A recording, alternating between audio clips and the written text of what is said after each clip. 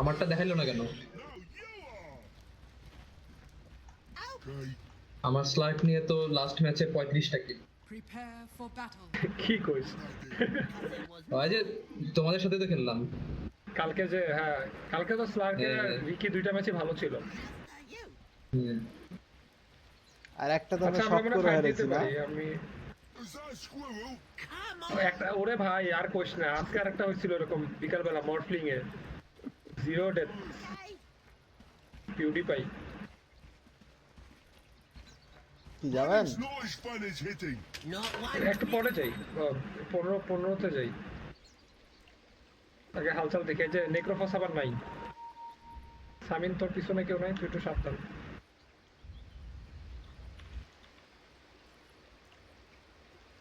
Stop me if you heard this one. Stop. 30 seconds to battle. When can I hit something? Who's stopping আমি you? কিন্তু pounce নেইনি। হ্যাঁ ঠিক আছে third স্পেলই দরকার আছে Stop me if you heard this. এখানে ফ্যান এই আমরা এই পাশ দিয়ে যাই চল এই পাশ দিয়ে When can I hit something? Who's stopping এই পাশ দিয়ে নামবো আমাকে আগে যেতে দেন, আমাকে আগে যেতে দেন। যা যা যা যা যা যা যা ধর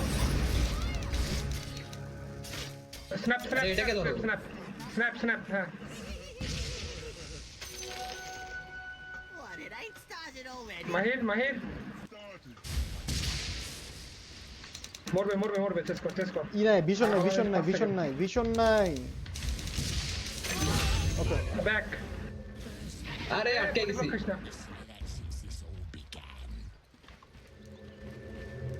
You go first. Nice one Out of my way. Hey! এই রুমটা খাওয়া হয়নি আমাদের। ওটা পিয়ে আচ্ছা নিছে, মাহির খায় পিয়ে নিছে ওটা। আচ্ছা Me first.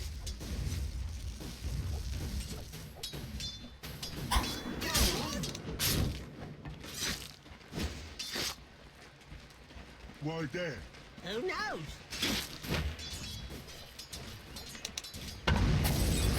Good idea.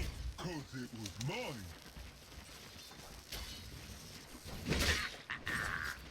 Yep. Yup.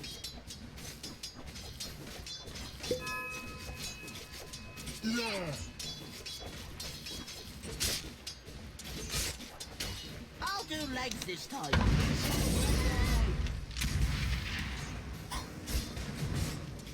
Let me through. Ow!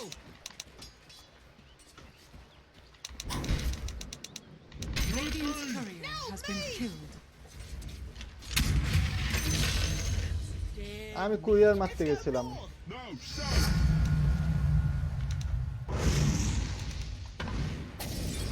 I saw a thing. Huh?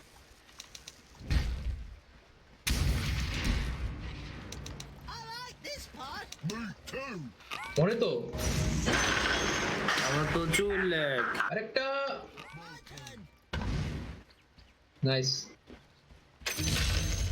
This way. Nice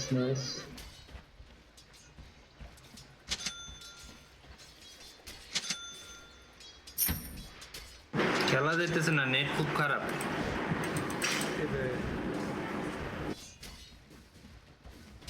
আপনার তো মনে হয় গেম স্ক্রিনে দেখলাম 350-এর উপরে পিং ছিল। এটাতে স্ট্রিমটাতে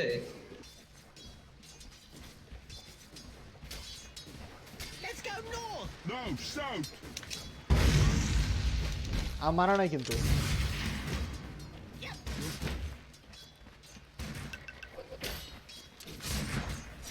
You go first. Denied. Let me through. Ow! তুই কি লাইন চেঞ্জ করবি করলে বলে ডিসি দে ডিসি তে আমরা পৌঁছ দিচ্ছি আর কি Who's stopping you? কি রে সাইলেন্সার হিট করলে ইন্টেলিজেন্স কমতেছে কাহিনী কি হ্যাঁ, এটা তো অনেক আগে হয়েছে। শালা কি রে মনে থাকে না আমার ডাব্লিউ দিয়ে হিট করলে 1 করে স্টিল হবে। মনেই থাকতেছে না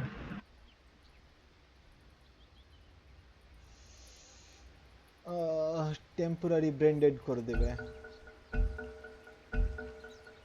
I'll do legs this time. Okay.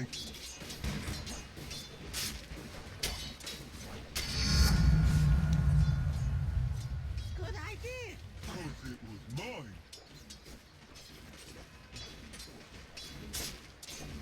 Hello, no. Ow!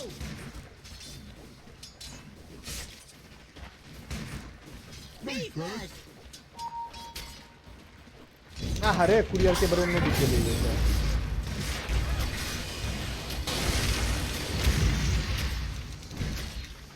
আরেকটা nice. Assassin. Nice nice. Lina আসছে, লিনা আসছে। Come on.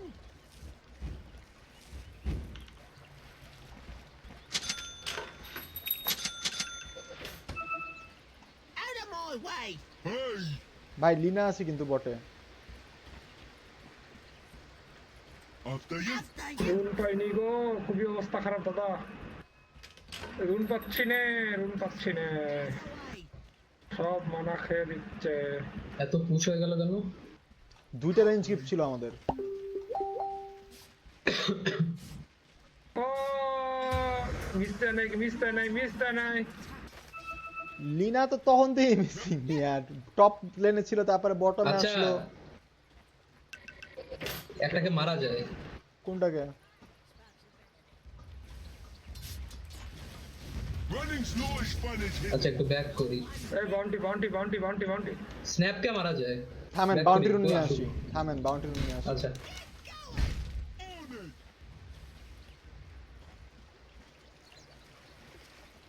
Guess we got mine.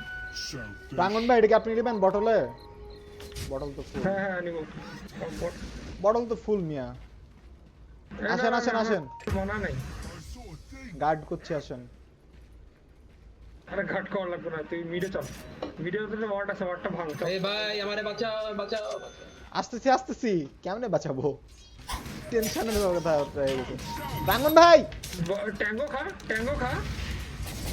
এটাকে ধরেন এটা মিয়া, ওখানে ট্যাঙ্গো কেমনে খা পরে। কুরিয়ার, কুরিয়ার, কুরিয়ার মারেন। Has been killed. এ খোদা। একটু ভীষণ, একটু ভীষণ। ভীষণ তো দেওয়ার কথা আপনার। ওমা, কি রে দাঁড়ায় আছে কেন? চিল করছিল। Good idea. Cause it was mine. পূর্ব চিন্তা সবাই নিজে বললো ছাগল। এই মিডিয়াটা ওয়ার্ড আছে দাদা, ওয়ার্ডটা ভাঙলে গোল্ড পাবো। আমি আগাইতে পারছি না মিডিয়া। এই যে এখানে এই জায়গাটা একটা ওয়ার্ড আছে, আমি সেকেন্ড স্পেল মারলে ডিভার্ট করো। তুমি আসো। এই যে হিট চলে গেছে।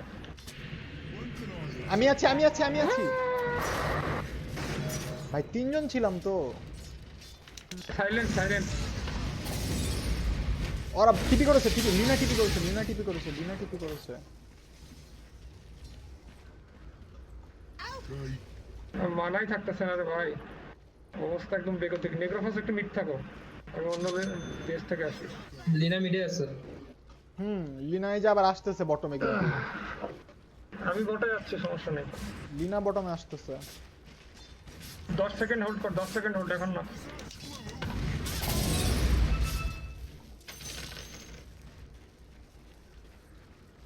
ভাই লিনা আছে। Running's not as fun as hitting. Not one bit fun. বটে যাবো, খেলা হবে, চলো আসো চলো, আসো চলো, আসো চলো, আসো। চলো। PSS PSS. চল।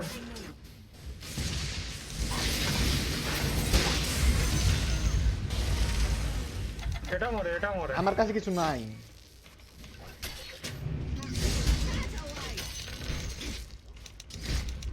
এই যে বটল খা, Out of my way. খায় চল এখন, চল। এদিকে, এদিকে, এদিকে। Dive dive dive dive dive. এই যে, যে, যে। এই যে, এই যে, এই যে।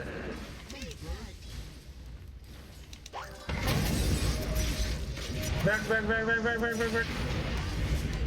ও বাবা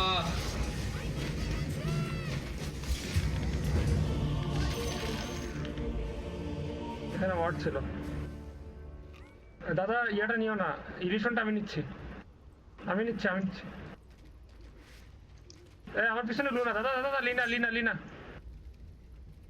বাবা না, ব্যাক করেছে। Get yourself together. দুইজন মিডে গেল। Good idea. Cause it was mine. Back. Good idea. Cause it was mine.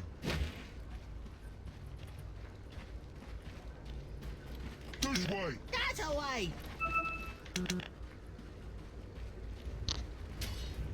I saw a thing. Huh?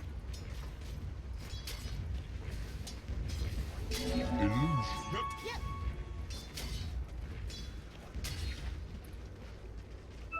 Let's go north. No, south.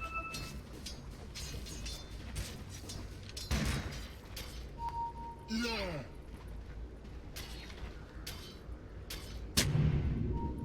Guess we better.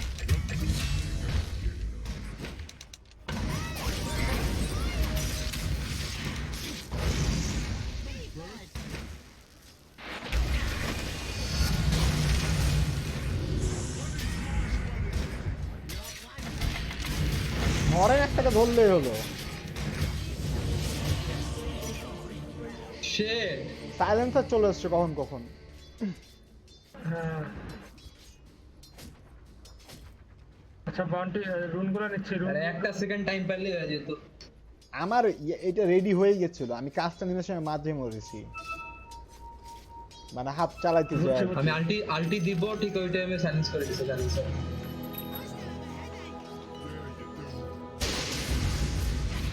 Okay. কি রে বললো না রে? PA back পালাই। Mine. আমি আগে রুম নিতে চলে গেছি, আমি ঢুকছি এখানে, আপনি আসেন। Out of ক্লার্ক my ভাই way. চলে আসেন। ব্যাক।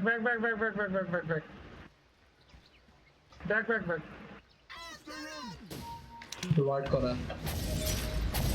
স্লো করেছি আমি। Is that a squirrel? Come on. Your middle tower is under attack. ব্যাপার না। Let me through. Ow.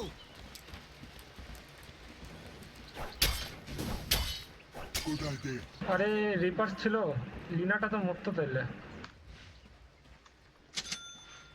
Guess we better. Yep. Okay, peace. এই শালা কি রে ভাই, সাইলেন্সার জ্বালায় মারতেছে। মিডিয়া একটু গ্যাংক লাগবে। ওয়েট, আল্লাহ, আমি হাঁটি পায়ে আসতেছি, ঠিক আছে? আচ্ছা আরে কিছু করাই যাচ্ছে না রে। আমিও আসতেছি। দেখ সাইলেন্স করতে পারি ফেলাইতেছে। এই যে পিএ দেখছি কিন্তু কই চলে গেল? তো, লিনা আছে ভাই, শালা। লিনা আছে, পারবেন না। আচ্ছা ব্যাক মিটে আমরা যা। মিডে মিটে যা। যাচ্ছি। You. Middle tower is under attack. তো তোর লুকায় লাইফও কম গেছে। আছে। দাদা মিটে আসতো। দাদা। লাউ এটা। রাইট থেকে মরবে। দেখ,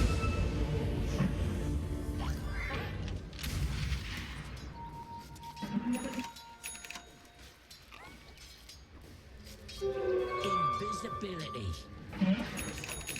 লিনাটাকে ধরেন, ব্যাকে যা লিনাটাকে ধরেন। প্রাঙ্গনদা আছে, সমস্যা হবে না। হ্যাঁ। আসো। আমি আছি। ধরেন প্রাঙ্গন ভাই। আসো।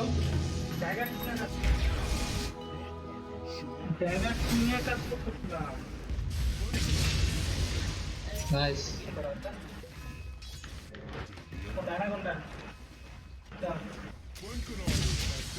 আমি ওয়ার্ড কাটতেছি। পুষা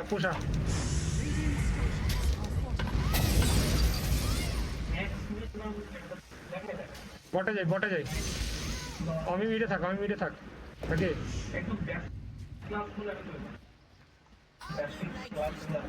আমি আর মাইরেই পারবো, সমস্যা নেই। চল। Is under attack. যা যা মায়ের Go, go, bot go. Your bottom tower is under attack.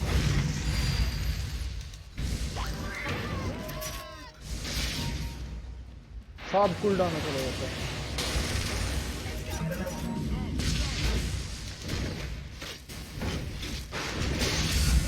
পিছনে পিছনে মাহির ব্যাক কর। থাক থাক দরকার নেই। Your middle tower is under attack. আচ্ছা মিডটা গেল, যাক আমরা এটা ফেলি। Dire structure. মিস যায় তো না। Your top tower. যাচ্ছে না ভাই ব্যাক চলে আসছে।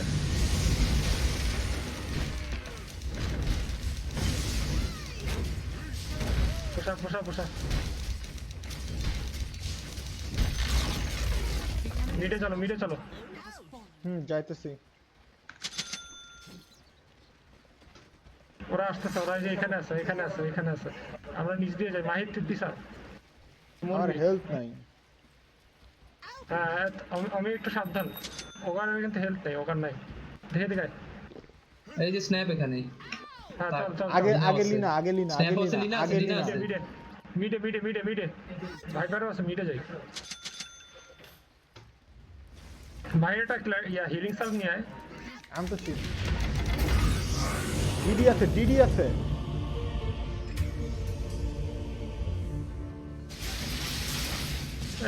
লিনা সামিন। আরে 6 5 4 3 yeah. 2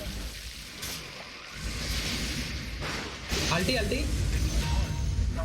nice. Your top tower is under attack.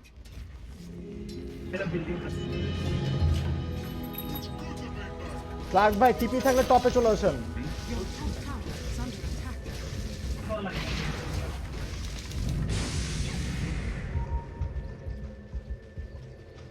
Your top tower is under attack.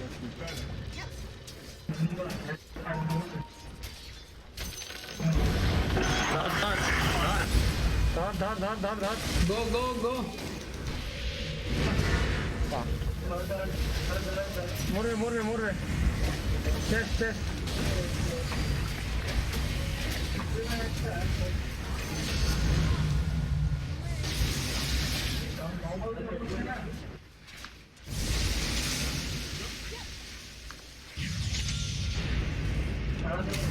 আইতে দে পিছা। হ্যাঁ মাহির নেই ক্ল্যারিটি।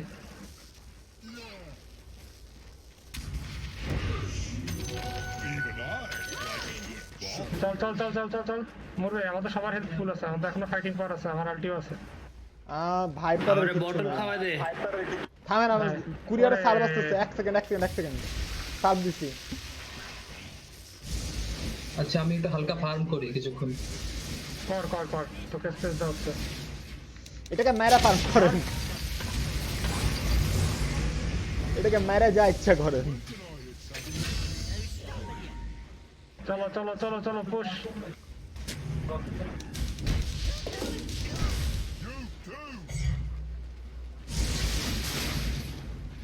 রেঞ্জ কে আছে? ভাইপার নাও যে নিউট্রাল ট্র্যাশে দিলাম। চলো push. Bottom tower is under attack. আচ্ছা বটমটা অ্যাটাক হোক।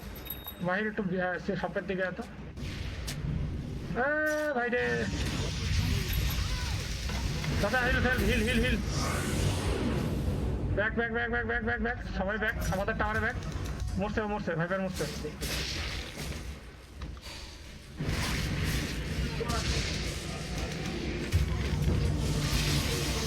আমি টপে আল্টি। আরে এখন আসে কি লাভ? Permanent 26 intelligence. ব্রেন বড় হয়ে গেছে। Silencer. Tower is under attack. Brain বড় হয়ে গেছে।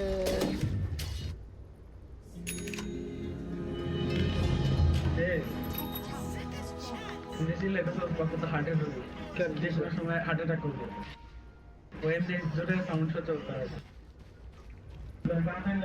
হ্যাঁ দিদি আছে দিদি Your middle tower is Nice one is hitting. Not one bit one. মিডে মরবে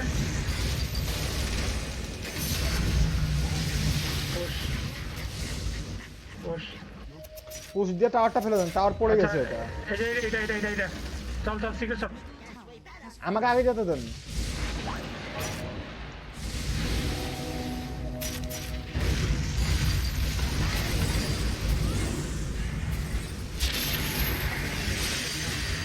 এটা ডিকে দাও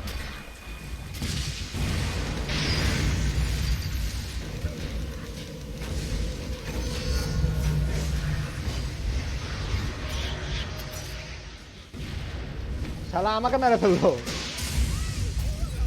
আরে কিসের ব্যাক কর আরে সবাই ব্যাক No, south. সবাই ব্যাক টপে যাই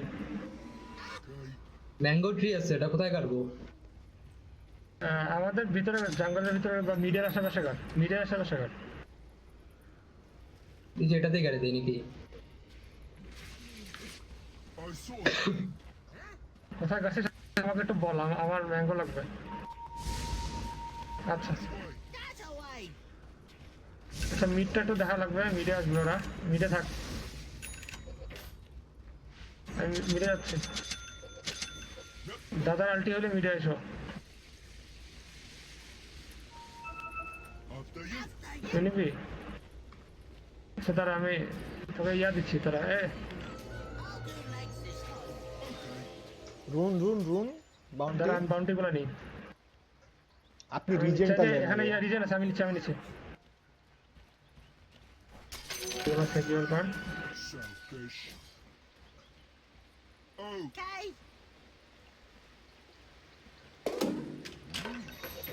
you go first. এটা কার লাগবে? আমি নেই, আমারই লাগবে। আমাদের সাপোর্টদের জন্য কোনো আইটেম নাই। My turn. Yep. Yup. Optic পাইছি। দেন এদিকে দেন। আর ওটা আমি দেবো। কি এগুলা খারাপ মান। কি রে? এগুলো কি রে? ভাই এদিকে আচ্ছা, একটু পিছায়। থামেন, এটা ক্লিয়ার হোক। Because it was mine. Your middle tower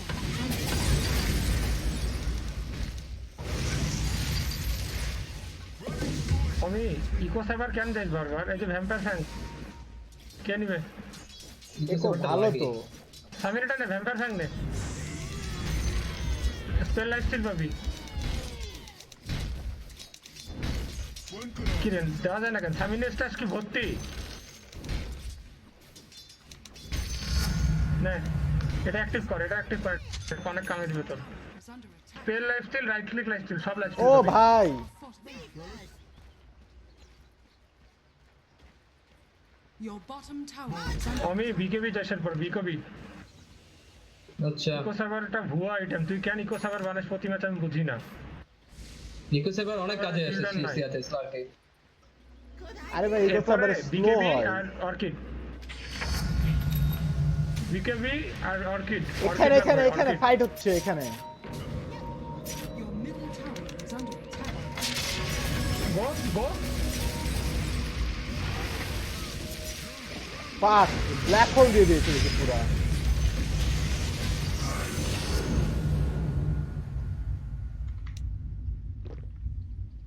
বাঁচবো আমি, সমস্যা নেই। Your top tower is under attack. I'm at the পুরা ব্ল্যাক হোল ছিল এটা। এখন মানে লিনার স্টান আমরা সবাই স্টান খেয়েছি। my dad. ও আচ্ছা। ডেড। ও বাপ কত ড্যামেজ ওর। আরে প্রচুর ট্যাঙ্কি ওর আরে বল ওর ইন্টেল অনেক না। 104 plus Middle tower is 52। under attack. ও এই ডিকের ইনভিজ আছে +30 আরে ভাই খবর আছে Denied. ডিকে দিয়ে গেলে শেষ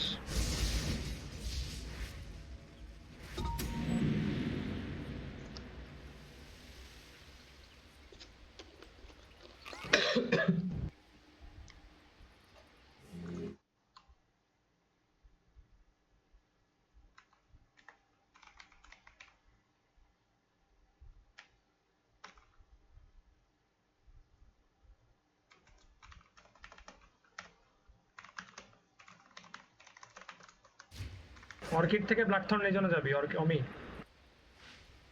আচ্ছা আগে বিকেবি বানাই সামিন এমকেবি বানা সামিন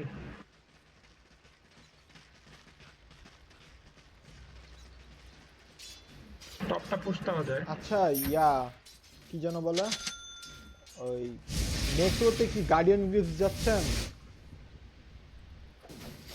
হ্যাঁ হ্যাঁ হ্যাঁ ওকে That's away. ডিকে আছে তুলে দা ধরো সামিন ধর আরে ধর লিনা বটে ওরা সবাই বটে চল এখানে আরে শিট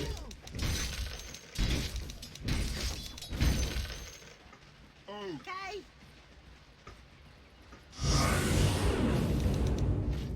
ব্যাক সবাই back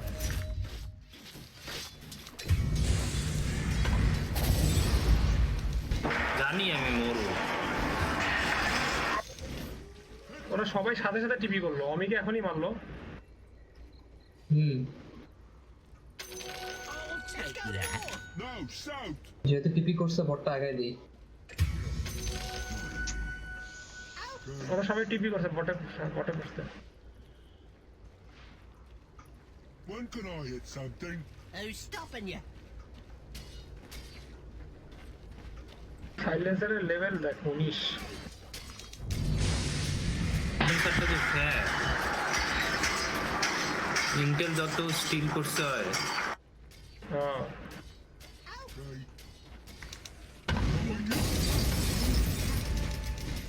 Dire structures are fortified. আমি মিডিয়ায় আমরা টপে যাই সবাই সামিন টপে আচ্ছা টপে আমরা ডিফেন্ড করি তোরা ওয়ার্ড কর এখানে ওয়ার্ড কর নাহলে ধরা খাবি সব মরবি এ ভাই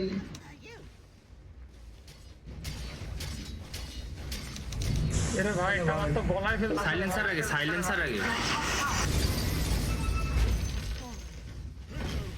Radiant's courier has been killed.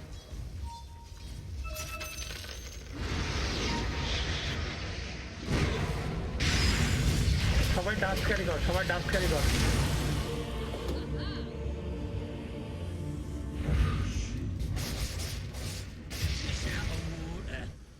এরে ভাই এরা এত তাড়াতাড়ি টিপি কেমনে পায় সবাই একসাথে সবাই সবাই সব একসাথে সময় করছে, সবাই একসাথে একসাথে। সব জায়গায় একসাথে টিপি করছে ওই খোদা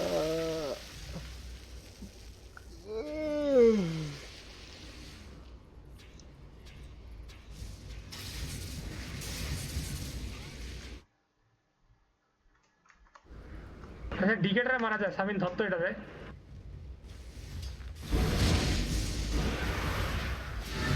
ধর আল্টিতে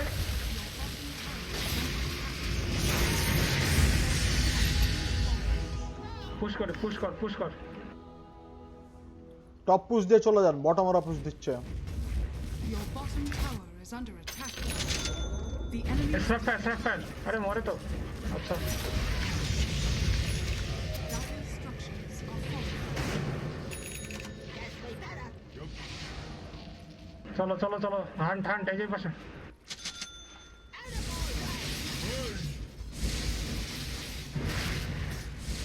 এই যে পাইছি আছি স্টান বসা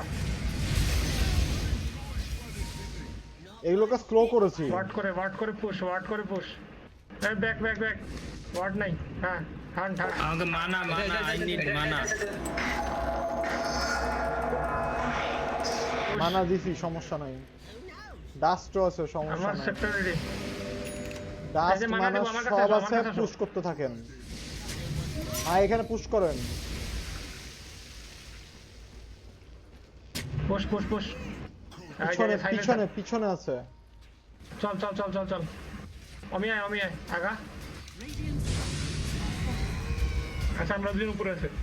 আচ্ছা আপনারা পুশ দিতে থাকেন, সমস্যা নাই তো ভাই। আরে পুশ দে। সাইলেন্সারটাকে ধরিস। ভাই ধরতেছি আর টেনশন নেন না, পুশ দেন। ব্যাক করেন। Back back. tower has fallen.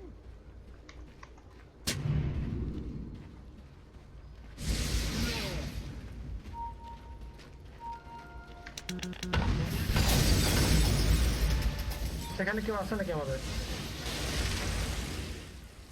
এই যেখানে ম্যাঙ্গো কুড়া Samin. This way. That away. এই যে পিয়ে একা। এদিক দিয়ে এদিক দিয়ে এদিক দিয়ে। আমি যাচ্ছি।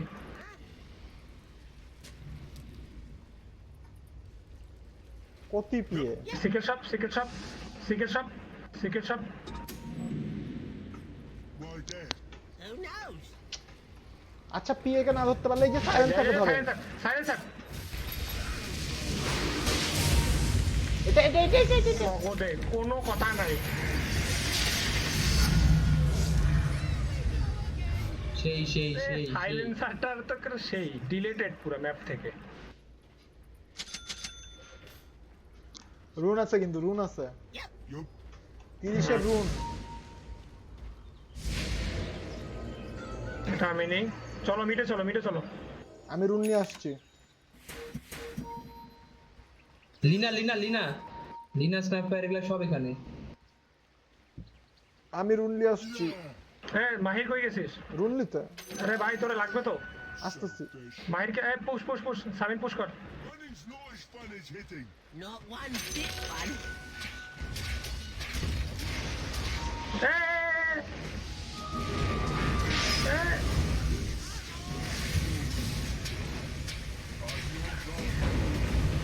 ব্যাক ম্যাপফায়ার আল্টের মধ্যে দাঁড়া থাকতে হবে। এই যে ব্যাক। That away. ওভারটা গেল আর মরলাম সব। ওভারকে এই জন্য দরকার ছিল। ব্যাক মাহির ব্যাক রোটেট। Good. একটা ভালো ফাইট দিয়ে লাভ কি হলো? সবই তো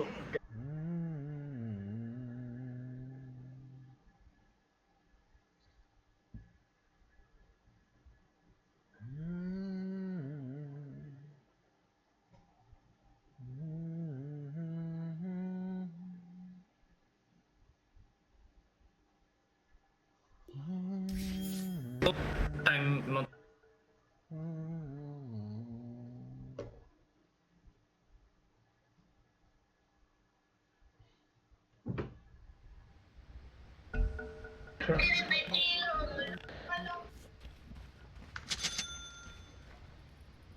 আচ্ছা আমি হান্ট কর, এই স্ন্যাপারটারে হান্ট কর।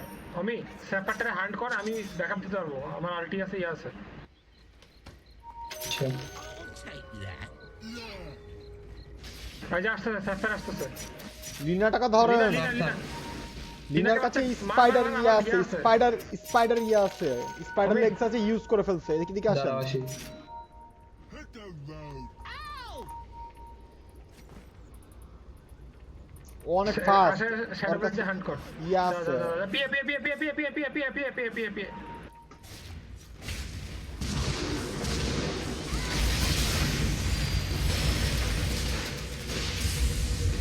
ওরে বিকেবি রে, একটা হিট লাগবে ভাই। আর লিনা। আসি পিছনে আসি। When can I hit something? Who's stopping you? Lina অনেক ফাস্ট। পিটাও। টাওয়ার গেল। টপে is under attack.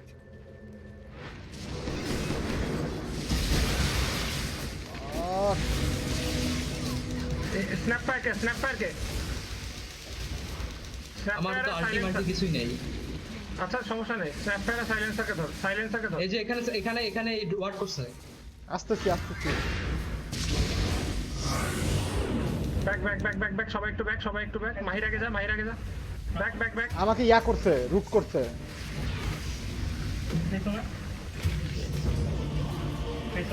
হ্যাঁ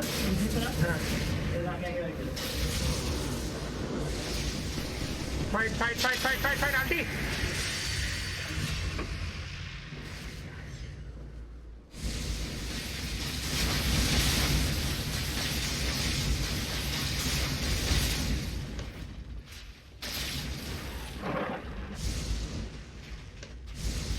আমার আন্টি আছে সামিন ওটাকে ধরা যায় দাদা যাও স্লো হয়েছে।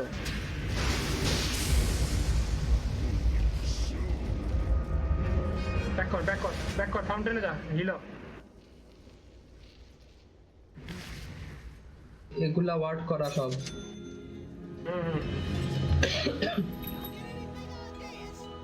Your top barracks are under attack. দাদা রিপেয়ার কিটটা দিয়ে রিপেয়ার করো।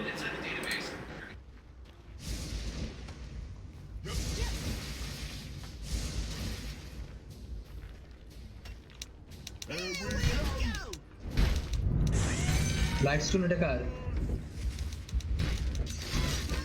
ও সামিনের আচ্ছা আমরা হাই গ্রাউন্ড হোল্ড করি ওয়ার্ডিং করে হাই গ্রাউন্ড হোল্ড করি আমি একটু হান্ট কর শ্যাডো ব্লেড দিয়ে হান্ট কর আমার কাছে ইয়া আছে এটা কি কাজে use করবো? হ্যাঁ শ্যাডো ব্লেড নিয়ে তো বাইরে হতে পারতেছে না, ইয়া নাই তো, সব জায়গায় ভীষণ আছে। তোর বুঝছিস অর্কিড হয়ে গেলে আর কোনো তালে পাবে না কেউ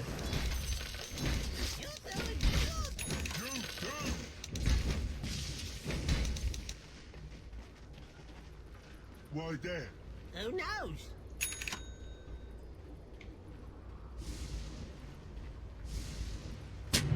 Does be এই যে better. সব জায়গায় শুধু একটা করে সেন্ট্রি করা আছে, আর কিচ্ছু নাই। এখানে। আচ্ছা ভাইপার কি একটা ইয়া ব্যাক লিনা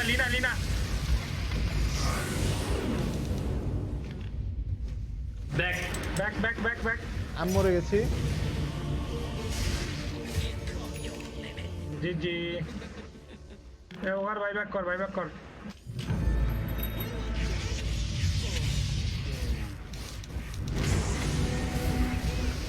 ভাইপার পাইপ অথবা ওভার পাইপটাই বানানোর টাইম আছে রে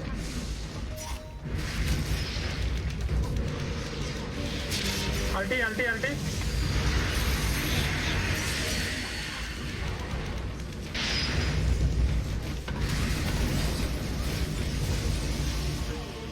মরে গেছে।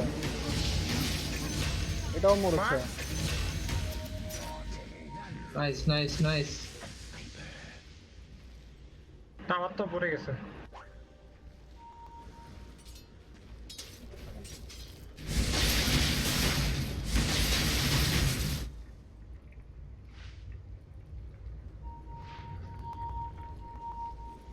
কি হয়েছে ওখানে কি ওটা কি করবো দিকে তো অনেক ফ্যাট ওটা তো সারা মারাই যাবে না বটে ক্রিপ যাইতে দেখ অমিটমে উঠো That would be a tribute. Samin চল তো স্যাফারটাকে ধর তুই সামিন আগা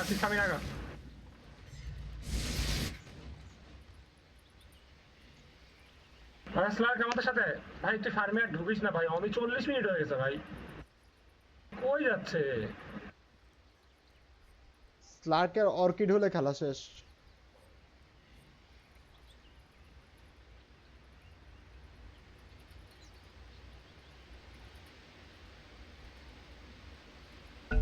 আমি আই মিডে হান্ট Go, কর go, go. লেনে না হান্ট Go. লিটারালি হান্ট আমি আর সামিন পুশ দিচ্ছি তুই হান্ট কর গো ওদের উঠবে আর মারবো তাইলে গেম জেতা সম্ভব সামিন তুই হিটাইতে থাকতে পার ওরা এই সাইডে আছে। চল হিট বটে পুশ দে দাদা বটে চলে আসো ওটা নেওয়ার দরকার নেই 40 মিনিট হয়ে গেছে এখন ওটা নিয়ে লাভ নেই আমি ঠিকই করতে করতে পারতাম। সামিন পুষা ব্যাকআপ দিচ্ছি I'll do legs this time. Okay. Nice Snapfire ulti নাই এখনই চান্স আমি যা Is that a squirrel?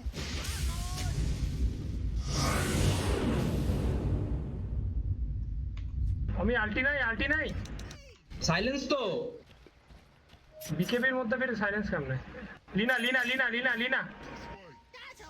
Morris না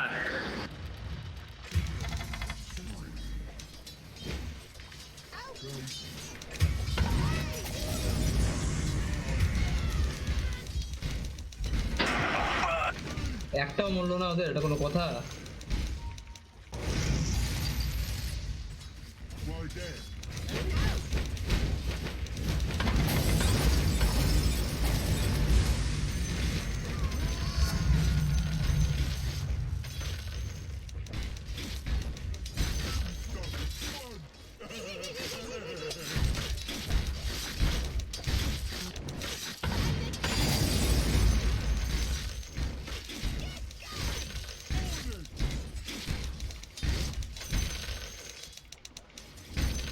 Guys,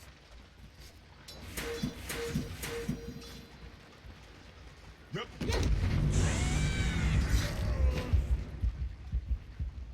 Let me through. ow! আজকে কি আর কোনো ম্যাচ জিতবো না রে ভাই, সাতটা তো শেষ।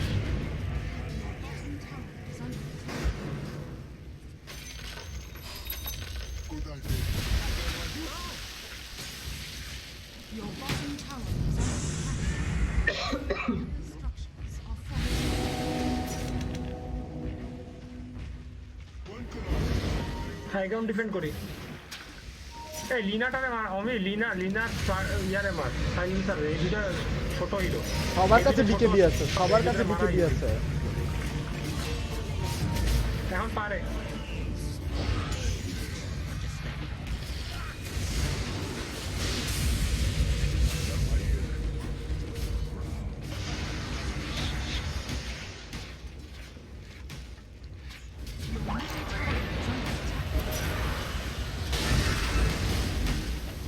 মরে, এটাও মরে আমি ফাইট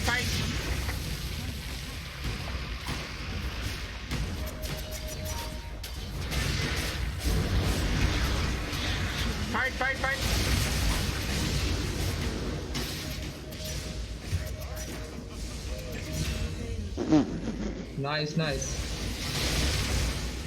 টাওয়ার গেল। Your middle tower has fallen.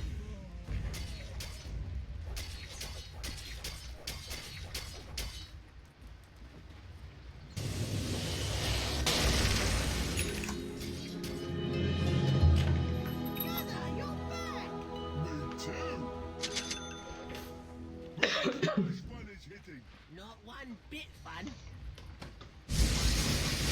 দাদা রিপেয়ার কিটটা থাকলে রিপেয়ার করো। আচ্ছা আমরা পুশ দেই না কেন, সব তো মরছে ওদের। Good idea. Cause it was mine. আমার ward refresher almost done. Guess we better. আচ্ছা টপে একজন আমি ডিডি নে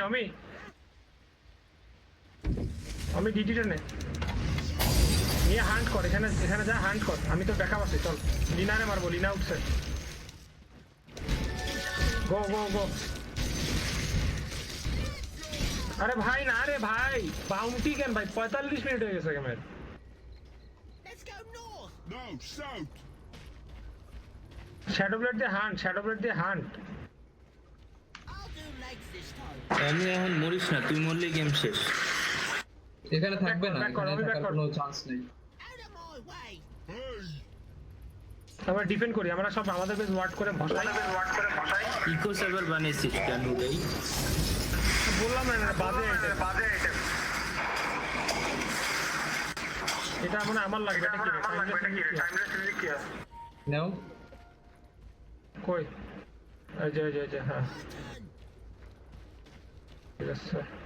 আমি মরিস না ভাই, আর যাই কর মরিস না। মরিস না এই মাহির ওয়ার্ড কর, এগুলো ওয়াট কর, জাঙ্গল টাঙ্গলে ওপেনিং গুলো ওয়াট কর, যাতে আসলে যেন বুঝতে পারে কোন দিক দিয়ে আসতেছে। ওরা বটেই আসবে যদিও। গেমটা শেষ করতে পারতো মিড দিয়ে আসলে। এই জন্য তো আসবে না, আমার এটা টাইম দিবে।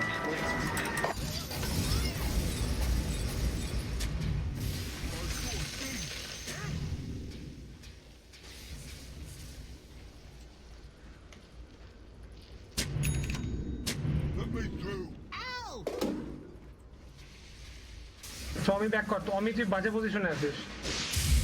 Out of my way! রোজ কর চিন্তা ভাবনা করতেছে মেবি। এই যে এটা লাগবে কারো?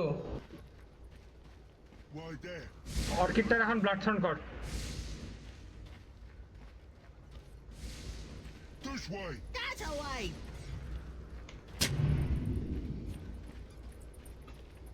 Yeah. প্রাঙ্গন ভাই নিম্বাস দেন তো।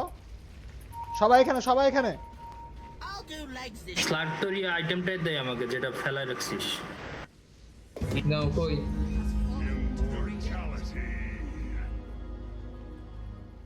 সবাই হাই গ্রাউন্ডে যাই। আমি পিছনে থাক, আমি যে এখানে বটের দিকে এই যে এগুলা ওয়াট করো, এগুলা ওয়াট করো, এগুলা ওয়াট করো। Sentry. Good idea. because it was mine. এগুলা আচ্ছা তুর্যদা এটা নাও তো। দাদা এটা নাও, আমার আইটেমটা নাও, এই যে এটা নাও। এটা অ্যাক্টিভ করো, এটা অ্যাক্টিভ করো। Okay.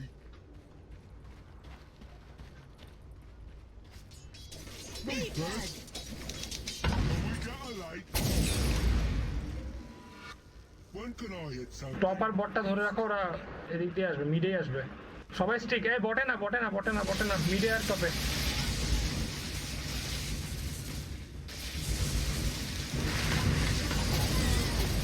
সাইলেন্সার আল্টি দিয়ে একটু পিছায় আসি, তাহলে হবে। আমার কাছে লিঙ্কেন আছে, ডাবল আল্টি দিব। আচ্ছা আমি হচ্ছে অর্কিড দিয়ে ধরবো সাইলেন্সারকে, ঠিক আছে? হ্যাঁ, সাইলেন্সারকে শুরুতেই ধরবি, সাইলেন্সারকে মারার পর লিনাকে মারবি। এই দুইটা হচ্ছে মেইন। পাকে আমি কন্ট্রোল করতেছি, আমি আর সামিন পাকে কন্ট্রোল করতেছি। আর দাদা আমাদের সাথে থাকো, ওগার আমাদের সাথে থাকো, ডিকে কে পুরো ইগনোর। খালি পাকে আমরা মারবো, আমি হচ্ছে সাইলেন্সার আর লিনাকে মারবে। তুই বিকেবি অন করে ধরলে সাইলেন্সার কিচ্ছু উঠতে পারবে না। আচ্ছা সাইলেন্সারের তো বিকেবি আছে।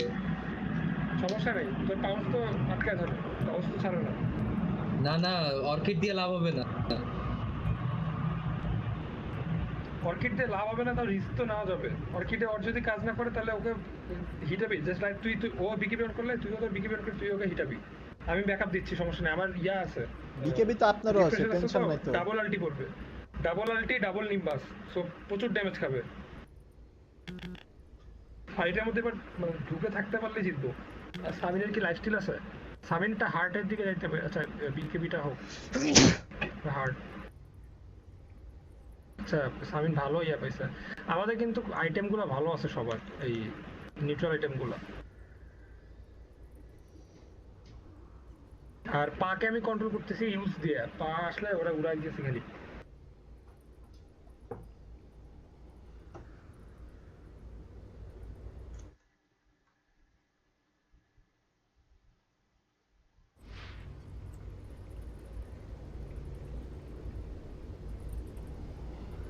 ওরা মনে হয় সাগরিয়ে করতেছে, ঘাবড়াই গেছে।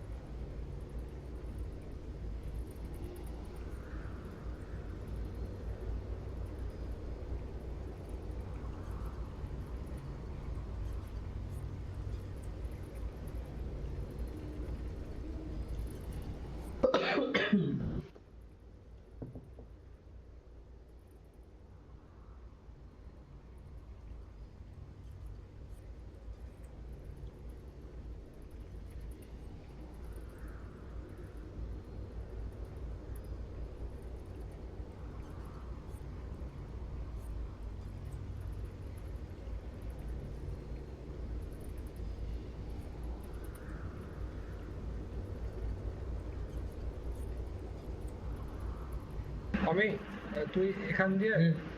এগুলা ঘুর, এই জায়গাগুলো শ্যাডো ব্লেড দিয়ে ঘুরিস। এখন না ওদের ভীষণ লাগে, যদি কাউকে যদি দেখে সেদিকে আশেপাশে দেখলে শ্যাডো ব্লেড দিয়ে যায় ওটা ধরবি। ওদের এই পাশে থাকলে সাইলেন্সারই থাকবে, বা স্ন্যাপ ফায়ার যদি পিছনে ব্যাকলাইনে থাকে ওক মারতে পারলেও লাভ আছে। আর তোর তো ইয়ে আছে যে শ্যাডো ব্লেডও দরকার নেই, স্মোক মাইরা কর, স্মোক মাইরা কর, স্মোক মাইরা যাবি, ধরবি, আর পালানোর সময় শ্যাডো ব্লেড দিয়ে পালাই আসবি।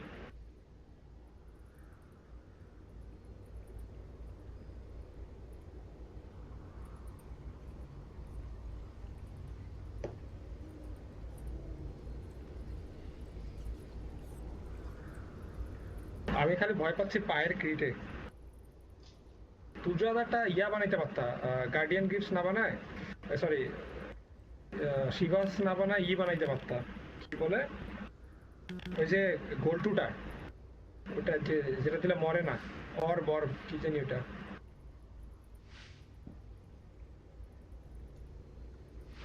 এই যে এটা এয়ন ডিস্ক, হ্যাঁ এয়ন ডিস্ক।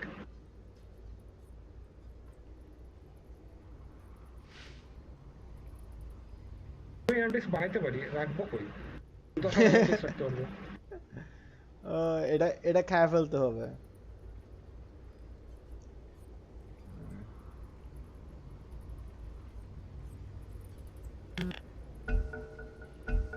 আচ্ছা শিবা হোক, সমস্যা নেই, আমি এয়ন ডিস্কে যাই।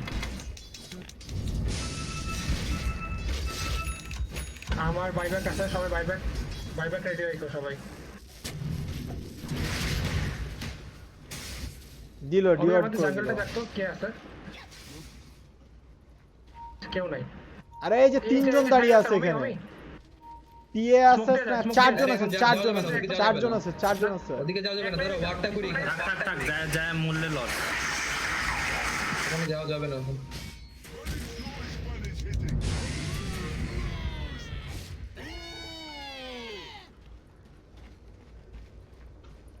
আমি আয় তুই অনেক দূরে তুই গ্যাং আসতে পারবি না। ওয়ার্ডটা ভাঙেন।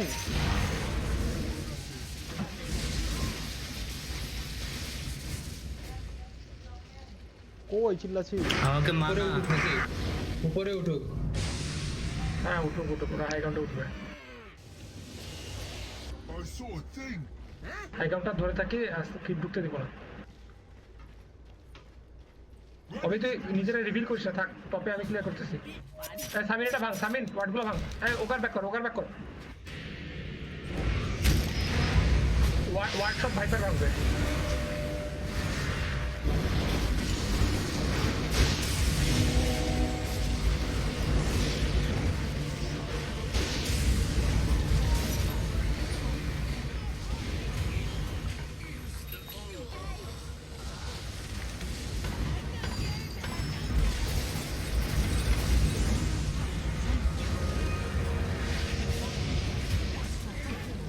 আবার রে ব্যাক শেষ।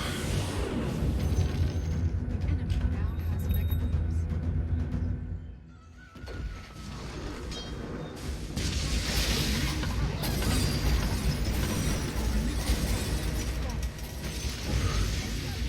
No, south. 45 করার লাগলে 45 কইরো।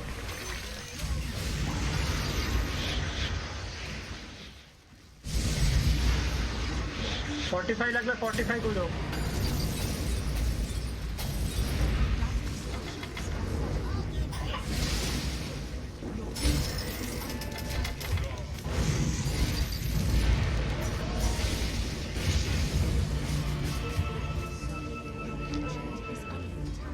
Enemy should be seen. Radiant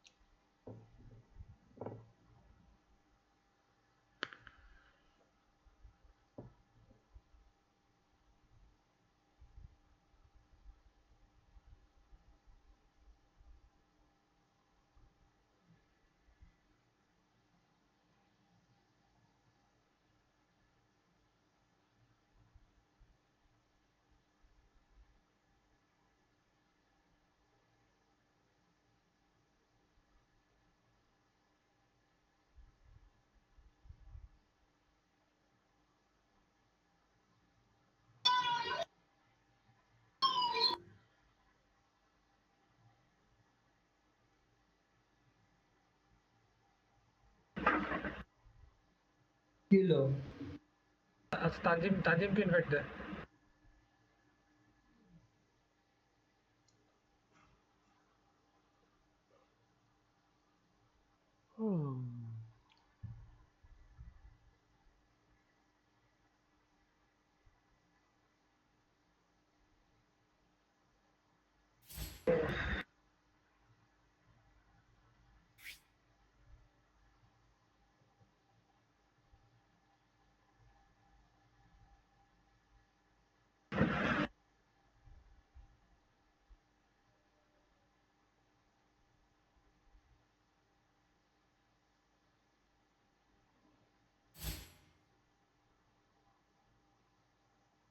আচ্ছা 2 মিনিট আসতেছে।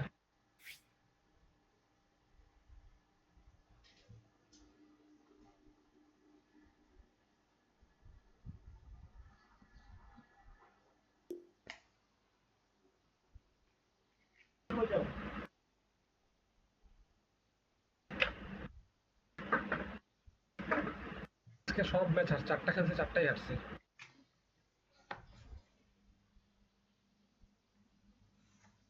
ওহ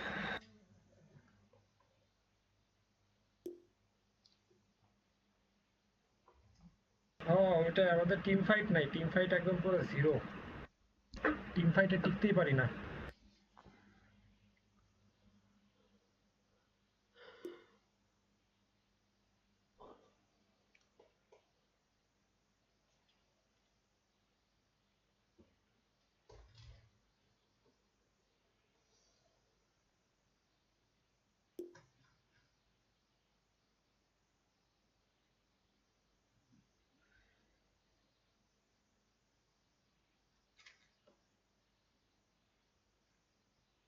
রিসেল একদম মিট করবো নি, আমরা ড্যামেজ দিতে পারি নাই রে, আমাদের ড্যামেজ কম।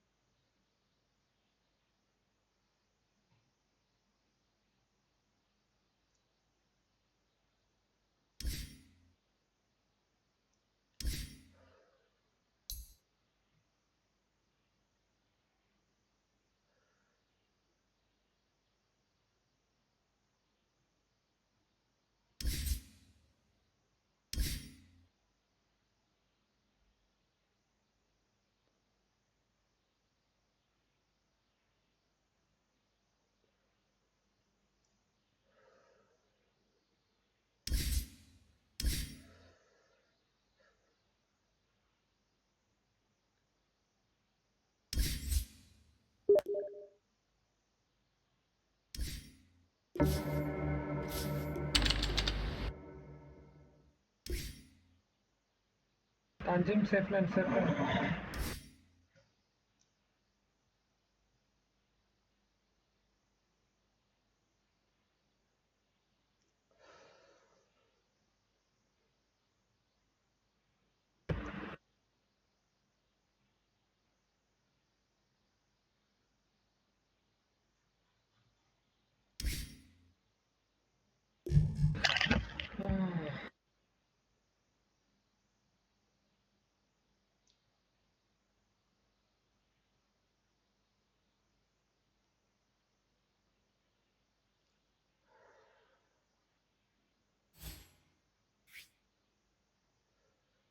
হ্যালো। আজকে শোনা যায়।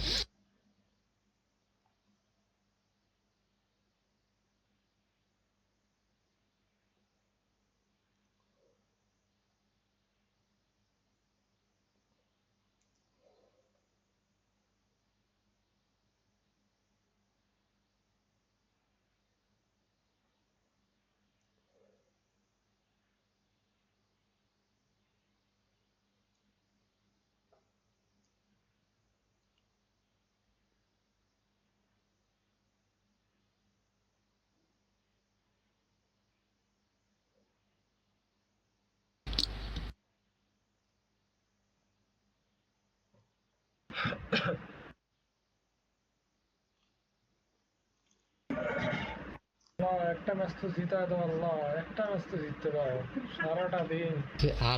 হারছো নাকি? একটাও জিতি নেই রে আজকে, চারটা গেছে, চারটা। আরে আমি চলে আসছি, এবার জিতবা। তুই চলে আসছিস, এবার আরো হারবো। জিতবা দেখো।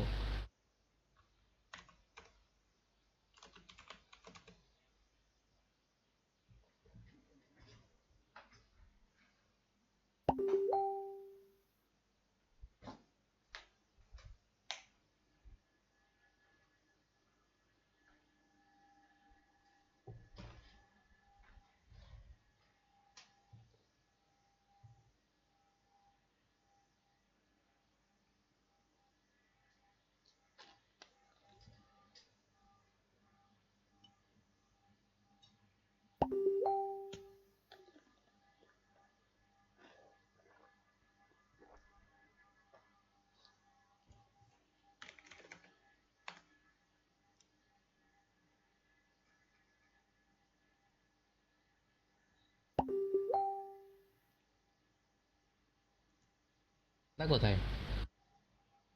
এফকে দাদাকে যে দেখলাম ইয়া করতেছে।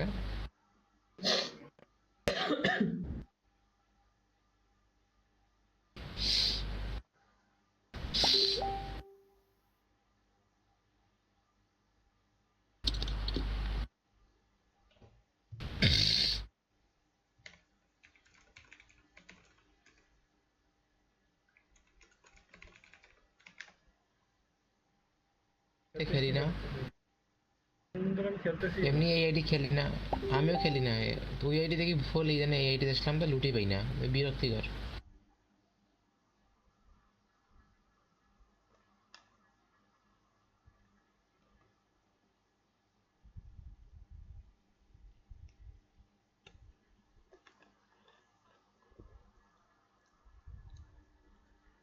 পেয়েছি রে, লুট পাইছি লাখ 8 লাখ করে রে।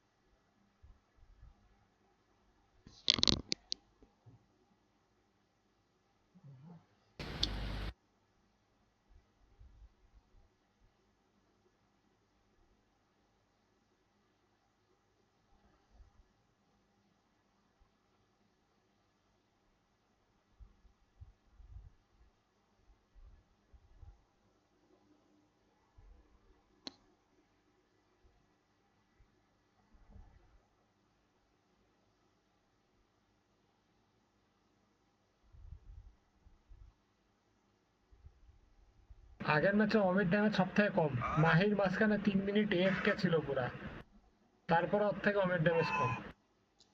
এ ভাই কমিং আপনারা ড্যামেজ তো পজ কমই হয় দেননি, মেনলি। কি এটা করেছেন?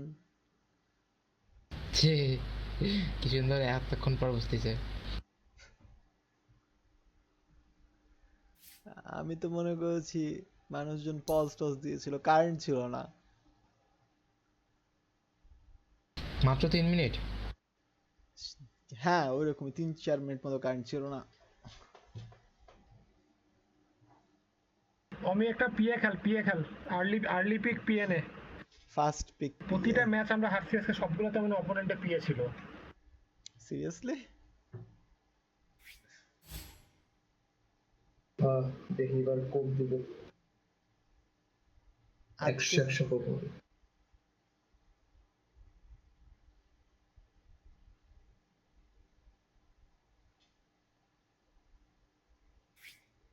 পিঙ্গো আমার সিসি দাও তো। দাও। ও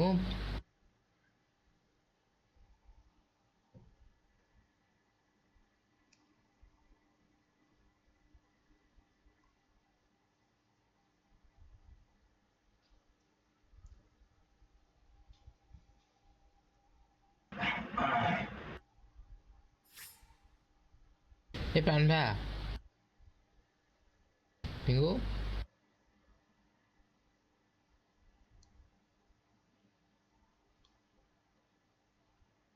এ পিঙ্গো।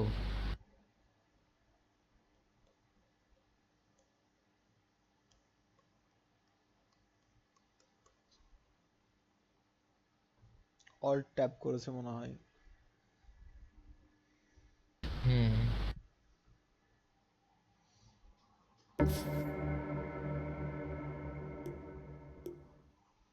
এ পান্ডা।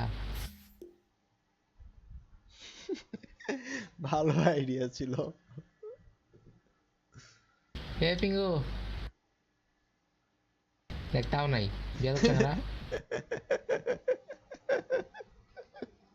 ও খোদা। কই দাদা কই? মেসেজ দে তো।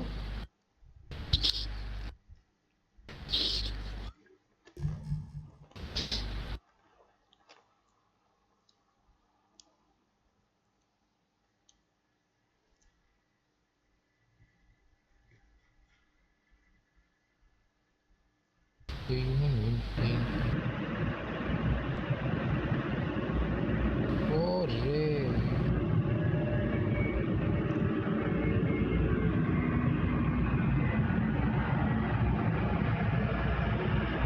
রে প্লেন যাচ্ছে ওর উপর দিয়া, কির উপর দিয়ে? আর বাড়ির উপর দিয়া। 55 লাখ। আমার সিসিতে আছে হচ্ছে 41, মানে দুইটা বল দেওয়ার পর 10 বাজবে, 10 দুইটা বল দেওয়ার পর 10 বাজবে।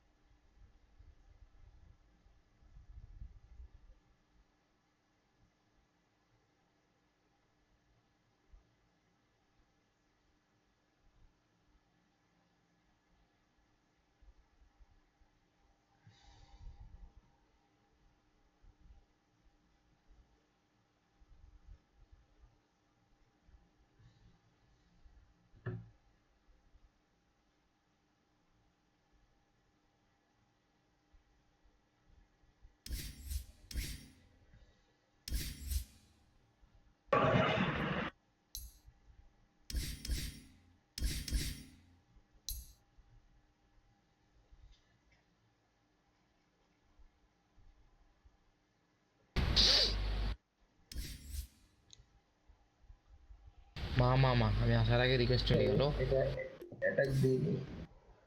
এই চলে এই আসছে।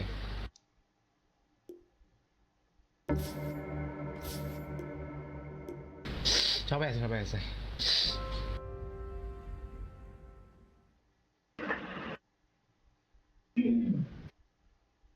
সবাই সবার ইচ্ছা মতো হিরো পোস্ট করবে। এই পিঙ্গু হ্যাঁ, তুই জানি বলছিলাম ভুলিয়ে গেছি।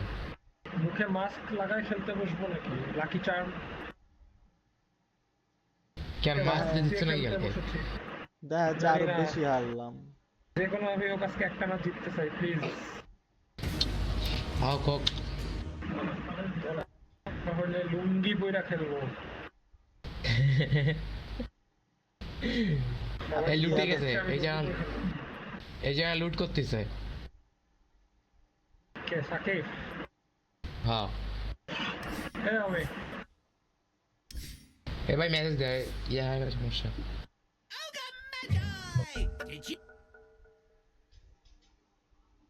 না, মাছকে অনেক গরম লাগে, টমাটকে আসে, এর থেকে হারিয়ে যাই। Your turn to ban.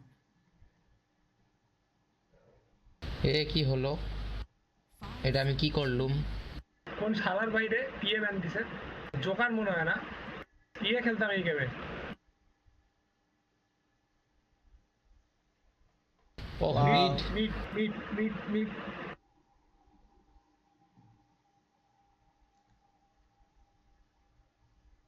আজকে প্রতিটা ম্যাচে পিএ হারাইছে, প্রতিটা ম্যাচে অপোনেন্টে পিএ ছিল।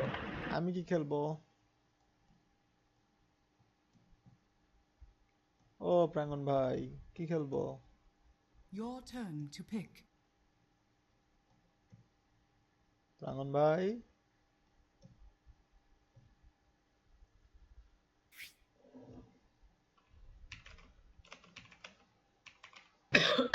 Seconds remaining. খেলতে হবে কি জানো? ইচ্ছা যা ইচ্ছা খেলো, যা ইচ্ছা খেলো, যেটা খেললে জিতবা সেটাই খেলো। Your turn to pick. মিপো মিপো। মিপো তো আপনি খেলেন তাহলে। এটা জিউস টিউস নেওয়া কেউ কিনবো। জুস তো পারি না ভালো মতো। ও জুস ব্যান, সমস্যা নেই। 5 seconds remaining. বাউন্টি হান্টার খেলবো নাকি? নিবো নিবো। হ্যাঁ নিয়ে ফেলেন। এ কি সমস্যা? এই যে আরে ভাই রে ভাই, এই যে এ স্টানার নে ভাই, Silence. বাকি দুইটা পিক প্লিজ। দুইজনই স্টানার নে, দুইজনই স্টানার নে। নাও নাও মাই নাও। 10 seconds.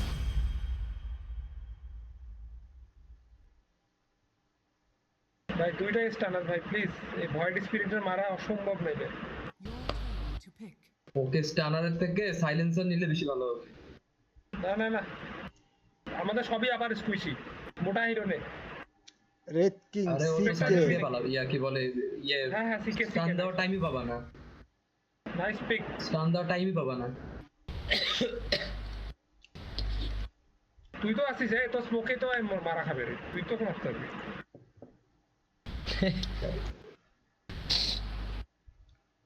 স্মোক দিয়ে ডিফিউজার, আমি ফার্স্টে ডিফিউজার ভাই ইকো স্যাপারটা ভাই বাল ছাল সাউয়ার আইটেম বানাইতে যা বানাতো। আরে ডিফিউজার আর কিছু লাগে না রেখেতে। হ্যাঁ হ্যাঁ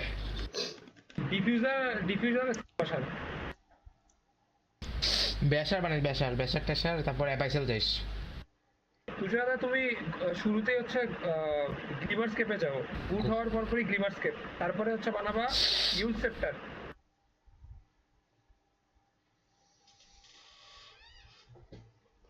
তাহলে আমি ফোর্স বানাবো।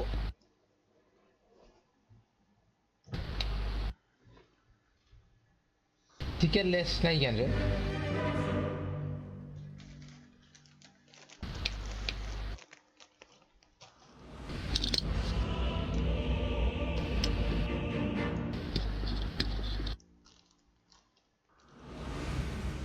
মা মা মা ভাইবারে পা কেন রে? ভাইবারে কেন না পা? Prepare for battle. Nice Missing middle. Nice.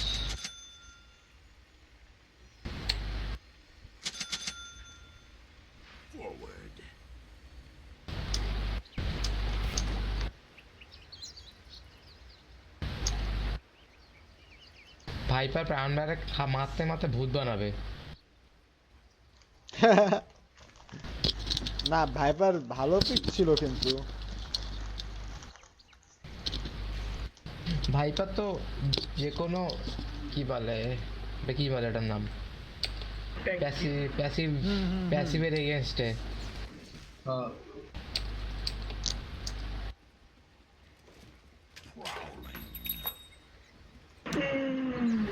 30 seconds. Mummy word করেনি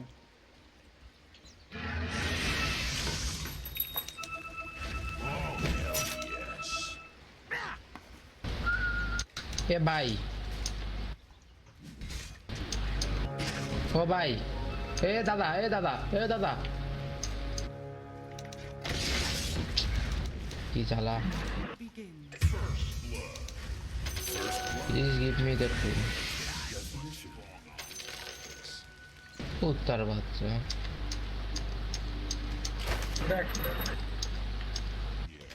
তিনটা পাইছি না হুম আইটেলে 4টা পেয়ে যেতাম।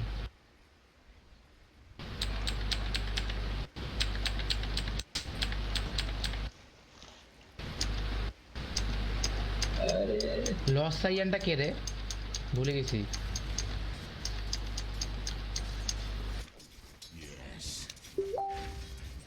মা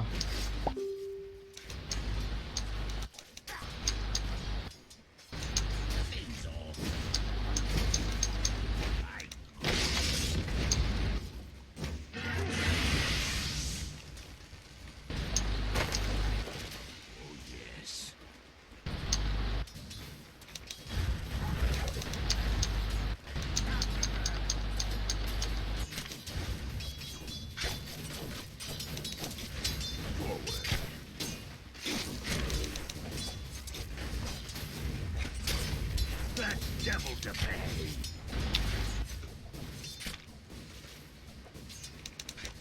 টিকে দিয়ে ফার্ম করা দেখি ইজি হয়ে গেছে।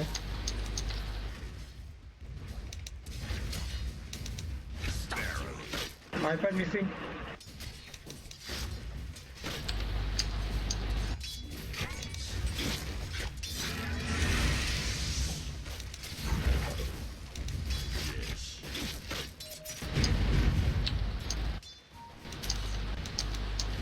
Why not? আহা দাদার স্টান থাকলে রে।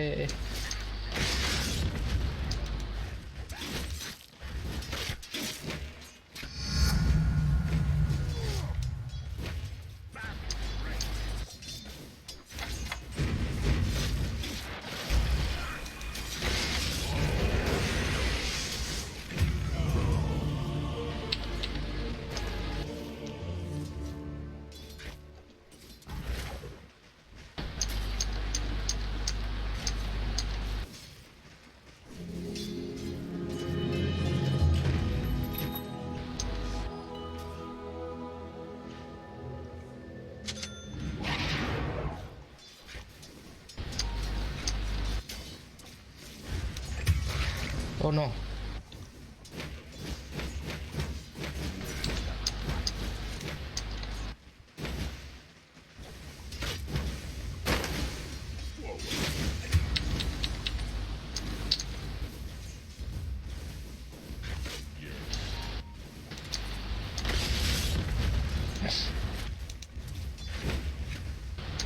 অলরেডি 4-0 নাইস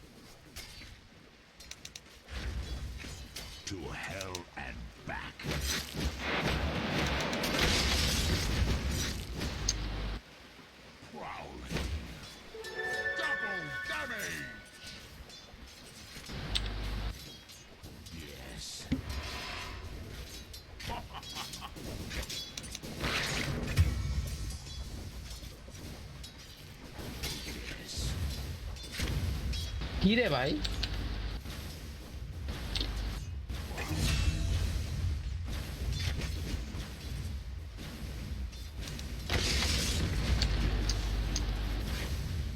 হো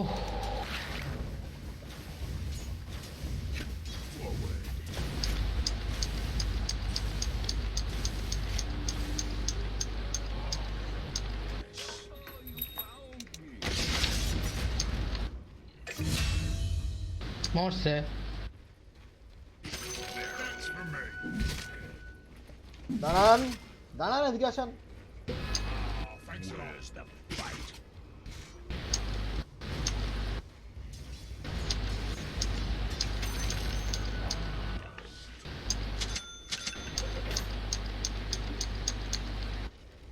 Onward.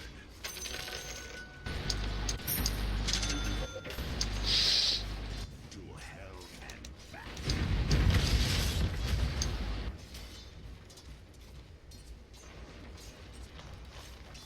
Yes. এটা একটু হেল্প করলে ভালো হইতো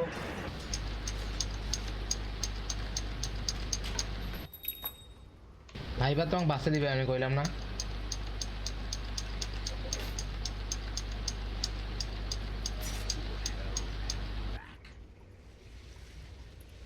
ডিফাইড থাক মানে ওকে কিছু করার দরকার নেই D9 ব্যাক কর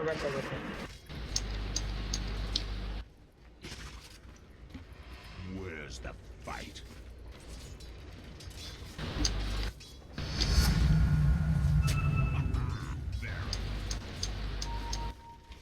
দেখছি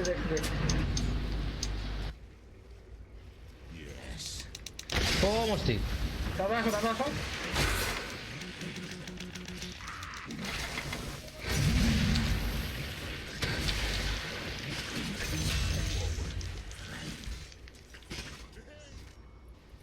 হেল্প হেল্প আপু dead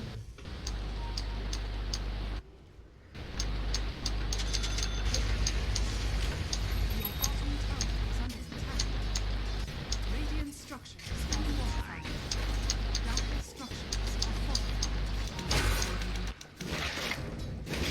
Your bottom tower is under attack.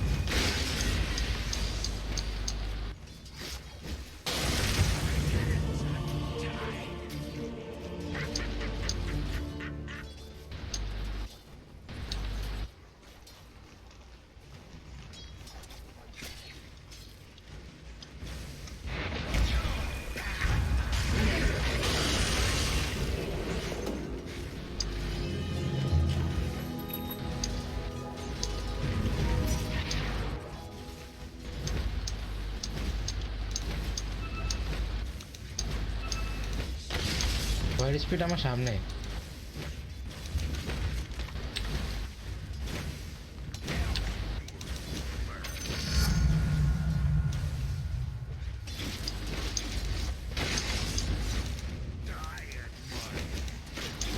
Fibre missing আচ্ছা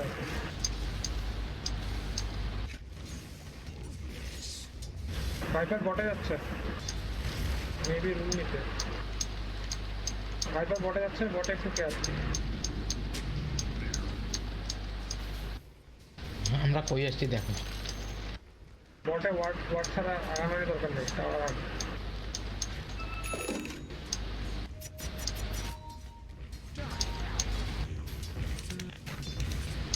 আচ্ছা আমার একটা আইটেম আমি টেলিপোর্ট করতেছি বক্সে এই আইটেমটা কেউ পুরা জান লাগবে হাইপার মিসিং স্টিল মিসিং এই আমি তানজিম ব্যাক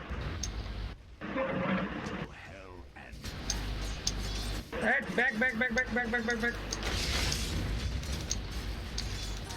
এই যে ব্যাপার ওই যে পিয়ানোর পিছনে ধরে টাকা এখন ভাইপার নাই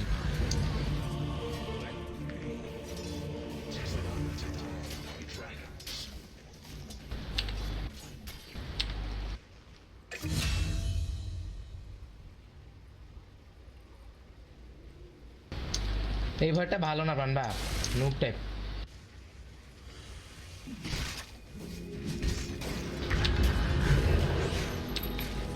দাদা চল জাকিরো দাদা স্টান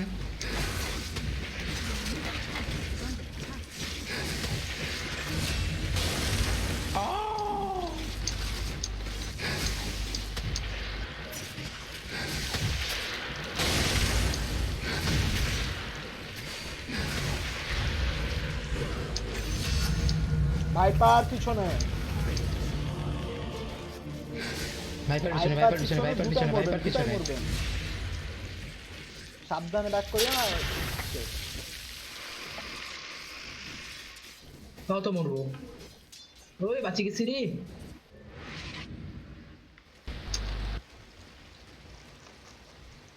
রুন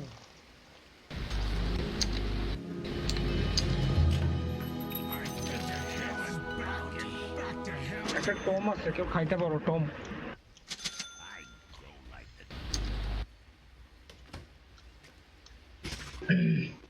আমার আইটেম দেখ, সব সাস্টেন আইটেম, ড্যামেজ কিচ্ছু বানাই নেই, খালি জাস্ট ট্যাঙ্ক।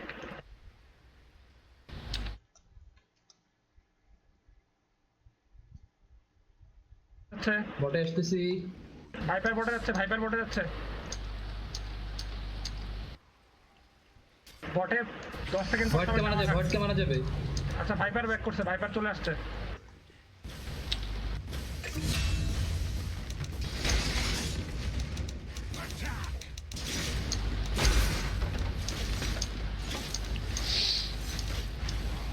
ভাইপার ভাইপার যাচ্ছে বটে। যাচ্ছে তোমার কাছেই গেছে। থাক থাক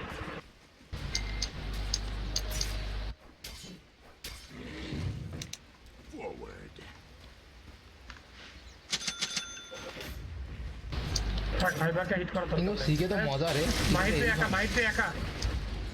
মাইটে একা হিরো তো মিসিং নাই, জাকিরও মিসিং। জাকিরও এই যে এখানে আছে।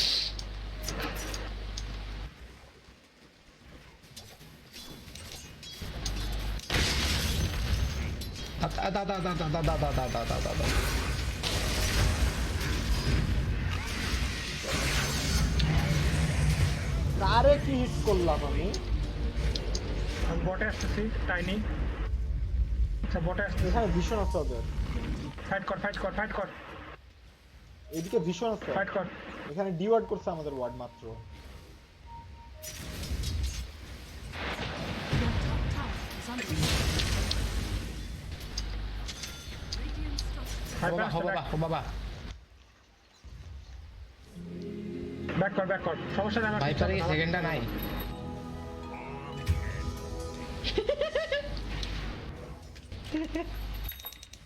থাক। Your top tower has fallen.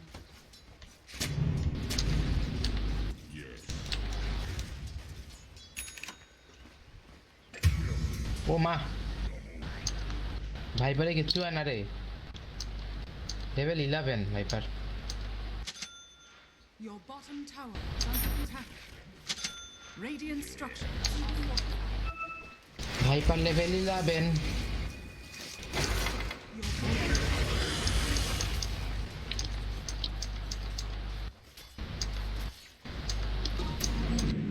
To hell and back. টপে আসতেছি।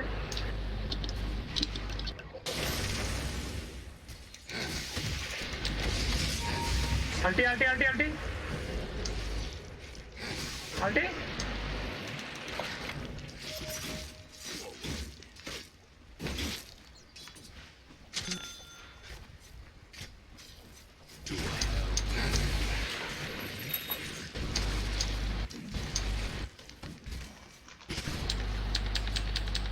দাদা আমার আলটি আছে। Your middle tower is under attack. আমার দিকে রানবা। Middle tower ফ্রস্টবাইট দাও।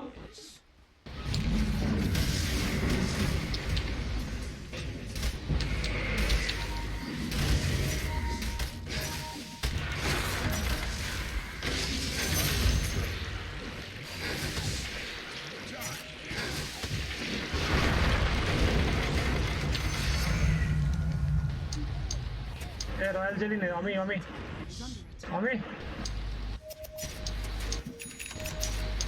তোকে দিচ্ছি কই Feel the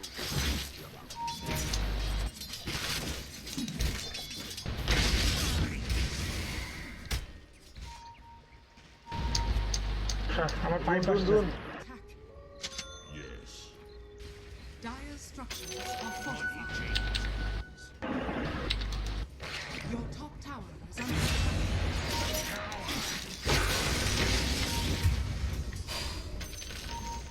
The enemy's middle tower has fallen. Back back back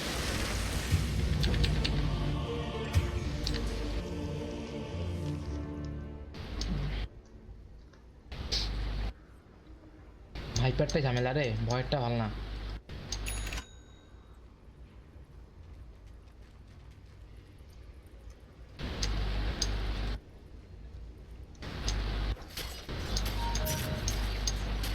শালা আমাদের জঙ্গলে এসে ফান করে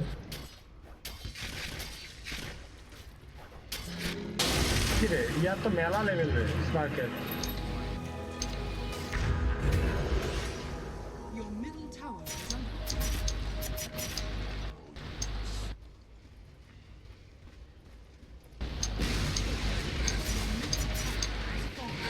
ধর ধর ধর ধর যাচ্ছি।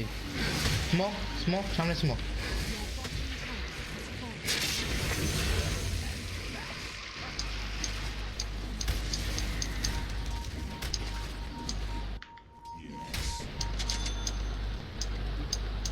বটে যে লাভ নেই বট আমাদের টপে যে আচ্ছা আমাদের মানা দেওয়ার মতো কেউ নাই না দাদা তো আছে। সিএম এর ওরা আছে তোকে আমি ইয়া খাওয়াইছি জেলি খাওয়াইছি তাও তো মানা নাই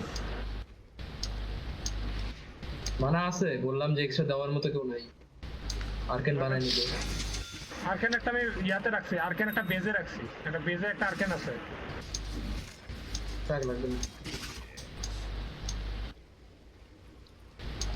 আর আমি একটু পিছায় থাকো আচ্ছা নিয়ে দাঁড়াও রাখো। দাঁড়াও দাঁড়াও দাঁড়াও দাঁড়াও ওয়েট ওয়েট ওয়েট ওয়েট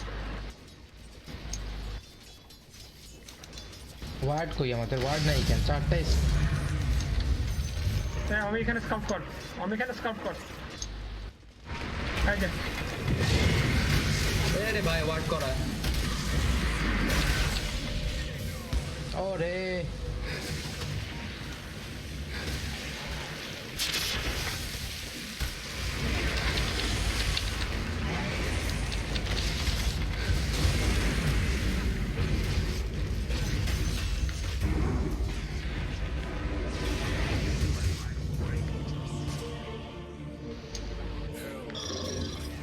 ওদিকে পাঁচটাই আসছে। হুম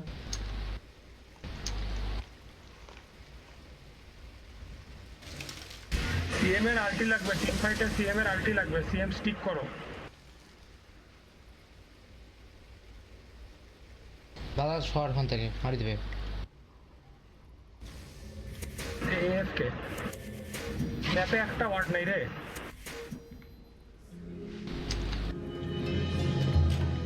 My rage returns me to এ দাদা prowling. আমি আউটপোস্ট আউটপোস্ট আউটপোস্ট ওরে ভাই এ কি করলো জি জি এটাও আরে দাদা নড়া না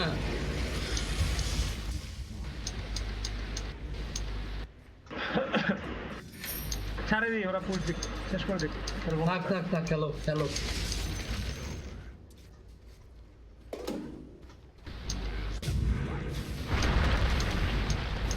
Your top tower is under attack.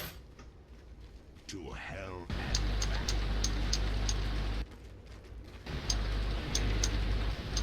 Your top tower is under attack.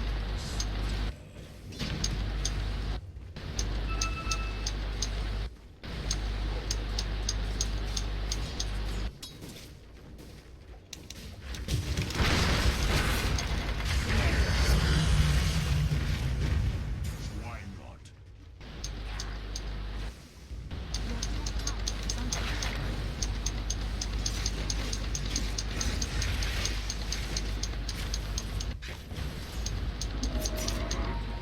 Slug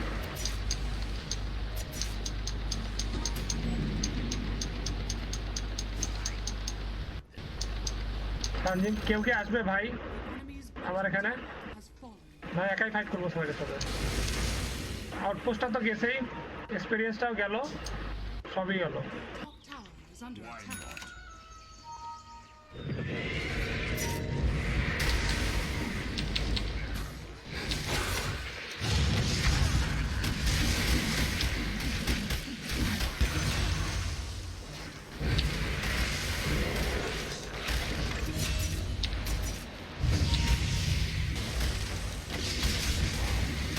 আল্টি এই যে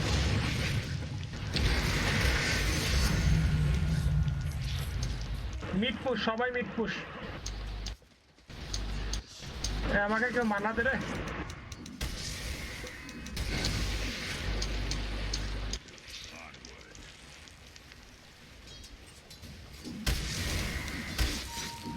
সিএম ওরা Forward খারাপ করা। করে আপনার মানা লাগবে ফাস্ট ফাস্ট ফাস্ট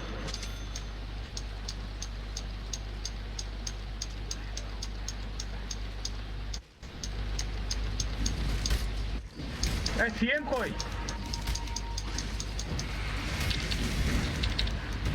আরে আগে স্মোক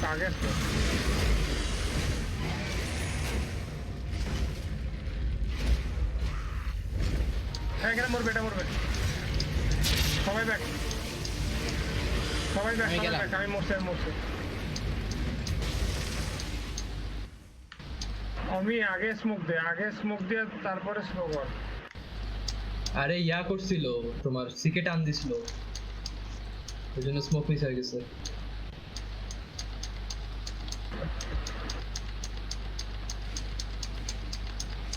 আমি আগে টানবো তারপর দিয়ে মারিস কারণ আমার আর্মর কমে যাবে টানলে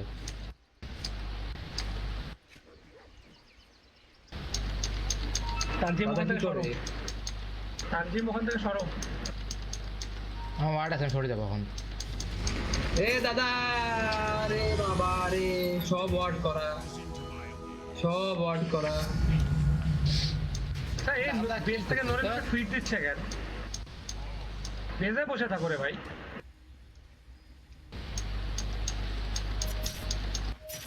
Why not? তানজিম টপে আসো তো তানজিম গোল্ড কার লাগবে এই তানজিম, আমার তানজিম যাচ্ছি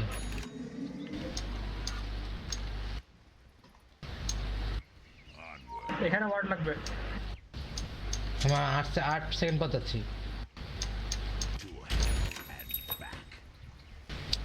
স্লাগ আসছে সবাই আসছে আয় আমার কাছে আমি বেট করতেছি আসতে দে স্লাগটা স্টান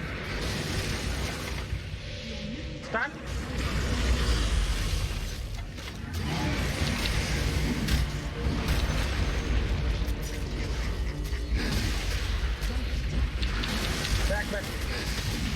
সাথের আর্ট নাই আপনার ইয়া কমে গেছে রে ভাই ক্লার্কের যে ইয়া হয়েছে ধর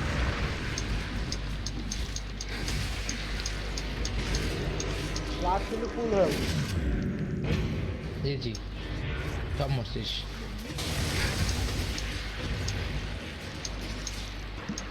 ধ্যাৎ, তো আমাদের মেইন সাপোর্টই নাই গেছে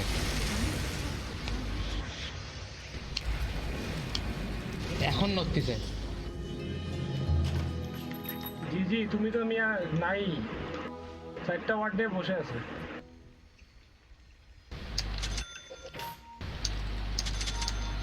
দাদা থাকলে অনেকগুলো ফাইটে জিততাম আমরা সিএম এর আলটি ধরবো একটা আলটি ধরতে পারলে কতগুলো ফাইট জিতে যায়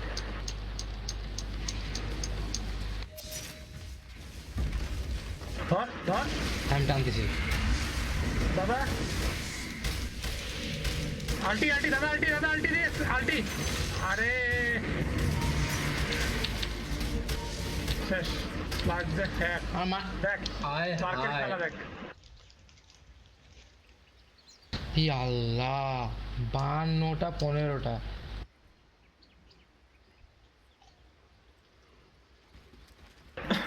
এখন স্টার্কের সামনে কেউ যাইও না স্টার্কে গেলে সব শেষ হোক 15টা তো অনেক বেশি।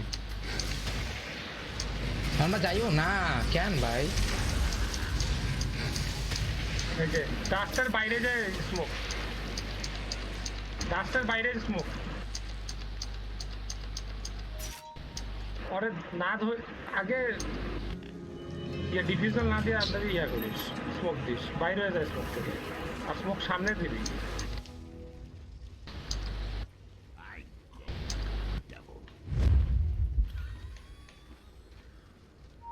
সব warden.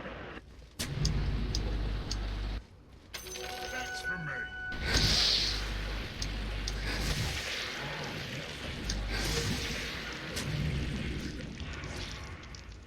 Your bottom tower is under attack.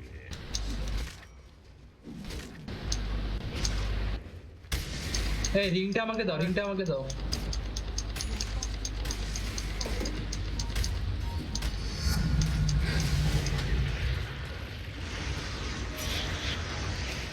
মা এই আসতেছে, সব আসতেছে। বট বট বট বট। এই যে মা আরে আমি যখনই টানি তখনই শালা আপনি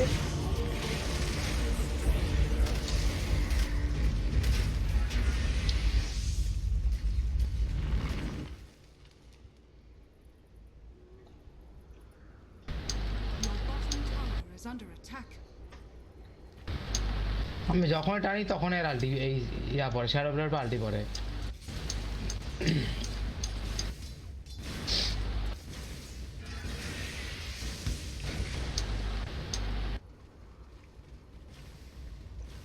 Your middle tower is under attack.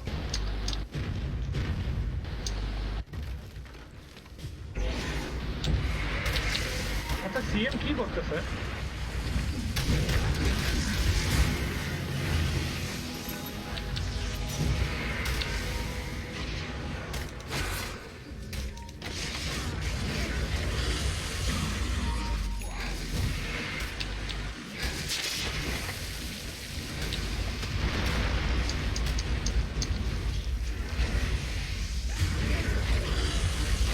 বাইরে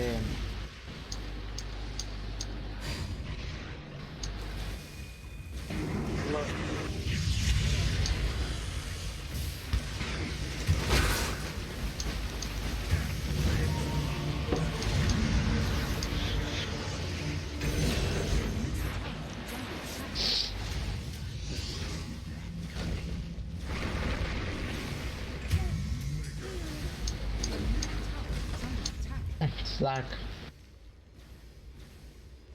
আমার একটা লাস্ট পার্টি, আমার পার্টি খেলবো আছে। তুই কইলে আজকে একটা জিতে তারপর যাবি? একা খেলবো।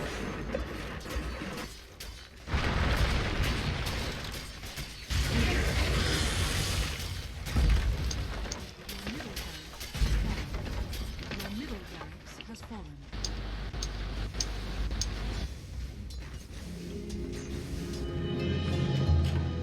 Thou cannot.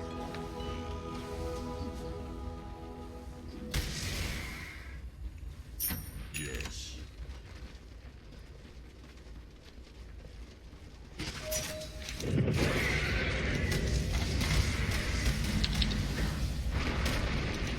ধর, কিচ্ছু হয় না সব।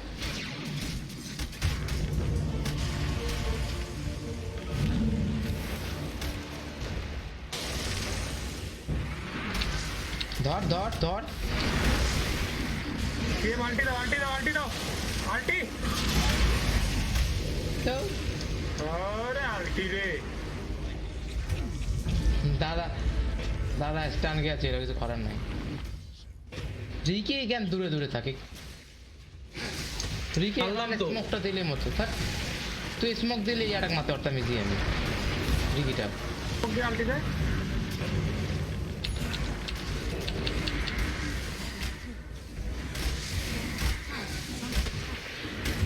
মর।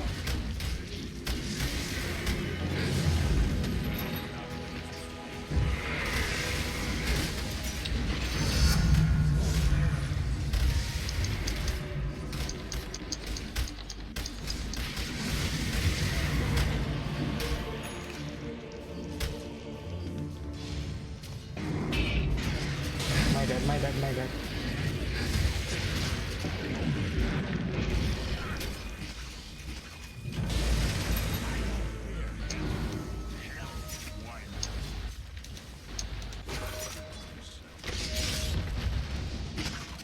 Ultimate. Hey, Ben, भाई याद है मार।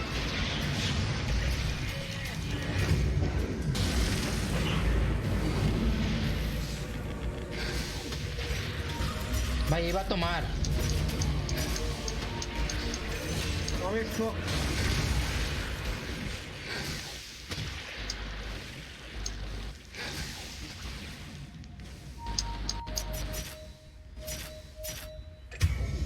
ও মা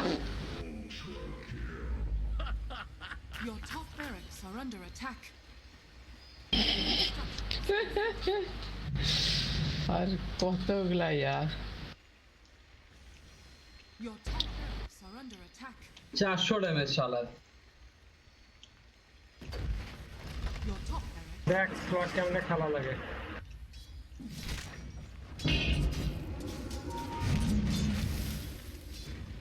3 2 1 তারা ডেড হবে এখনই। Your top barracks are under attack. Has fallen.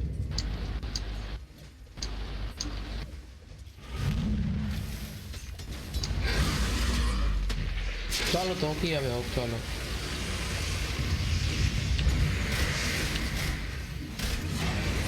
আল্টি দুটো দাও আল্টি দাও।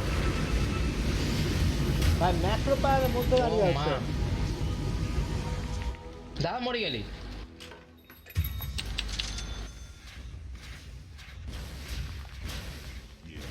ওয়েট কর ধর আরে শালার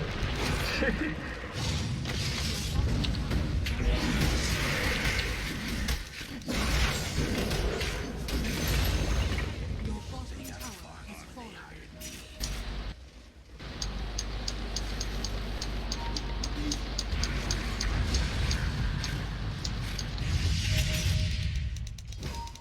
ডান।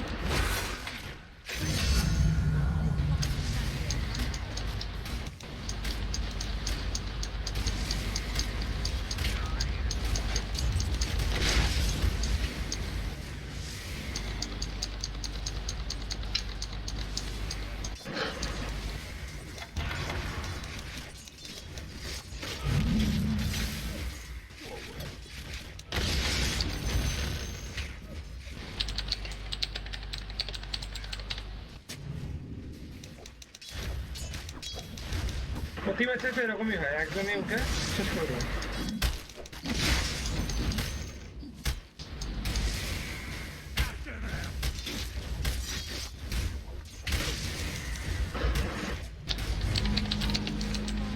नाइस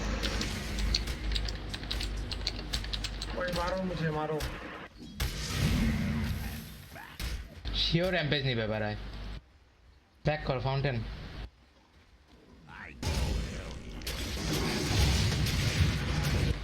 नाइस স্ল্যাগটা একটুর জন্য পালাই গেল। পিছনে স্ল্যাগ আসছে, স্ল্যাগকে ধর।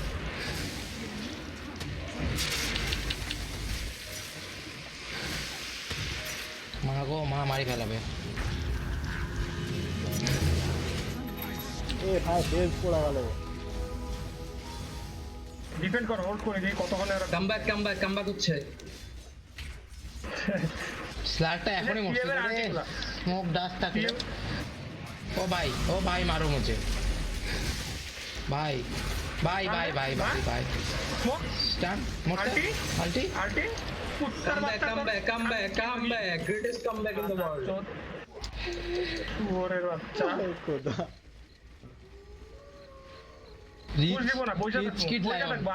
Rich kid lion. এ ভাই এখানে ইয়া কর, সেন্ট্রি কর, এখানে সেন্ট্রি কর, এখানে সব সেন্ট্রি কর, সব সেন্ট্রি করো। আমার ব্যাগ মেলো হয়ে গেছে, দেখি এবার কে কি মারে আমারে। আমার ইয়াগুলো খুব কাজে দিচ্ছে, তো ভ্যানগার্ড আর ইয়াটা পাইপটা যে সাস্টেইন আমাদের।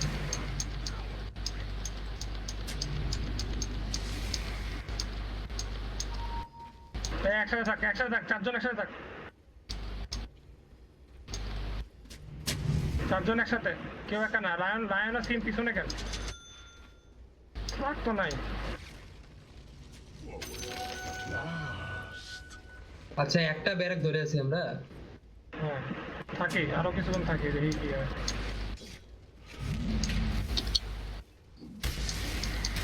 ওই যে ওরা আসতেছে বটে, ব্যাক করেন, ওরা আসতেছে বটে। ব্যাক করেন।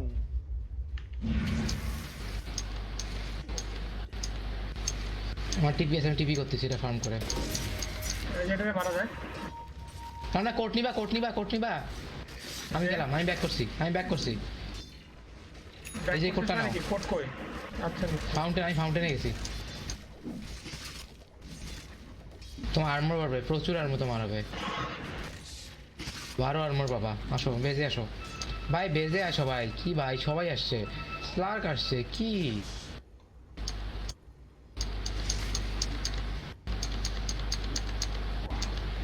আরে সিএম নরে না কেন? সিএমটা তখন থাকলে খেলাটা আরো জমতো।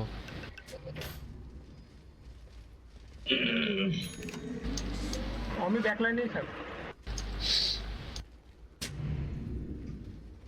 তুই হচ্ছে জাকিরো টাকিরো গুলাকে মারে পেপার গুলাকে। আমি এখন তো পিছন থেকে জাকিরকে মারছি আগে, ওই জন্য ফাইটটা জিততে পারছি। জাকিরও আর টাইনিনে মারতে পারলে সবাই একসাথে এই শালা একসাথে হও। এই যে রিওয়ার্ড করছে। সবগুলো ওরা আছে আমার।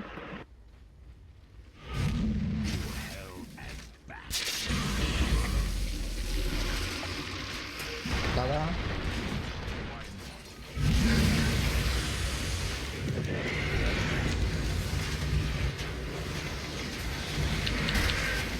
स्लाग के कंट्रोल।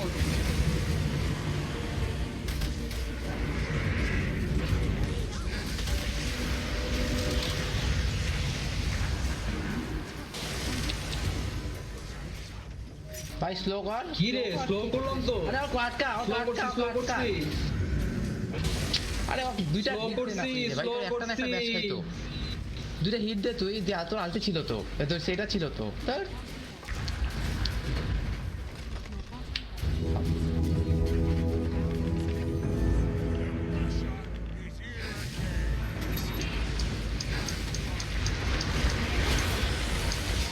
আলতে মার।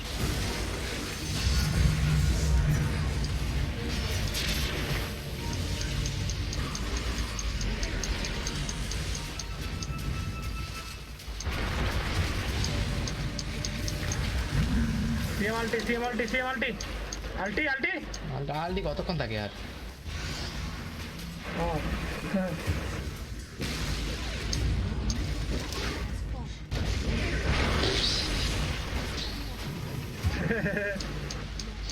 अरे মরলো না রে।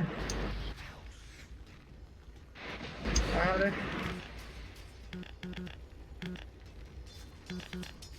ঠিকই মজা আসতে পারো তোমরা, ফার্মে পাই নেই।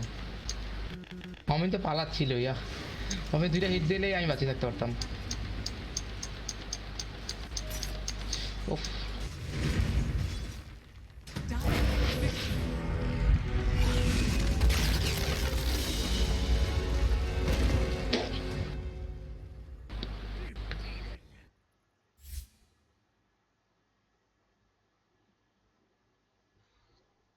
कैसे गए joker ban.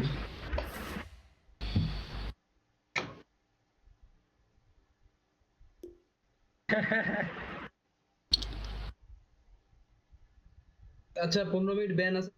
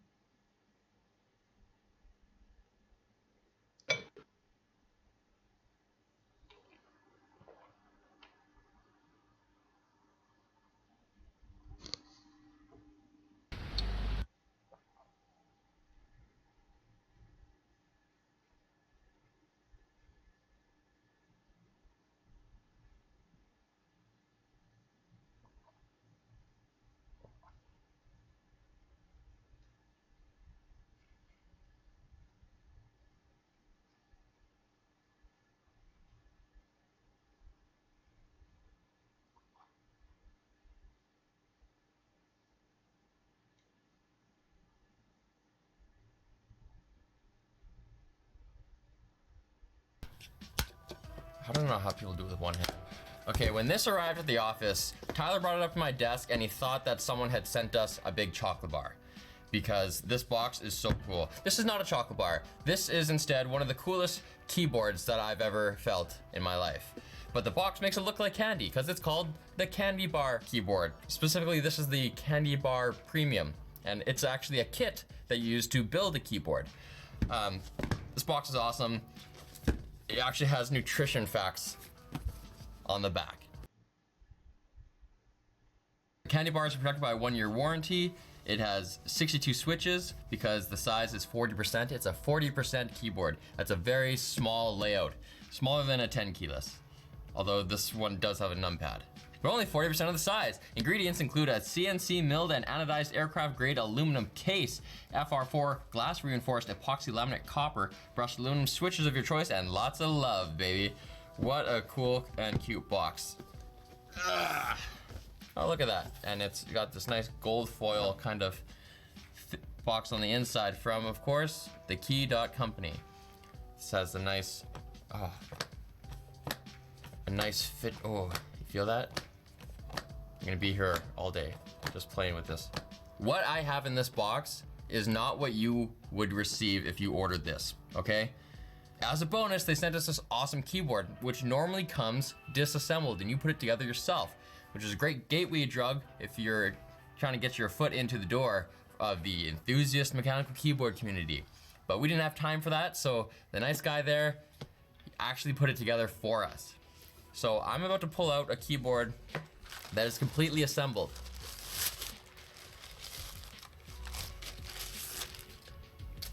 In pink. It is a striking looking board for actually lots of reasons. Kind of a lot to take in. Starting with the color. There are multiple color options. Of course, we had to get pink, which is actually called Hubba Bubba, because Linus loves pink. Other options include Laffy Taffy, Mint Chip, and black. Very nice. And another thing that's weird is the numpad on this one is on the left, because this is the lefty layout, but you can get it with it on the right too. Then there's the split space bar. Now this is another thing that's optional when you're putting this all together, depending on the keycaps you get and everything. But I like that because I think it's more ergonomic to use your strongest digits to do a lot of the heavy lifting, like spacebar and backspace. Backspace is way up there. I don't like reaching up there with my pinky, it's just a waste. But when you have this thing in front of you in person, it's not even the look that catches you off guard. It's actually the weight. This thing is like a weapon, man. The whole thing is aluminum. It's crazy. This is the Candy Bar Premium package with a full aluminum case and plate inside. And you could just kill a man with this thing. It's insane. 3.62 pounds. What is that in sensible? 1,642 grams. And it's a 40% keyboard. That is crazy. There's a ton of keyboards that just crack 1,000 grams. This thing is like 3 times heavier than most keyboards. Insane. Like if this were a cheapo keyboard like we see in some of the roundups that we've done on LTT, it would be like 500 grams. And you'd be able to bend, you can't bend this at all. It's metal. Oh God. That actually brings me to a thing I have to disclose here, which is you may have seen in my little typing test that I was kind of avoiding hitting the spacebar key, and that's because they're not really going on there very well, and they don't sound as good. Like here's a normal key, very crisp and consistent, and then we get to the space ones.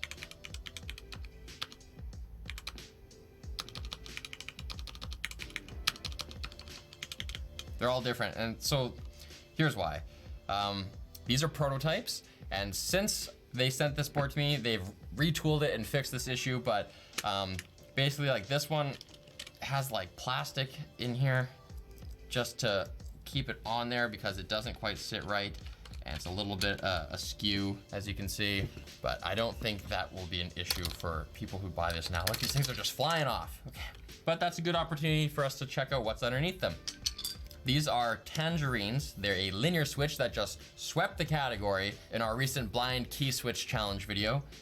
And for good reason, they're just like the smoothest switch in the game. Now, of course, these switches and these keycaps do not come with this keyboard, but they are optional additions that you can get. And I recommend them, they're awesome. But let's pop a couple more keycaps off so we can start to get an idea of what it would look like if you did buy this instead of having them send you a completely built one. So I'm gonna start by taking off the enter key because that lets us see this pink aluminum plate below. And you can also see this black screw right here. That's what's holding the plate to the PCB. And if I take out one of the switches, you can see the PCB under there. That is a matte black PCB, and there's actually some white silk screened on there. And the white is just instructional stuff to help you build it. It literally says like this side up. So it's a great beginner board if you've never ordered any kind of kit like this before and you want to try your hand in putting it together. This is really an easy one to do it with. So you're given an empty case like this, some standoffs that you put the PCB on, then you put on the plate with these screws that I showed you, and then you put in the switches, and they're just Kale hot swap sockets. So it's real easy. The keys like this just plop right in, and that's a standard. So there's lots of different key switches that'll fit in there. And then you get your keycaps, and of course you get whatever color you want, and you can totally customize a board that you think is wicked. Oh, and then after you're done assembling it, you're not quite done because you actually need to program the layout that you've chosen. So see on this one, the arrow keys are all broken up and weird, but it doesn't have to be like that. You can put the keycaps wherever you want, and then you program the QMK firmware and flash the firmware on the board to do whatever you want it to do. It might sound a little daunting, but it's not that hard. There's lots of tutorials and tools to use online. These keycaps that are on here are dye sublimated keycaps, so they won't fade, they won't get shiny from the grease on your hands, and these actually are a pretty good color match as well. And one other thing that's not included in the box are these stabilizers. These are GMK screw-in stabilizers. They are designed to the Cherry spec, and they are sold separately. And finally, though there is a USB-C port for a cable, there is not one in the box. Kind of a drag, but that's another thing that you can customize. You can get a nice curly cable or something cool. So now you'll notice on the website that you get these through group buys, and right now it's closed. But I'm told that there's gonna be more stock in April, and that it shouldn't really be affected too much by the global pandemic right now. So if you're interested in this kind of thing, I recommend checking it out on the site. And really, you really gotta feel it to believe it. Very cool. If you've got the cash to dabble in this hobby, very nice. Nice gift idea too. No, like your dad has everything already. He doesn't have one of these. Probably like the Laffy Taffy one. So thanks for watching Short Circuit today, guys. If you like this kind of stuff, subscribe. And if you like enthusiast keyboard stuff, let us know in the comments, because we almost never cover this kind of stuff on any of our channels. So if you want us to dive deeper, sound the alarm. Let us know. See you next time.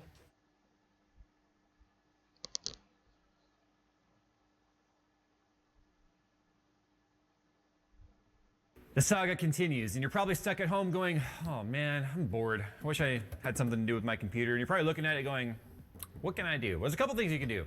How about we start by cleaning it? Now's a better time than ever to spring clean your computer. Today we're gonna show you how.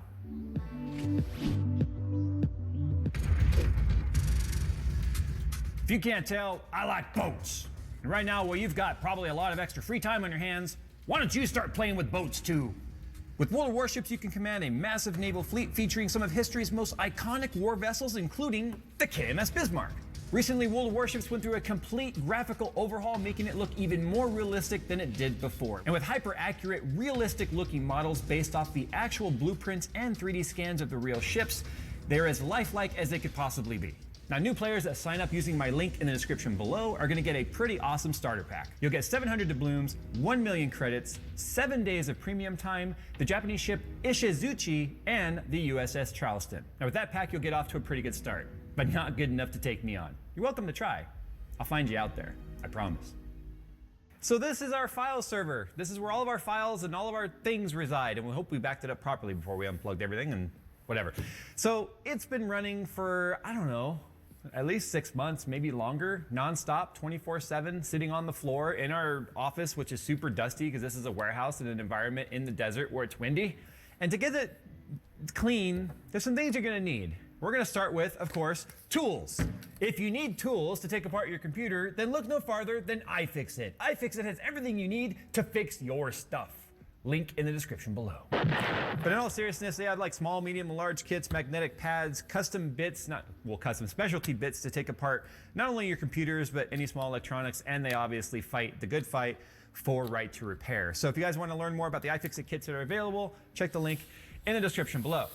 But we don't actually need tools to take this system apart, because this is the Fractal Design R6. We do have all the filters on here, actually. I don't normally leave, yeah, they are all in there. I don't normally leave filters on systems, but we knew that this one was gonna be running 24/7. And yeah, it's a white top because I stole the gray top for that Camaro-themed ZL1 build I did a while back.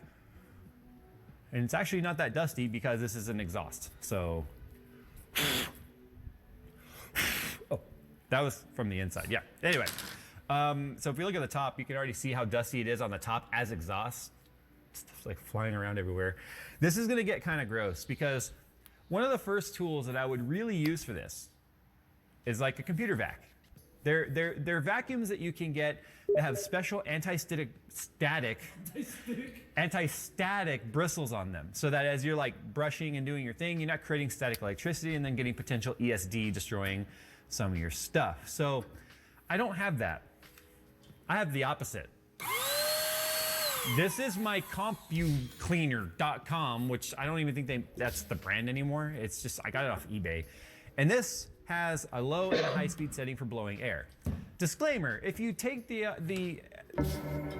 disclaimer, it got caught on the thing. If you take the path of blowing the dust out, you're just moving it to somewhere else. So you're probably gonna have to do a full dusting or cleaning of your desk and your room or whatever as it's flying around in my face to get rid of the dust. That's why the vacuum, which I don't have and I need to buy, would be the better option because it will suck up the dust, keep it filtered inside the little bag, and then you clean it out afterwards.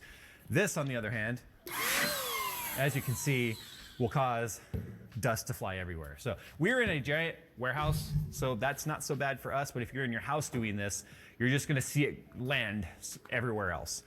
So let's go ahead and take the side panel off and take a look inside. Like, it doesn't look that bad, but I guess it depends on what the drives look like. Oh, look at the side right here though. So all the air comes, all the air comes in from the side right there. And we've got this wall of hard drives. These are our 10 terabyte Iron Wolf Pro drives, which is just so bad because, not the drives, but the dust. So let's see what the bottom looks like too. I don't have any bottom fans on here, but so you can see where the power supply was. Spider webs even. Let's see what it looks like if I take this off. Well, it doesn't look so bad from behind. I forgot how well I cable managed this because I was like, we need to be able to easily replace drives if they go bad. Isn't that pretty? Look at that. Wow. I really need to step up my game these days. So what I typically do when I spring clean a computer is I take off all the panels that are not essential to the structure of the case. So for the R6, I've taken off the front cover, the glass panel, obviously, the top filter, the bottom filter, and I'm probably gonna take out the graphics card too, which is perfect opportunity to stab myself in the stomach with my iFixit. So this is actually a Titan X Pascal Big P. This is the first Titan, not the second Titan. And I'm taking this card out because of the fact that I want to clean out the blower cooler in it. Because this is the type of card that takes the air and pushes it through it, that means it's also taking all the dust and pushing it through it. And considering the amount of dust that's sitting on the card, I don't even want to know how much dust is sitting in the card. This also gives me an opportunity to blow off any dust that might be forming on our RAID card. There's dust sitting here on our 10G network card. You can see all the dust down there. I think a lot of the dust quite honestly is stopped by the radiator and the hard drives. As you can see, there's a lot of resistance here. It's just like a big chunk of drives and then the rest of the system. And any airflow is actually cooling the drives, which is kind of nice. Let's go ahead and see. So you can see, really not that bad, the amount of dust that's sitting on the backplate. If you've got any pets, or you smoke, or you vape near your computer, it'd probably be a lot worse because nicotine and vapor and all that stuff can kind of create a sticky residue that will work its way into your computer and then the dust will stick to that. If that ends up being the case, and you need to clean that sort of thing, use alcohol wipes. Yes, alcohol is pretty bad for plastic, but so is water and moisture when it comes to electronics. Now, if you got this wet, it wouldn't hurt the system as long as it's powered off and all the capacitors are discharged, which you can do by just pushing the power button with it unplugged. But as long as you wet this down with like alcohol wipes or whatever, and then you immediately wipe it dry, it's not going to discolor or make the plastic look bad in any way. What'll happen is the plastic will start to look white. It'll kind of like, not stain it, but plastic and alcohol, depending on type of plastic, have different reactions. But if you use alcohol wipes to clean it, you'll get all the sticky residue from the vape juice and the nicotine and the whatever else could be causing, like even burning incense will do the same thing in your computer. So if you're dealing with that, then yeah, I would highly recommend those Clorox the disinfectant wipes and stuff, because that'll get a lot of that residue off. I wouldn't necessarily go wiping PCB boards and stuff with it, not because it will damage the board, but because you have a chance of knocking off an SMD. And if you take a look at our RAID card and our network card and our motherboard, there are all sorts of ServiceNow devices all over the place. So you don't want to take an extra chance of knocking any of that off. What you could do to clean those is just use, once again, an electronics cleaning brush. Not a vacuum, but an electronics cleaning brush. It looks an awful lot like a paintbrush, but again, there's special bristles that are designed to not generate ESD, or electronic static discharge. So you would just gently remove and loosen a lot of the dust, and then you could get in there and blow it out, and then deal with, you know. What is this? Prepare for battle. Second first third second max করবি ভাইয়া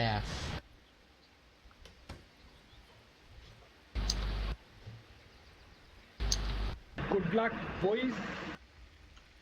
I will not fight for the first 15 minutes. দাদা আবার I will farm. I will only farm. ধান, গম, ভুট্টা সব আবাদ করবো আজকে আমি। চাষাবাদ করে। To hell.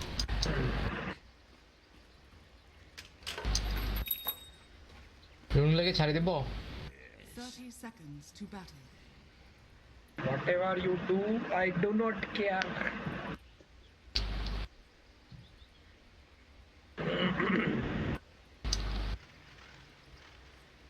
Static linear nil, then a yes to life trust.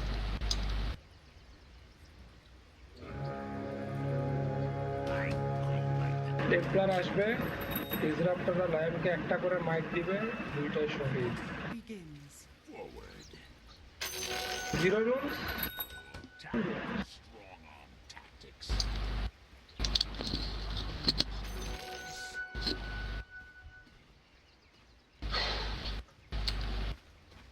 Yes.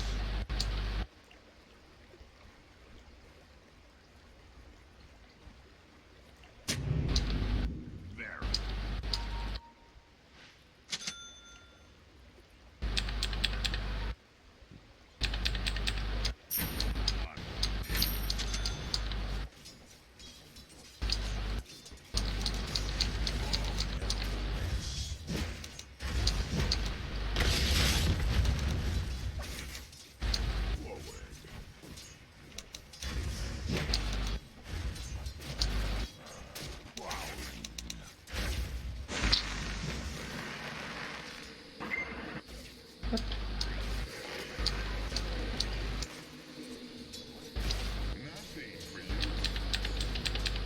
দাদা ক্রিপ পুল করিস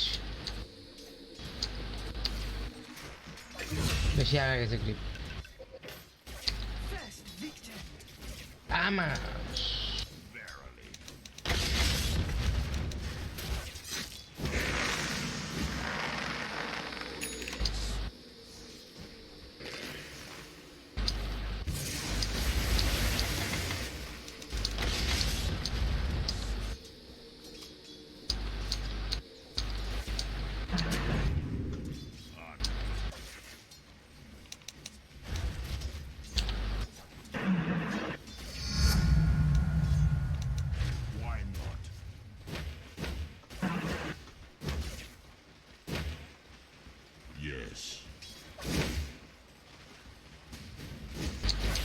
দাদা ক্লিপ পুল, দাদা ক্লিপ পুল।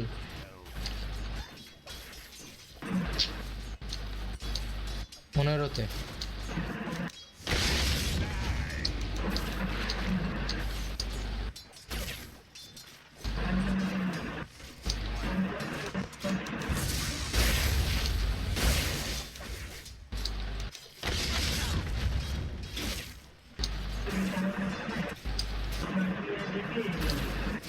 এগুলা ফার্ম তুই কর, এগুলা ফার্ম তুই কর।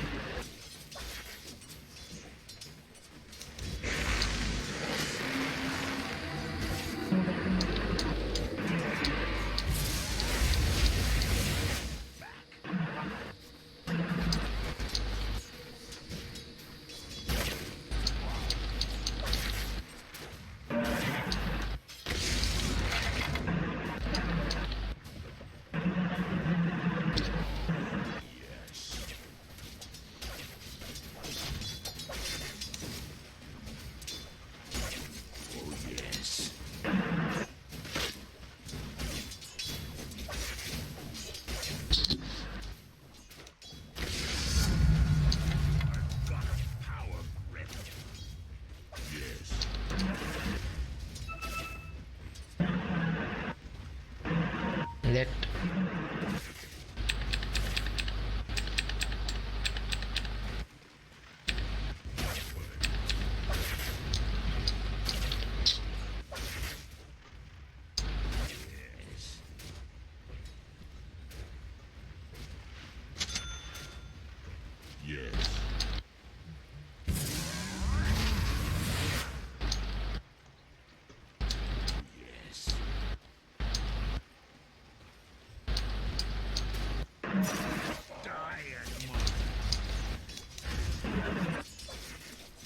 হেডব্যান্ডটা অনেক ভালো, ভালো লাগতেছে।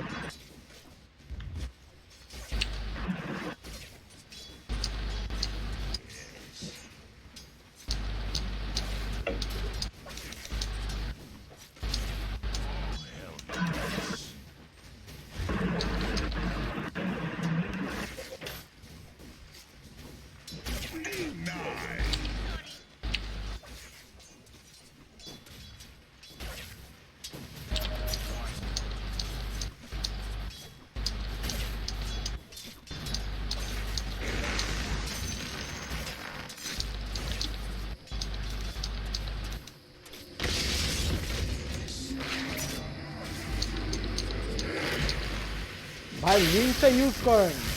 আমার কোনো ফার্মই নেই।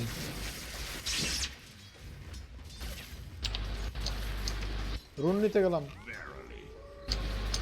মাত্র 7টা last hit.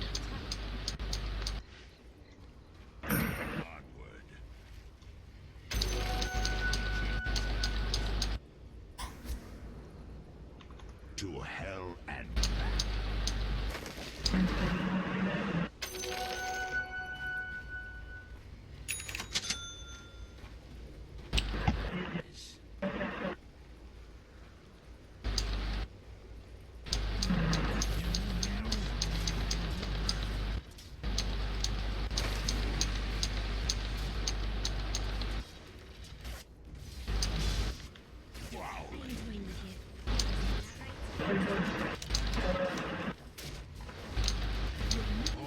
Is under attack.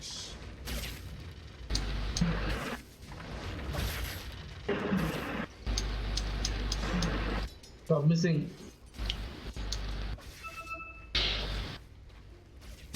I feel like the devil.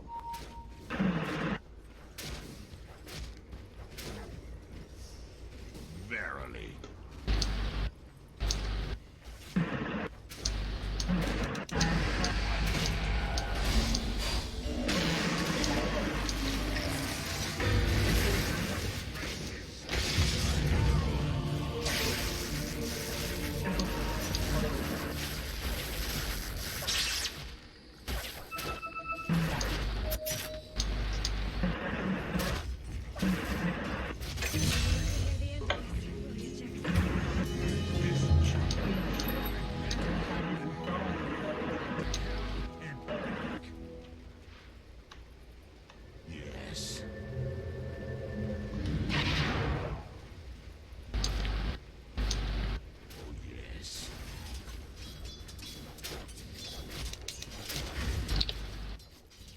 Radiant structures are fortified. Bot go. বাকি আসলে ভালো হইতো না, আমার লাইফ এমন কম।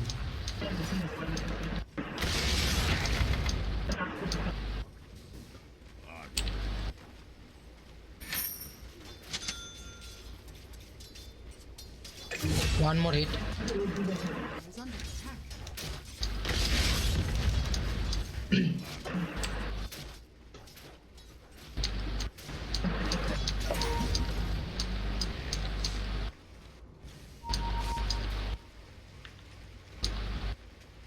Why not?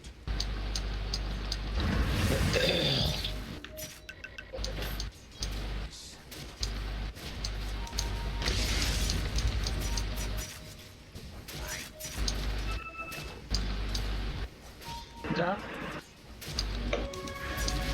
Generation.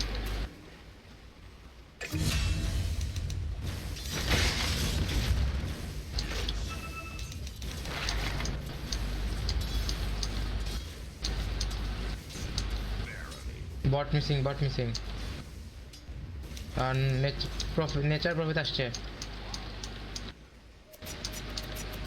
এত ড্যামেজ কেন দেয় ভাই?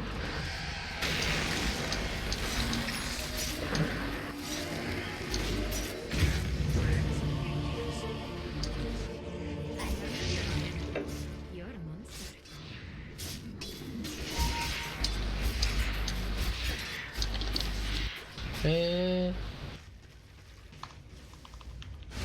Your middle tower is under বেড়াও। টিয়ে টপে আসছে, ব্যাক। এই তোর ওখানে ইয়া করছে, টিপি করছে। Your middle tower is under attack. Nice. এই ব্যাক কর, আমি ব্যাক কর। মাহির এক্ষুনি মরবি, দিয়ে কিন্তু আসতেছে।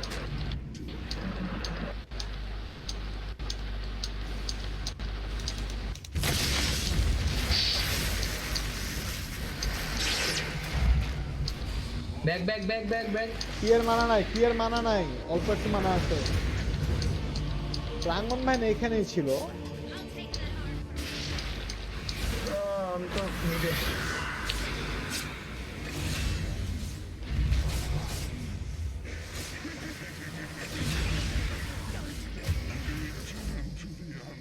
Your bottom tower is under attack. This time. দুইটা অ্যাসিস্ট পেয়ে গেছি বাবা। আলটে দিসলি। Why not? Make my life easier. No experience. আউটপোস্টটা নেয় নাই কেন কেউ? Veiled sisters. শালা কি সমস্যা তোর? বাবা রে,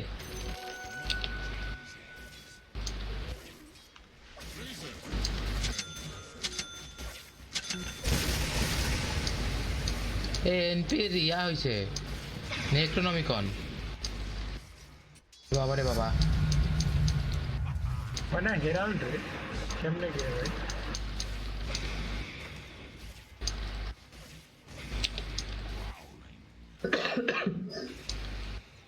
মরছি। Barely. স্যার টিয়া কিন্তু প্লেনে নাই অনেকক্ষণ ধরে। আমাকে বাঁচাও। কুরিয়ারটা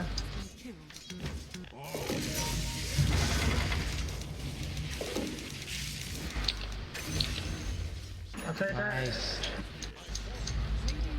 একটা আইটেম বেজে পাঠা দিলাম। ওই যে একটা আইটেম লকেটটা কি জানি বেজে গেছে, কে বেজে আছিস কে? আমার কুরিয়ার মরে গেছে। কি একটা অবস্থা রে ভাই। আচ্ছা রয়্যাল জেলি একটা বেজে পাঠিয়ে দিলাম, রয়্যাল জেলি একটা চার্জ আছে, যার লাগবে নিয়ে নাও।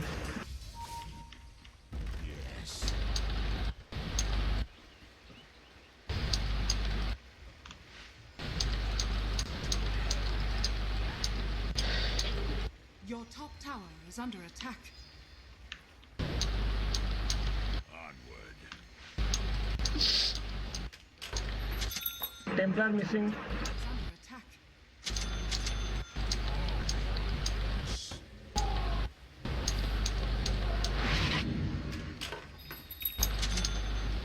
Templar missing.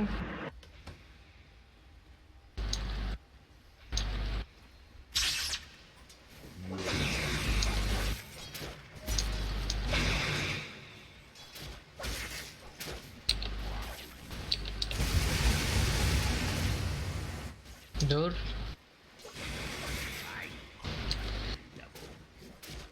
Radiant structures are fortified. কি রে এত আইটেম পাচ্ছি কেন? Your middle tower এখানে তো অপটিক আছে, এখানে তো অপটিক আছে। এই লায়ন অপটিকটা নে। নিয়ে আমার ইয়াদা পাঠা দাও না জায়গা নেই, জায়গা নেই আমার লায়ন নে গোটা। ভর্তি ভর্তি ভর্তি, কোনো জায়গা নেই আমার। লায়ন যেখানে আছে যে এই ক্যাম্পটায়। To hell and back. আমি একাই মনে হয় 6টা না কতগুলো আইটেম চুরি করে বের করতে পারি। এ একটু বটে আসো কেউ একটি দিয়ে দাও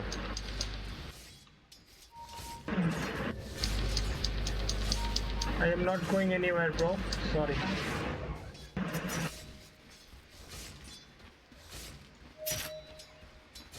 Vera. Templar missing. Top missing, top পুরা মিসিং। বটে সব গেছে। বটে মনে হয় না এসেছে। হ্যাঁ বটে এসেছে, বটে এসেছে। এই বট ব্যাক কর, সাইড দিস না যাইরা, পারবি না। টান্ডা মিডি আসো মিডি বটে আসো বটে আসো বটে আসো বটে আসো বটে আসো আরে আমার আমরা বটে আসো। ক্যালকুলেটর হয়নি। মরবে মরবে। পারবো না ফাইট দিতে। হাঁটা হাঁটা যাচ্ছে। Well played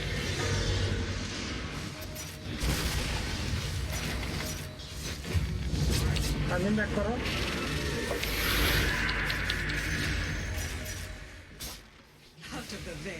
dire structures are fortified. কেন তানজিম? ওটাকে মারলে ড্যামেজ তো জানিস না? ইলেকট্রনিক্যাল বাসটা গেলে মরে গেলাম হ্যাঁ তো বাস্ট হবেই তো। এটা কেমন কথা আরে বেটা ভালোই তো স্কেল দিই। ইলেকট্রনিক্যাল বাসটা এলে মরে গেলাম উচিত করে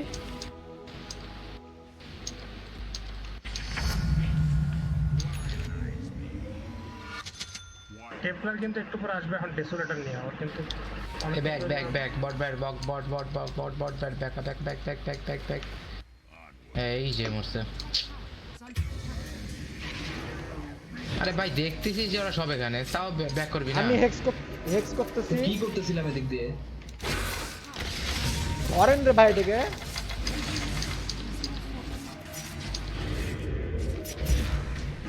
ডেড, আমরা সবাই ডেড। আরে এই স্পেলটা খুব বিরক্তকর কেউ তো নাই না গাই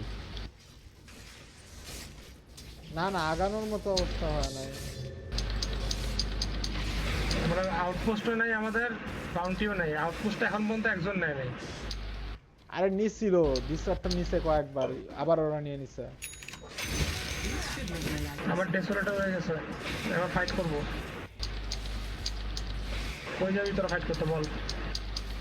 আপাতত বটমে। এই এই এই এই এই ভীষণ আছে এখানে। মুরগি মুরগি মুরগি বানাও আরে মুরগি বানাও ভাই কি করতেছে ওয়ার্ডের দিক তাকায় তো গায় এই যে বাচ্চে বাজবে না। লায়ন ভাই রে কি খেলা আপনার ভাই স্যার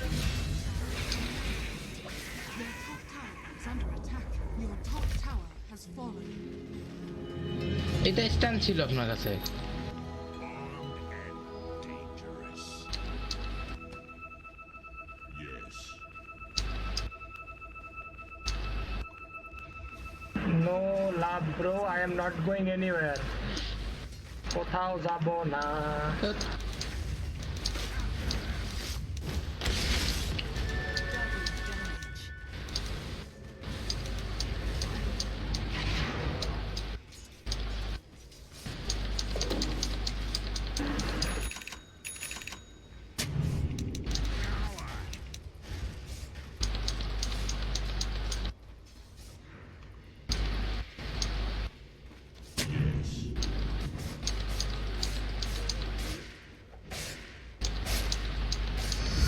সতেরো মিনিট এখনো কিছুই বানাইতে পারলাম না তো The lifesteal attack. Your bottom tower is under attack. To hell and Radiant back. structures are fortified. দাদা ডেড। আমার আলটি আছে। গো গো গো। ওখানে কি করবো? আমার কোনো মানাই নেই।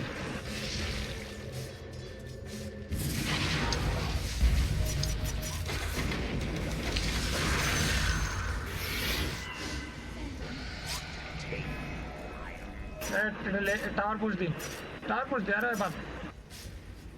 মা মা মা মা মা মা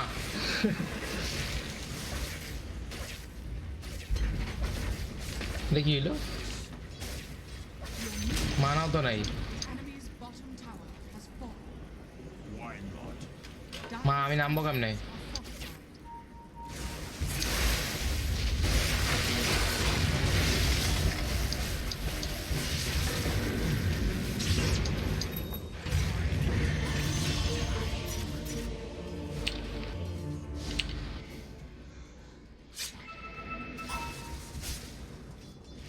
নিচে স্ট্রবেরি আসতেছে ভাই। ব্যাক।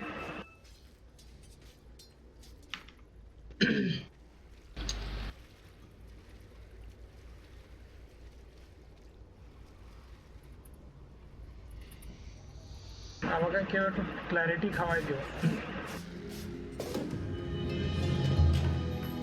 এটা আমাকে দাও। Hell fears me. দাদা আর্কেন দিও তো।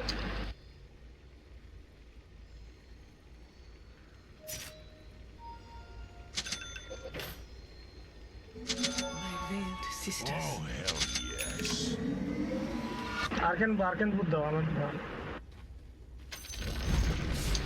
ব্যাক করো। Has fallen. আমার ব্যাশার রেডি। এনপি একাই। Onward. ওখানে কে আছে? কেউই তো নেই। আয় তো আয়, পুশ দে আয়। তারপরে চল, ফার্ম সামনে চল। করবো, আমার পুষ দিয়ে লাভ নেই, আমার কোনো আইটেমই নেই। তানজিম ফার্ম কর, সমস্যা নেই।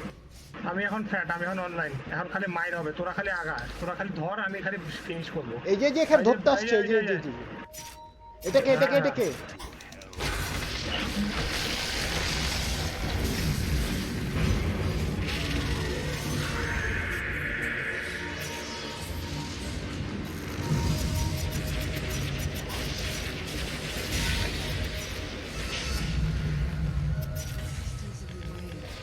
আমাকে কেউ বাঁচারে। আপনি এমনিই বাঁচবেন। ডাস্ট লাগবে, ডাস্ট। দাঁড়িয়ে থাকেন, এখানে আছে তো। এখানে কেউ আয়। আমি তো ডেড। এই যে ভাই ওয়ার্ড আছে তো, আপনার কাছে ওয়ার্ড আছে তো। ভালো লাগে। আরে চলে গেছে। নে কে নেবি? হ্যাঁ হিল লাগবে কার? ও নাইস। এখানে উত্তর বাচ্চা, মাথা নষ্ট করে ফেলাইছিস তোরা আমার চোরের দল। হিল লাগবে কার?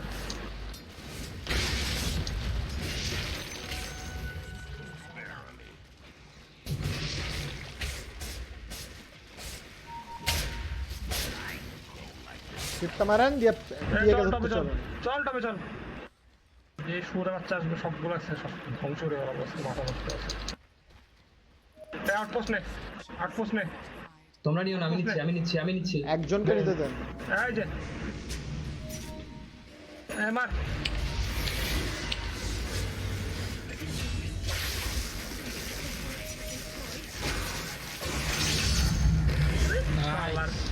নাইস। বুঝতে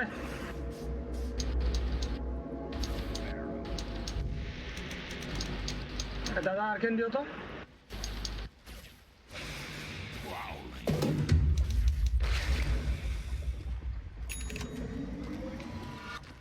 Oh, hell yeah. আচ্ছা আমি ওইটা আমাকে দে। ড্রাগন ভাই দিকে আসেন। ড্রাগন স্কেল আমাকে, ড্রাগন স্কেল দে। হ্যাঁ ড্রাগন স্কেলটা দে। তেরি শালা ভালো, খালি বারবার ক্ল্যারিটিটা ইয়ে হয়েছে। আমি পুষা। Is under attack. ডিজার্টটা আসো তো, মানা দাও।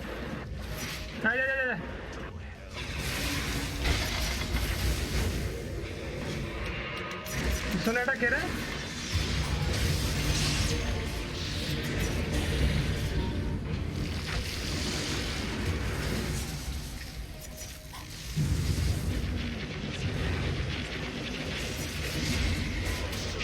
ও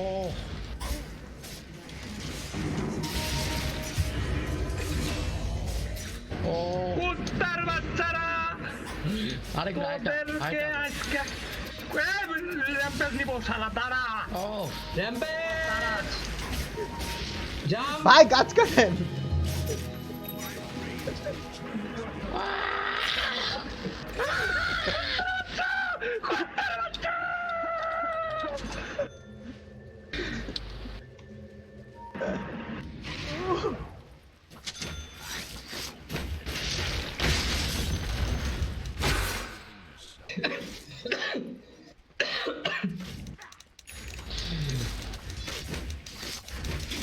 প্রাঙ্গণ ভাই কি সিক্রেট টু সাকসেস নিয়ে আসছো নাকি মাথা ভাই নষ্ট হয়ে গেছে আজকে মাথা গরম হয়ে গেছে রে ভাই খুব জ্বালাইছে আজকে পিয়ে এবার আমার খেলা শুরু আমার হয়ে গেছে ডিয়ান্স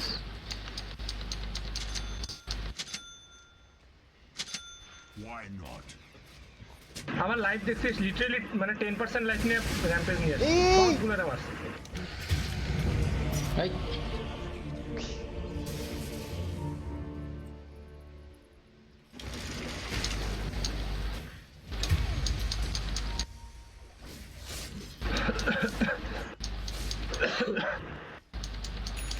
এই আমার কাছে কোনো আইটেম নাই রে ড্যামেজের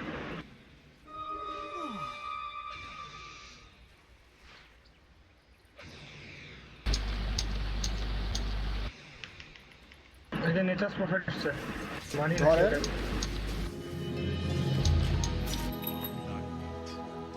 ধর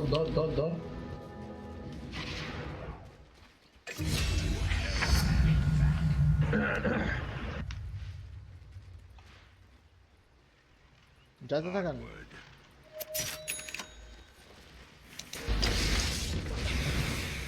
Radiant structures are fortified.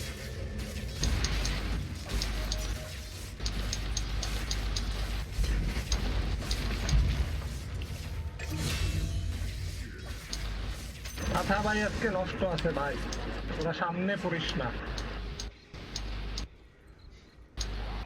দাদা বাউন্টি গুলো খাও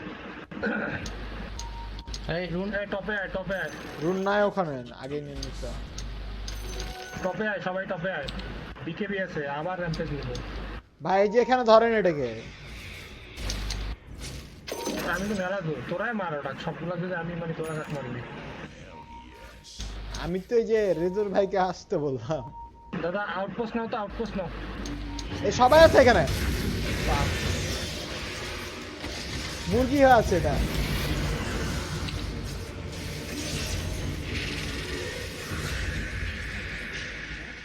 আমার ছুটে বয় এই আস্তে ধরা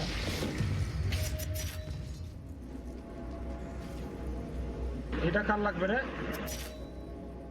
ওটা আপনি রাখেন ডেসো ওটা ওকে হ্যাঁ পড়তেছিলাম কাহিনী যেটা পড়তেছিলাম অ্যাভাইসাল রেডি এই যে টিএ ধরেন শালাকে ইয়া আছে তো এখন রেডিয়ান্স আছে টিয়ের সমস্যা হবে না এখানে Bottom tower has fallen.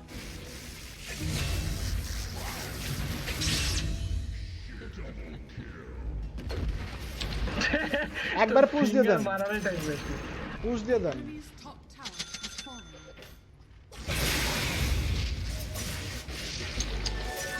আমাদের এখনো যে ক্রিপ রেপিয়ার আছে বানাবো এবার ক্রিপ আছে পুশ দিয়ে দেন এবার রেপিয়ার বানাবো আমি মাথা ভাই নষ্ট আছে এবার রেপিয়ার হবে কেউ বটে যত এটা মার বটে ওটারে মার দা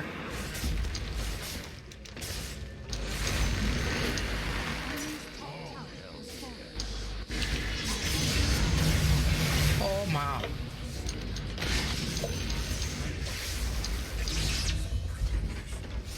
অমিং একটা কিল পাইছে রে Enemy's top tower has fallen.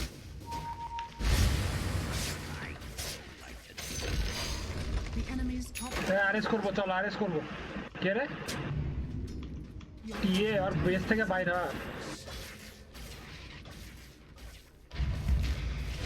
আরে চল এই বাঁচান বাঁচান এদিকে। কে রে আমার ভাইকে মারে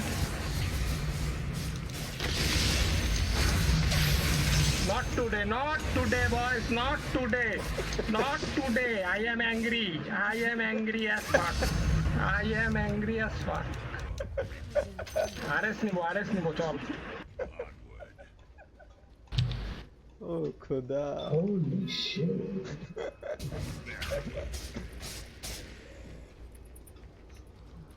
0-19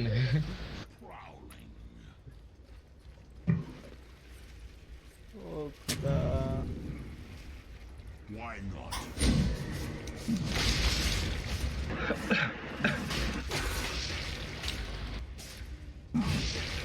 এই আর জিভা তো বড় কেন? খুব খারাপ কথা। এমা report disaster report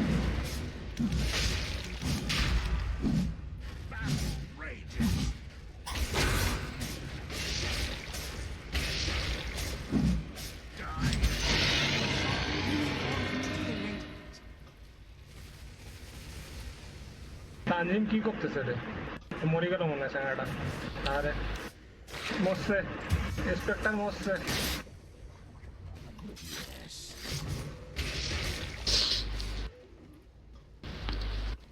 Is under attack. Forward.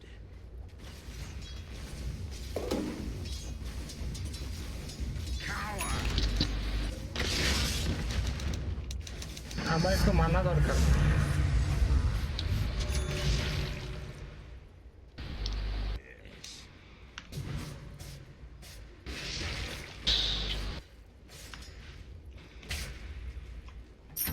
Yes. একটা ডিজে নুন নাই আশেপাশে এ ভাই এদিকে লাইভ স্ট্রিম একা আছে, আসেন না প্রাঙ্গন ভাই। আরে বেটা এই যে এখানে কি সুন্দর ভিশন দিয়ে রাখছে হোয়াট এনপি ধরেন শালাকে, আমাকে এখানে ধরেছে। পিছা আইটিটা মারতে দিল না, কি খারাপ। ভাই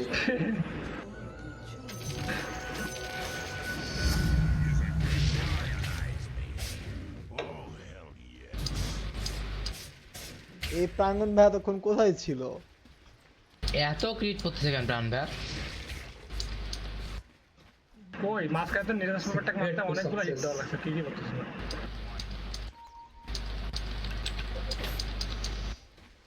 give me blood অনেক বেশি ক্রিট করতেছে। আমাকে রক্ত দাও আমার এই যে রেপিয়ার ফেক্স এই যে ধর এটা ধর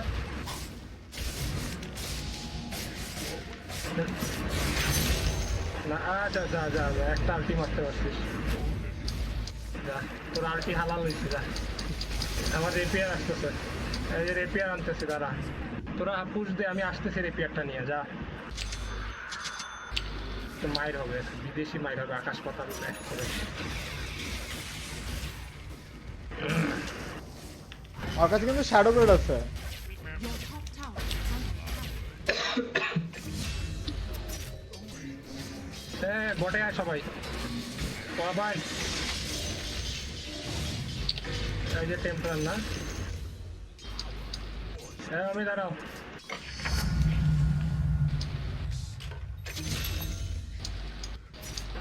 দাঁড়াও আমি নিব কি রে ভাই সব ক্রিট পড়ে আর Prowling.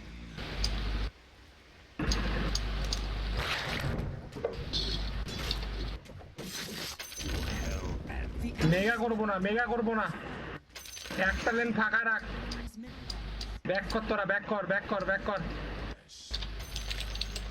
The enemy's middle barracks has fallen. শালা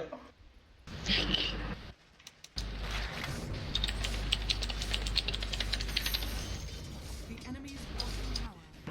নিচে নাম তুই যদি আসো তো তোমার সেকেন্ড স্পেলটা এখানে মারো তো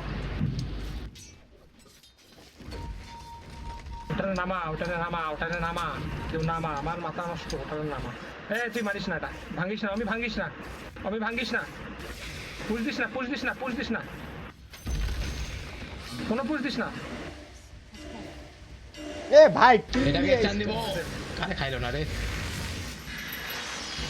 দে সবগুলো উঠুক একসাথে মারবো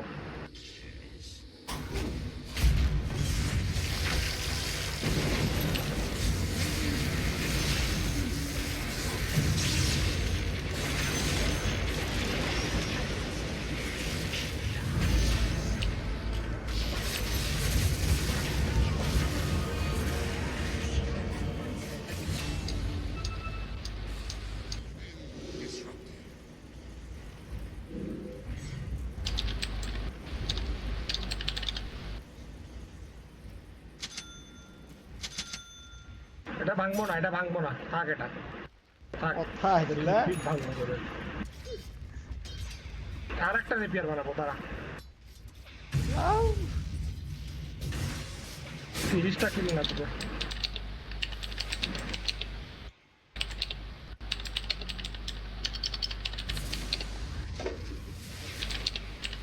এটাকে শান্তি মতো ফ্লেম করো তোকে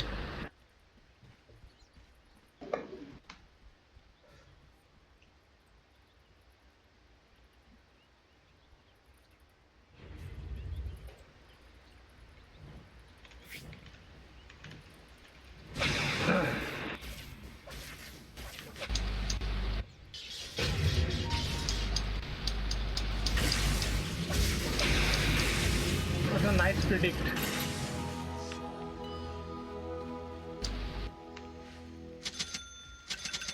Yes.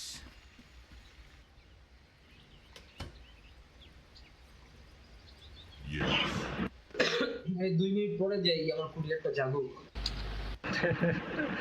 না কয়েকটা না মারি আসি ভাই একা যান না সিরিয়াসলি মা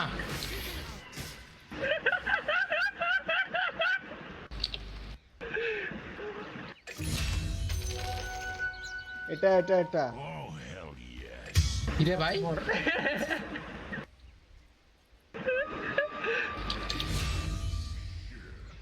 এ 30টা হয় না 30টা কিল লাগবে দাঁড়া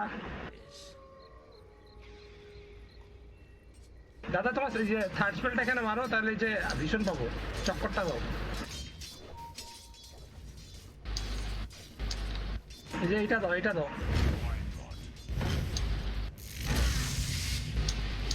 পালাইছে সব এটা কই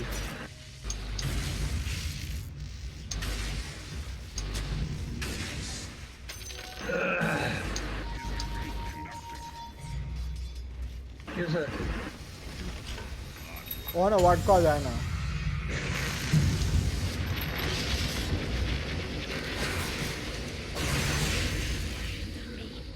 বললেন তো মিয়া মরছে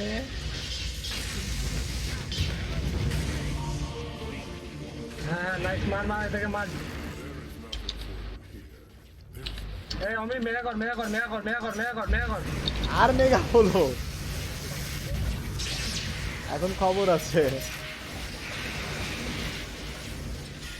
রিপেয়ারটা কার কাছে ডার্ক উইলের কাছে ডার্ক উইলার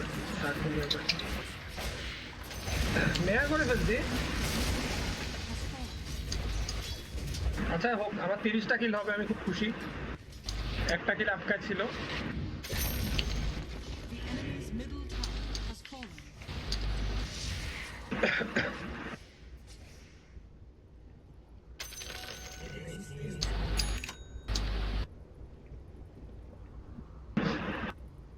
হ্যাঁ ও রিপেয়ার দিয়ে ঘোড়ার ডিম করবে এখনই নিব ওইটা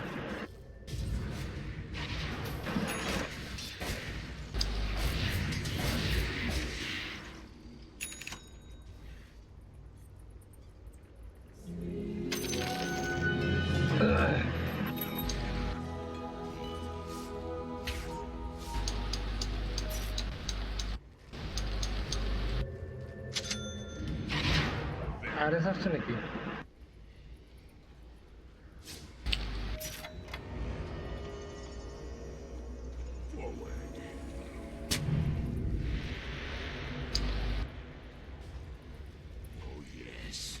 আরএস আসছে নাকি না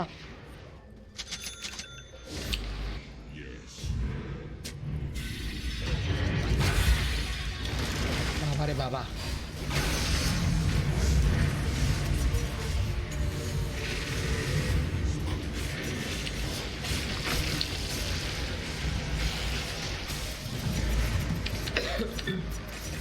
rapier rapier rapier Go rampage, go. লিয়েলো Questa è.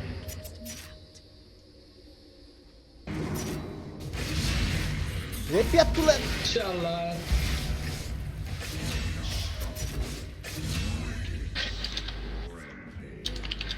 তিনটা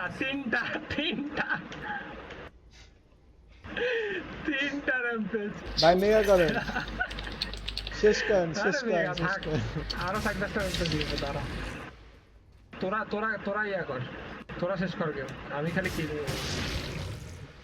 কথা এগুলা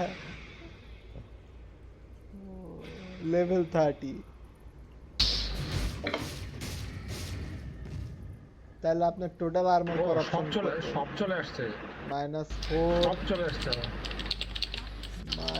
-4 -6 -10 আর এখানে হচ্ছে -5 -15 আর্মার করাপশন সেরা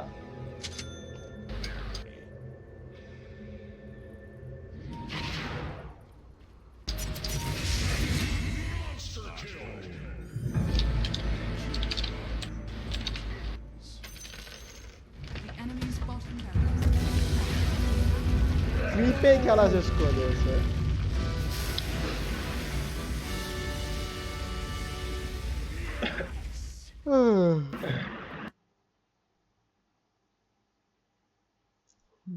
গত 5 ম্যাচের রাগ এক ম্যাচে ঝাড়ছে। থাকেন গেলাম গা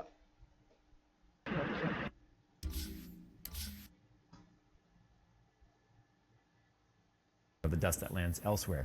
Anytime you remove a component, it's an opportunity for damage and or something to just not work right again. For instance, I would prefer to take the memory out and then, make sure the memory modules themselves are clean and blown off.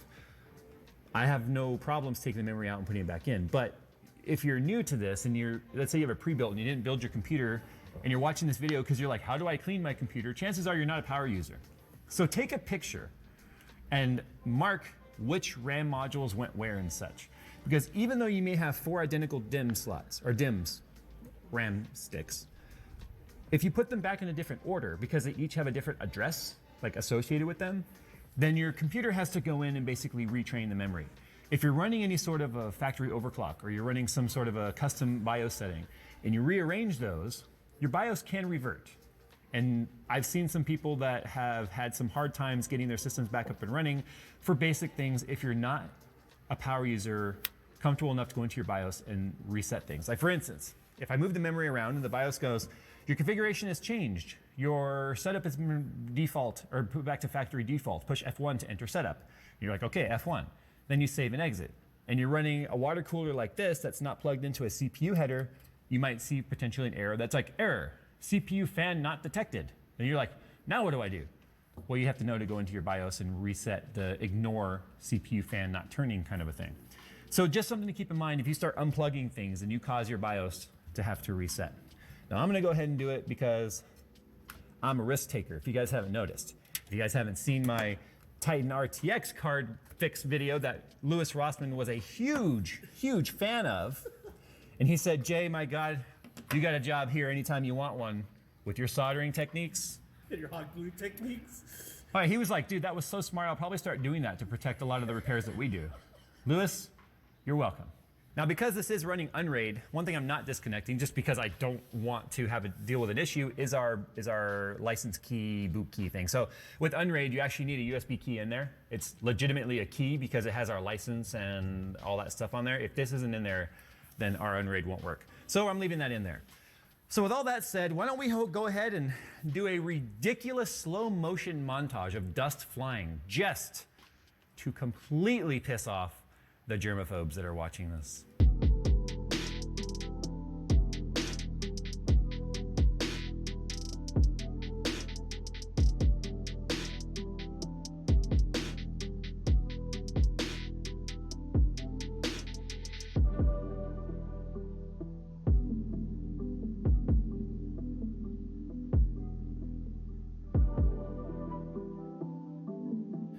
All right, there it is. Not as dirty as we thought it was gonna be, but pretty simple.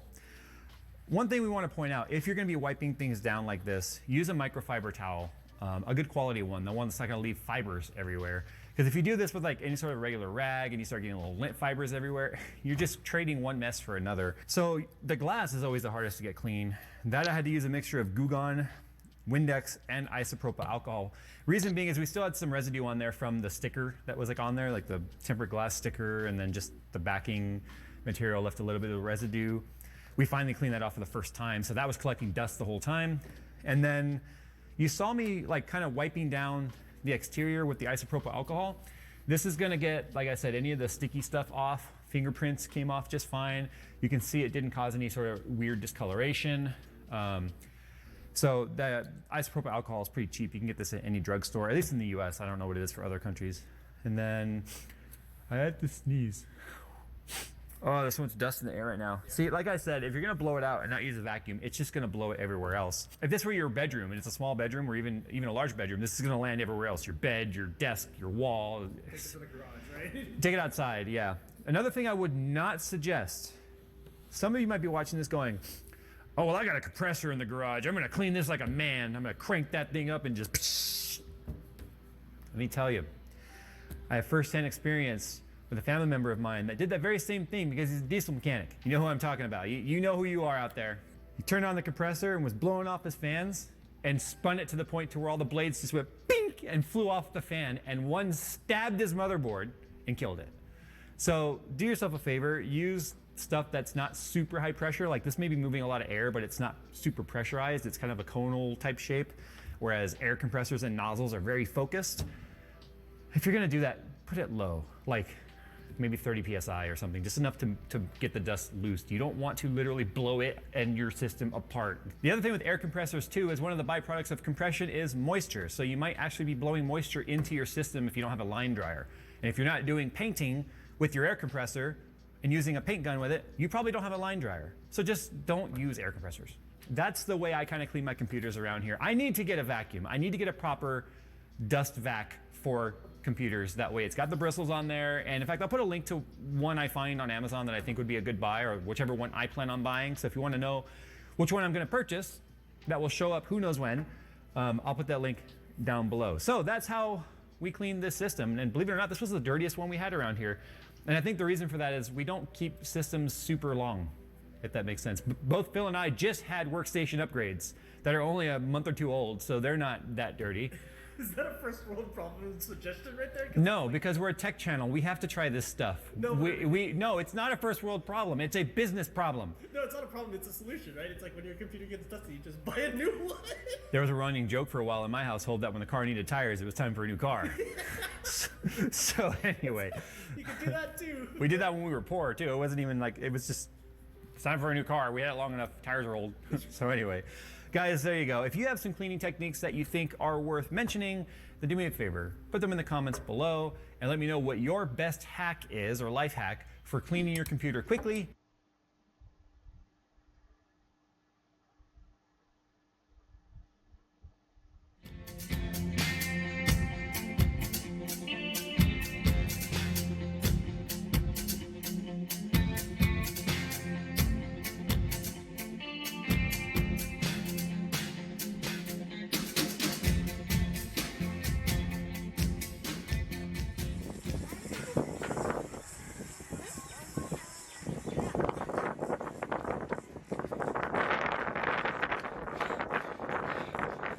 Talk about baobabs.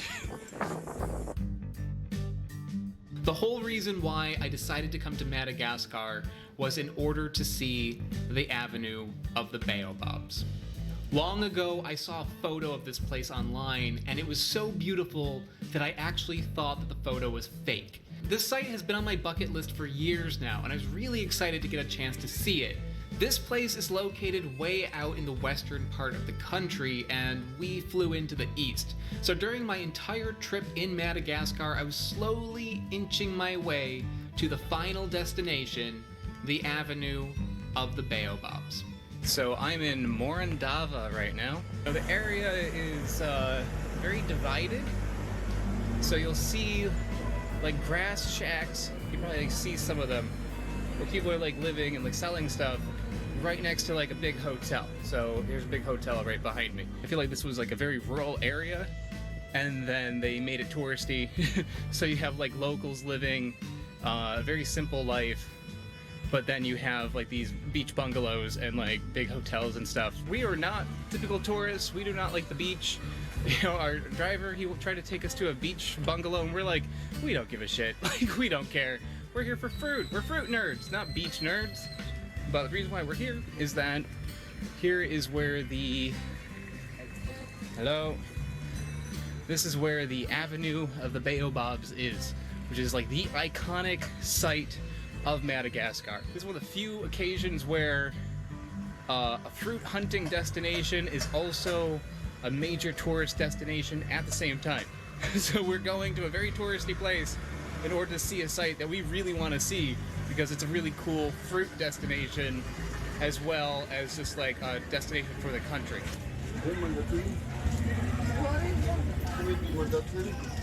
So we're at a baobab shop.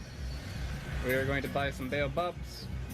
These big ones here are 1,000 Ariani, which is 30 cents. I think some of them are different species. We just don't know which ones are which. So we're just gonna get some, I guess, randomly and try them. This is the baobab. Check it out. It's a very interesting looking fruit and a very interesting looking tree. These fruits have very long stems on them, and when they hang from the tree, they have a very bizarre appearance. In Australia, they call these dead rat fruits because it looks kind of like a dead rat hanging. It's a very hard shell with a very velvety, soft layer on the outside. This feels like having like a little pet. It's kind of nice. The shell on this is relatively thin, at least on this variety. There are some varieties with thicker shells, and those does take a lot of effort to open. You might want to crack it on something. This one, let's see if I can do it with just my hands. Yeah, just like that. And there it is. There's the inside. Very, very white on the inside. Very, very dry. This is a fruit that dehydrates when it's ripe. So this is never juicy. You know, when you want to eat it, you don't want this to be wet inside at all. You want it to be a nice white color and very powdery, like it is here. When these get a little too ripe, they start turning brown. They might get moldy on the inside.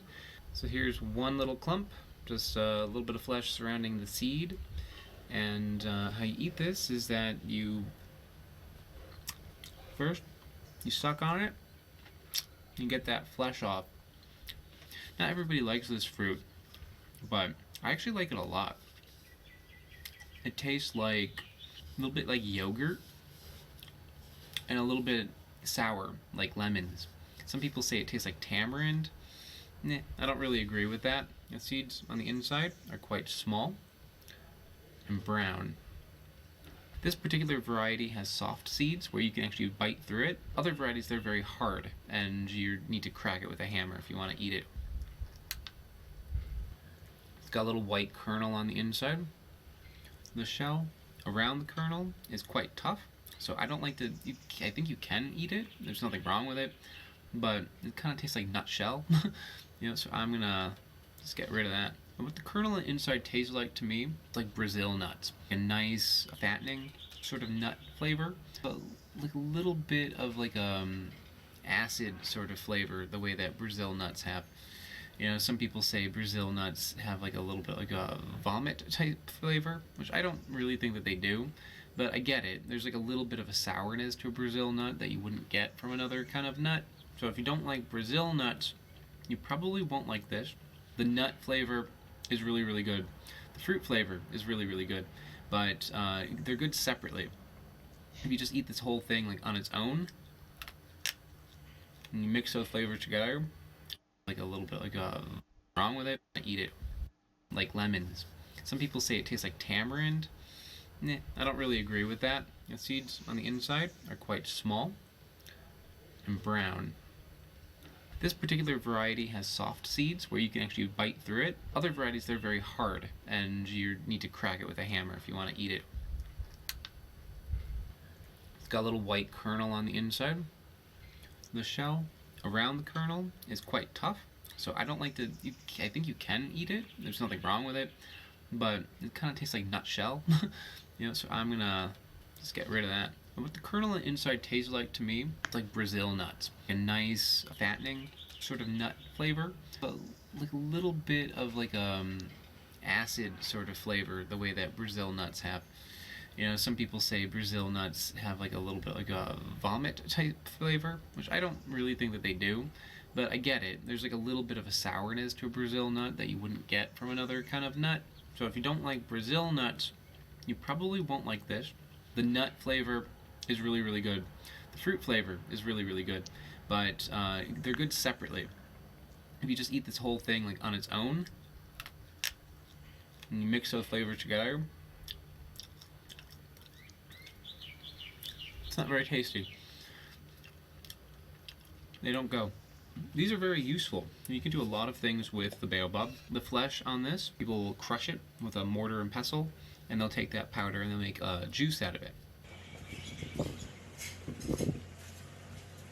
It does have the lemony yogurty flavor to it, but what's interesting about it is it's not like a very full flavor, like pear juice or like coconut water. Not in flavor so much, but it has that kind of like very like base, like flat kind of flavor. It's not like bold or sharp, it's just kind of like a mild drink. I'd say the sourness on this is like a 2 out of 10. Sweetness is still quite low, but it seems like they added like a little bit of sugar. So it's like maybe like a 3 out of 10 for sweetness. This is something that I would get if I wanted like a replacement for water.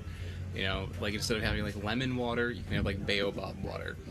Baobab seeds, those, they can be eaten raw on their own. They could be roasted lightly and be eaten like a peanut, basically. Or you can roast them a little bit further, and you can grind them and make a coffee substitute out of it. And it's actually a pretty convincing coffee substitute. Not exactly like coffee, but close enough. It does have like a similar enough flavor where you could do that. The shell on this is also useful. You can use this as a vessel. You know, you can make cups out of it or bowls. I made some incense holders out of some that I've had in the past. I've seen people selling baobabs with like carvings on the outside. Those are kind of cool. A nightmare to take through customs, but you know, they do. People sell them at like souvenir shops around here. The tree is incredibly useful as well. They hold like a lot of water. They could hold over 32,000 gallons of water actually, and people tap it for a water source. So this tree here actually has some recent damage done to it. You can see this is not healed over at all. That is the inside of the baobab. I mean, it's tragic to see this, but it does outline one thing, is that sponginess inside. Because this is like very flaky skin. You can see that, like if I wanted to, I could peel at this probably with my fingers and scratch out a big chunk of it. The bark is used. We're gonna go into complaints here already. You see like all the bark is missing. People tear the bark off. We actually saw it for sale in the market. So we have baobab bark here. We're not sure exactly what people do with it, but it's for sale at the market. Steven says that it's used for alcohol, he's heard? Yeah, that's what Nero was saying. Eric's hypothesis? To make fire, maybe? To make fire. Charcoal. For charcoal. Yes. For like kindling. Yeah, kindling. Me, I think people just are trying to sell it because it's cool. I don't know. Who knows? So people use the bark for something, and it's not good for the tree to do that. It's not going to kill the tree, but it's not healthy. You know, these trees are very fragile, and that is not cool. So you just found this on the ground. Yeah. Do you think this is what they're using to strip the bark off? Yeah. Yeah, just like a sharp piece of metal here. Well, I'm gonna make it more difficult for the next person. Yeah. Sad, man. Very sad. The trees can be very, very big as well. There are some places around the world that have found very interesting uses for the trees. This is the largest tree that's nearby the Avenue of the Baobabs. And it's still fairly small as far as baobabs go. Steven said that you've actually been to a baobab tree in South Africa that was how big? I mean, it was a couple 100 feet long. That's big. It had a bar and restaurant inside that sat 17 people. That's big. That's very big. In another country, another African country, I forget which one, there is a tree known as the leper tree. It was growing in a leper colony. Whenever someone would die from leprosy, they would chuck the bodies in. So you can go to this tree and it's just like full of all these bones. I kind of want to go there, but I think it might give me nightmares for the rest of my life, but, you know, that's nothing new. You know, there's some that have a decent hole in it, so people can put stuff in it if they so chose.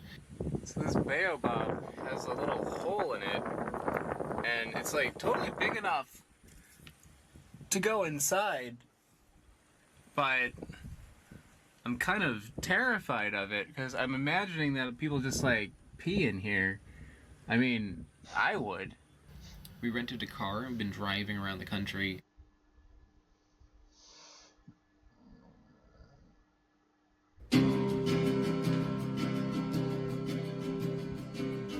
Greetings, everybody. It's been a wild ride so far. 300 episodes. I've just finished 300 episodes. I figured, what better way to mark this occasion than to do another top 10 video about the worst fruit in the world. Now, the last time that I did a top 10 worst fruit in the world video, that was back at episode 101. So that means there have been 200 episodes since then, and a lot of really bad fruit.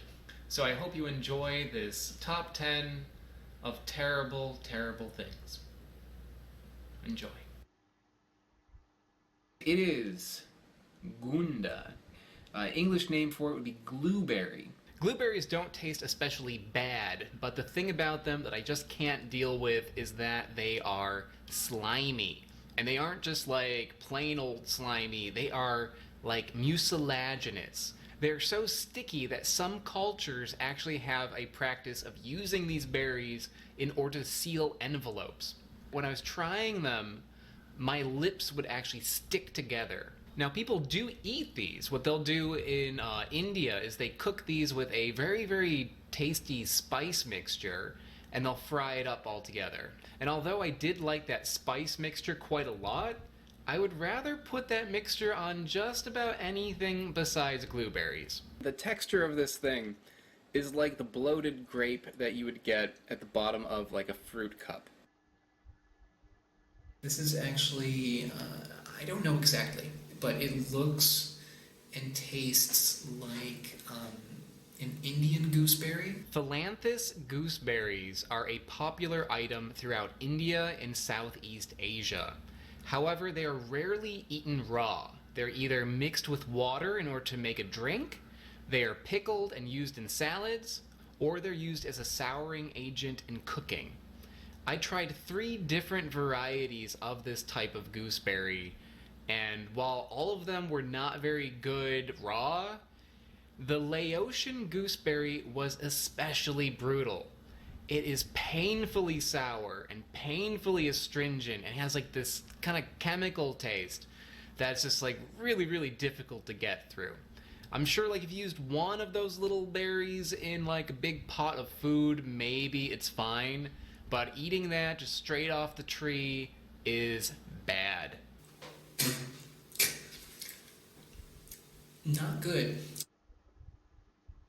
Kind of like odd looking, but I'm pretty sure this is actually a palm fruit. Coconuts are an example of how a palm fruit can have a high fat content and also be completely delicious. Now, Uxie palm is an example of a fruit that has a high fat content that fails miserably. Imagine scraping stale clods of oil off an old deep fryer and then putting those clods in your mouth. That is essentially what this fruit tastes like. It tastes like you're taking like a spoon of oil in your mouth when you eat this. It's actually like, my fingers are actually like shiny. You can probably like see that just from like holding the outside of this thing. This one here is a Limau Cadangsa. When I looked this thing up online, the only reference that I found to it was its use in a magic spell in order to make lucky pennies. I found no reference to it ever being eaten anywhere. So naturally, I tasted it, and as you can imagine, it did not taste very good. It kind of tastes like if you took a swig of lemon-scented dish soap. It's really sour. It's really bitter. It's really astringent. It smells nice. This is a Chempedak right here. Take a look at that guy. It's big. It's as big as my head, and it smells worse than my feet after a long day running in the sun. I love autocarpus fruits. Jackfruit, breadfruit, meringue, these are so good. Chempedak, though, is an autocarpus fruit that a lot of people love it, but I can't stand it. It's kind of like how some people really, really love durian, but other people really, really hate it. For me, I can understand durian. I can see why people love it or hate it. For Chempedak, though, I don't understand why people like it. It has a very, very soft and slimy texture. It is really, really overwhelmingly sweet, and it has like this BO funk to it. So I've had it 3 times, and I've even had it deep fried. And even being fried, I couldn't get into it. If you like this fruit, then great. I'm sorry I don't like it. You can have it.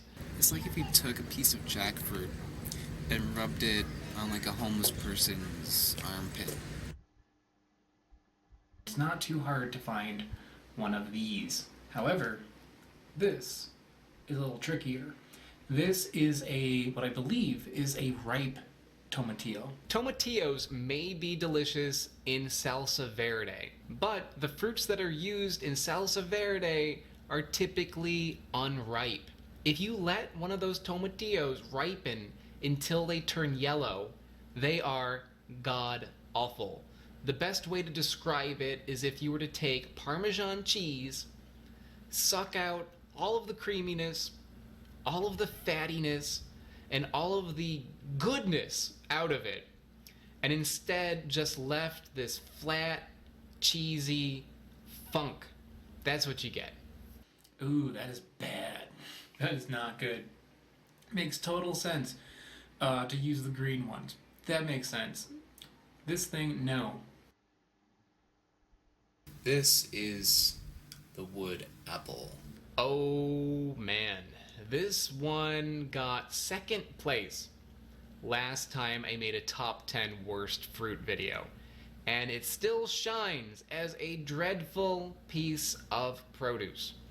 The flesh of the wood apple looks like dirt, and it tastes like dirt with cheesy eggnog in it. If that sounds like a terrible combination, that's because it is. Some people that saw my video on the wood apple complained that the one I have was overripe or wasn't good or whatever, and I think a lot of people actually are confusing this for bale fruit, which is sometimes called wood apple.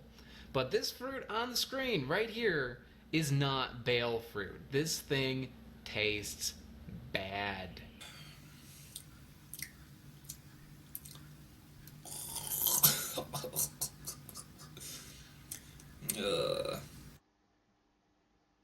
This is Szechuan pepper, which if you've ever had Szechuan style hot pot, you might have tried this.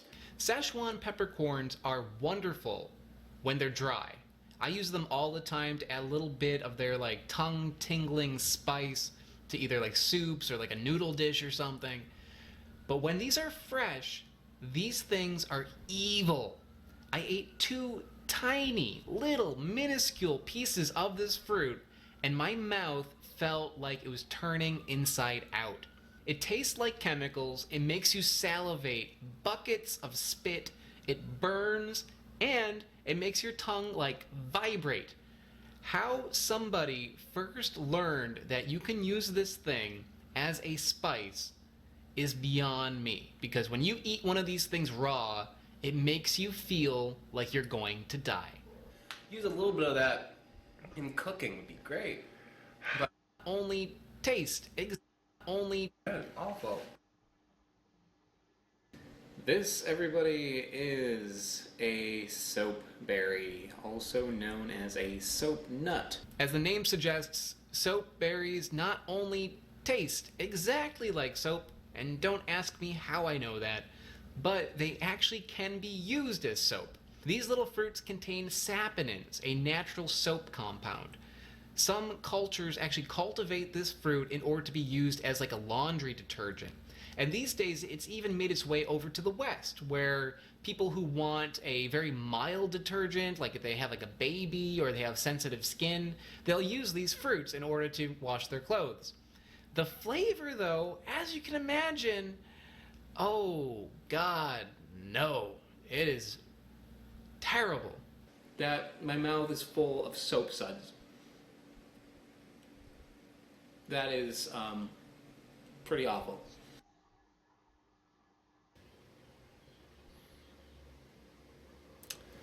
I don't want to do this. Noni isn't just the worst fruit that I've ever... I don't want to do this. Noni isn't just the worst fruit that I've ever eaten, it's the worst thing that I have ever eaten in general. I would rather eat a handful of soap berries, a bunch of Szechuan peppercorns, and wash it all down with a glass of wood apple sludge than to eat this horrible turd of a fruit ever again. Oh, and I've had it 3 times now, in 3 different states of ripeness. Unripe noni, which is eaten in Mexico, tastes kind of like horseradish, and it's the least offensive of the 3. It's bad, but it's not nearly as bad as the other 2. A ripe noni tastes like if you were to eat a block of cheddar cheese, vomit that cheese onto a lemon, and then eat that lemon. An overripe noni just makes it stronger. When I ate overripe noni, all I had to do was touch it to my tongue, and it made me immediately start gagging. I have seen this. This video was produced for Nebula, our new streaming platform with exclusive and ad-free videos, in partnership with CuriosityStream. I decided to also release it here for free so that more people can watch it. I'd eventually like to make more long and in-depth videos like this one, but to do that, I need your help. Designing, recording, and writing for a half-hour video takes a lot of time, money, and people. Many of the shots you'll see, I took myself in Macau. So if you'd like to see more of these, please consider signing up to CuriosityStream with the link in the description for just $20 a year, which also gives you access to Nebula at no extra cost. But for now, enjoy the video.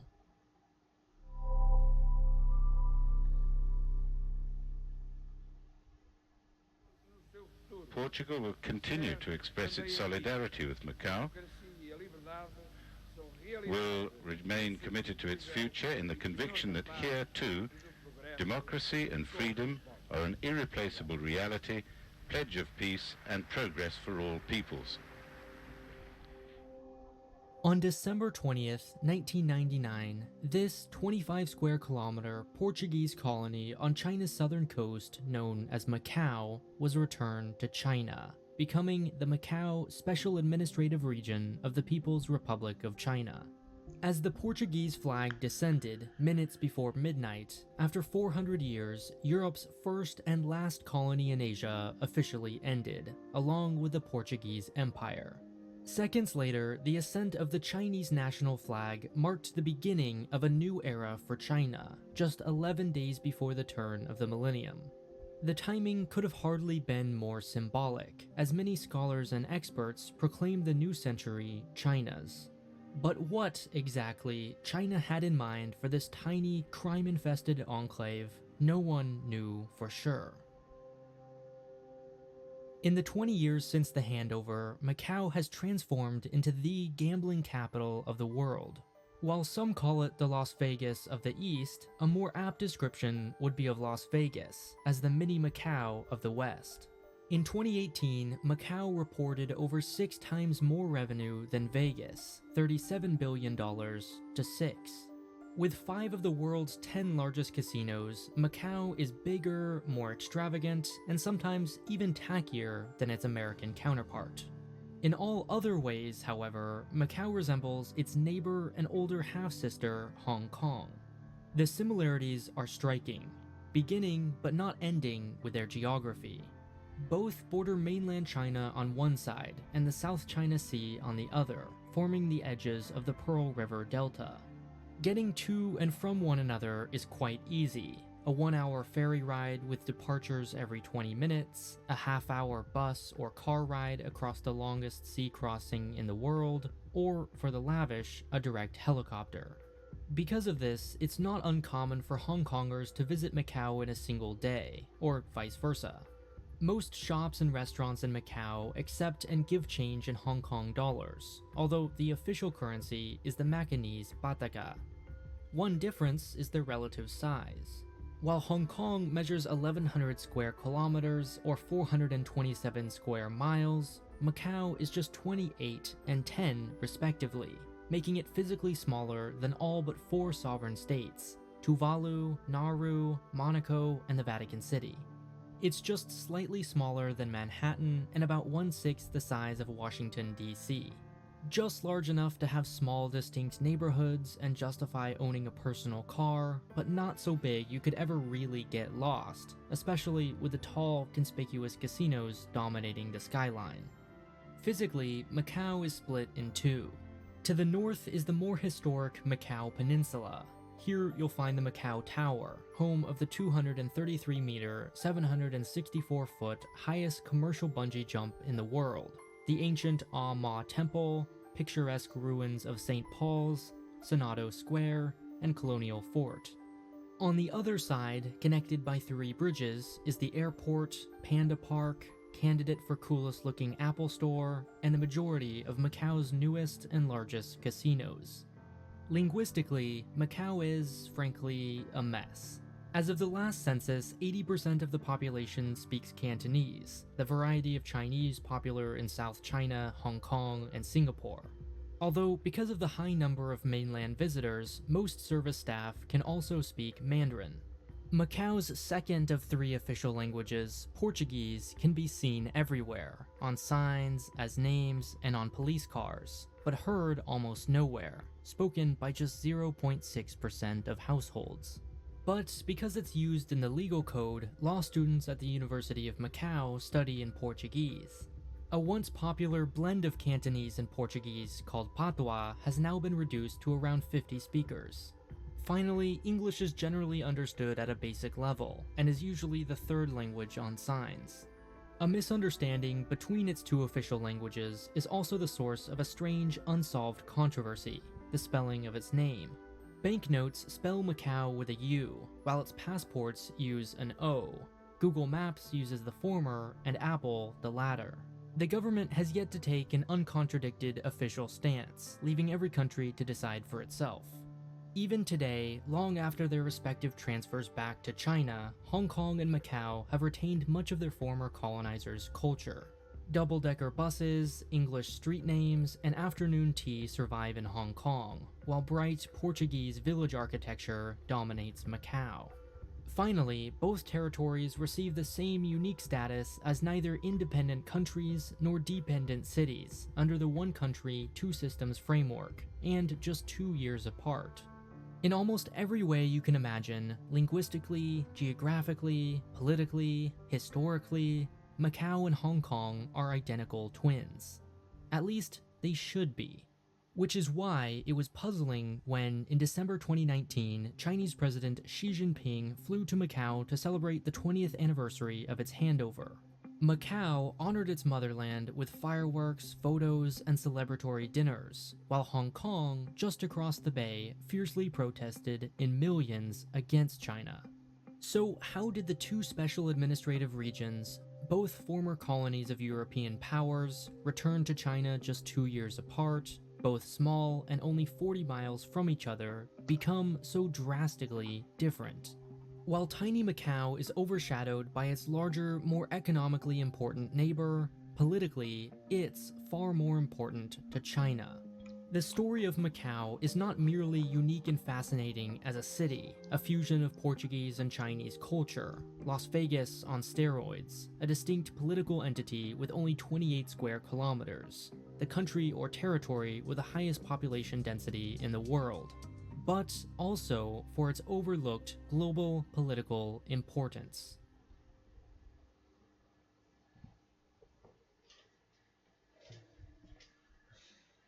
During the 15th century, the Chinese Navy was, by far, the world's most advanced and powerful.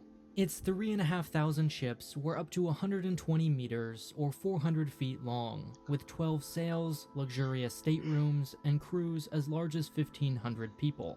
Today, for comparison, the US Navy maintains a fleet of just over 400 ships, and Christopher Columbus's largest ship measured just 19 meters long. Chinese explorers reached the Cape of Good Hope 2 centuries before the Portuguese claimed to discover it.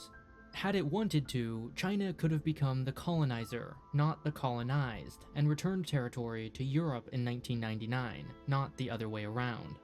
And yet, it made the drastic decision to burn most of its own fleet, and their maps, which would have allowed for future expeditions. Possibly worried about the rising costs of exploration, internal politics, and outside influences corroding superior Chinese culture, China decided to let others come to it. Europe, on the other hand, was unfazed by this cultural comparison, wanting only to become rich through trade. Portugal arrived in India in 1498 and violently took over Malacca by 1511. It was in this environment, mired in skepticism, distrust, and mutual dislike, that the Portuguese explorer Jorge Alvarez reached China's southern coast in 1513. Knowing their reputation, the Portuguese advanced cautiously into China, first sending only 2 ships to Canton, now called Guangzhou. In 1516, Portugal sent 9 more, slowly building trust over time. 2 years later, however, a new, more ambitious explorer arrived and set up a small colony on an island near present-day Macau. On it, he built a fort, which he argued was necessary to protect his fleet from pirates. He was also accused of kidnapping Chinese children for prostitution. The Chinese, already hesitant, were outraged. Chinese officials ordered the evacuation of all foreigners from its lands, taking some Europeans hostage.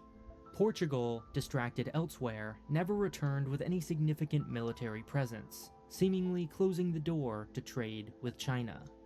Individual merchants, however, still dreaming of gold, persisted on their own. A small group of sailors returned, this time with a plan. As their boats approached the southern Chinese coast, they told officials they came bearing tributes, but first they needed to be set up to dry on land. The Chinese, flattered, agreed to let them build structures for that purpose on present-day Macau. Before the Chinese could realize there was no tribute, they were offered 500 ounces of silver and custom duties in exchange for a lease of the land. Soon, bribes were also paid to allow trade on 2 other nearby islands. One grew to a population of 500. In 1557, the Portuguese attacked and scared away a band of nearby pirates, pleasing the Chinese emperor. One account claims he then gave official permission for the Portuguese to stay on Macau. Another, that of the Colonial Office of Lisbon, argues that because the land was effectively controlled by pirates, and not China, by conquering them, Portugal won the right to the land under the principle that sovereignty is founded on the right of conquest. Whatever the truth, from then on, Portugal was confident sending resources to Macau, making it a permanent settlement. Still, China had the upper hand, and the Portuguese went out of their way to please the Chinese lords. The annual bribe became an official rent, which, even more important than the income it provided, was a tacit admission of China's sovereignty. A wall was constructed between Macau and the mainland.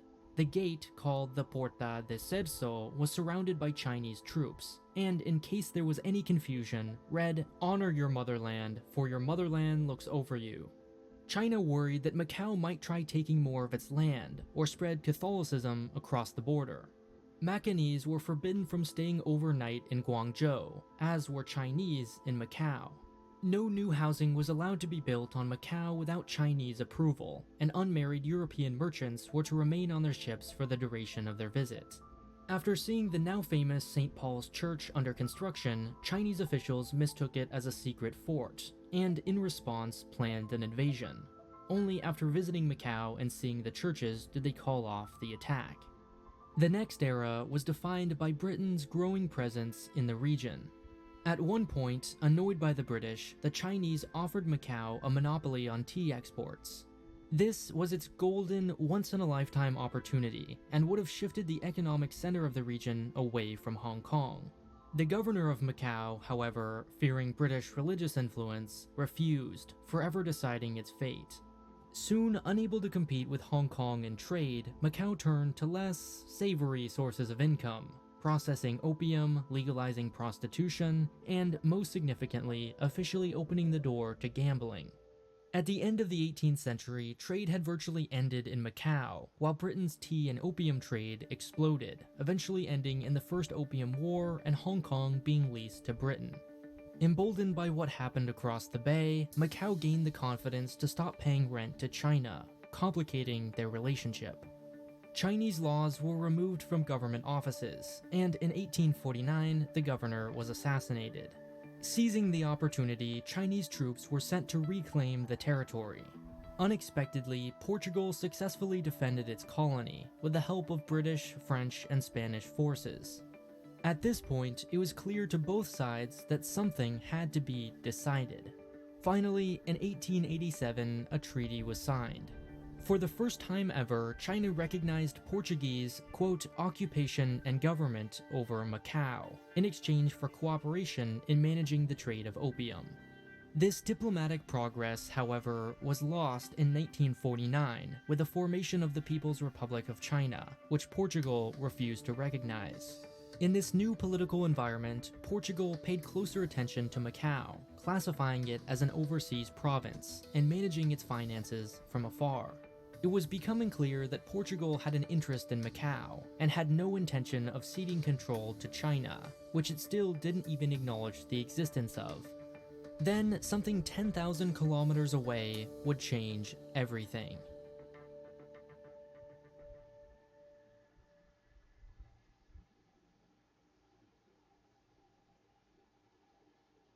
In the early 1970s, Portugal was in a bad place. Politically, it had transformed into a fascist and effectively single-party state. Economically, it was spread thin, spending nearly half of its national budget fighting in Africa. Then, in 1974, a popular uprising overthrew the authoritarian government and eventually led to democratic reform. Remarkably, all this without the use of violence. For faraway China, this was an unexpected dream come true. Portugal was all of a sudden eager to end its empire, and fast. While Britain could slowly unwind its colonies over time, and thus hold leverage over them, Portugal's cards were already on the table, making it a terrible poker player. In negotiations, China always had the upper hand, knowing that Portugal was committed to decolonization. First, Macau was reclassified from overseas province to Chinese territory under Portuguese administration. In 1979, the new leftist government in Portugal recognized the PRC and secretly signed an agreement which A. recognized Chinese sovereignty over Macau, B. set expectations for a future return of Macau to China, and C. gave China the choice of when to hold negotiations. China had Macau removed from the UN Special Committee on Decolonization list of colonies, preferring to deal with Portugal directly rather than risk the international community pushing for Macau's independence, like other former colonies. At this point, it was clear China would accept nothing less than a full handover, and Portugal, uncoordinated and having surrendered nearly all its leverage, was ready to oblige. Now, the only question was when.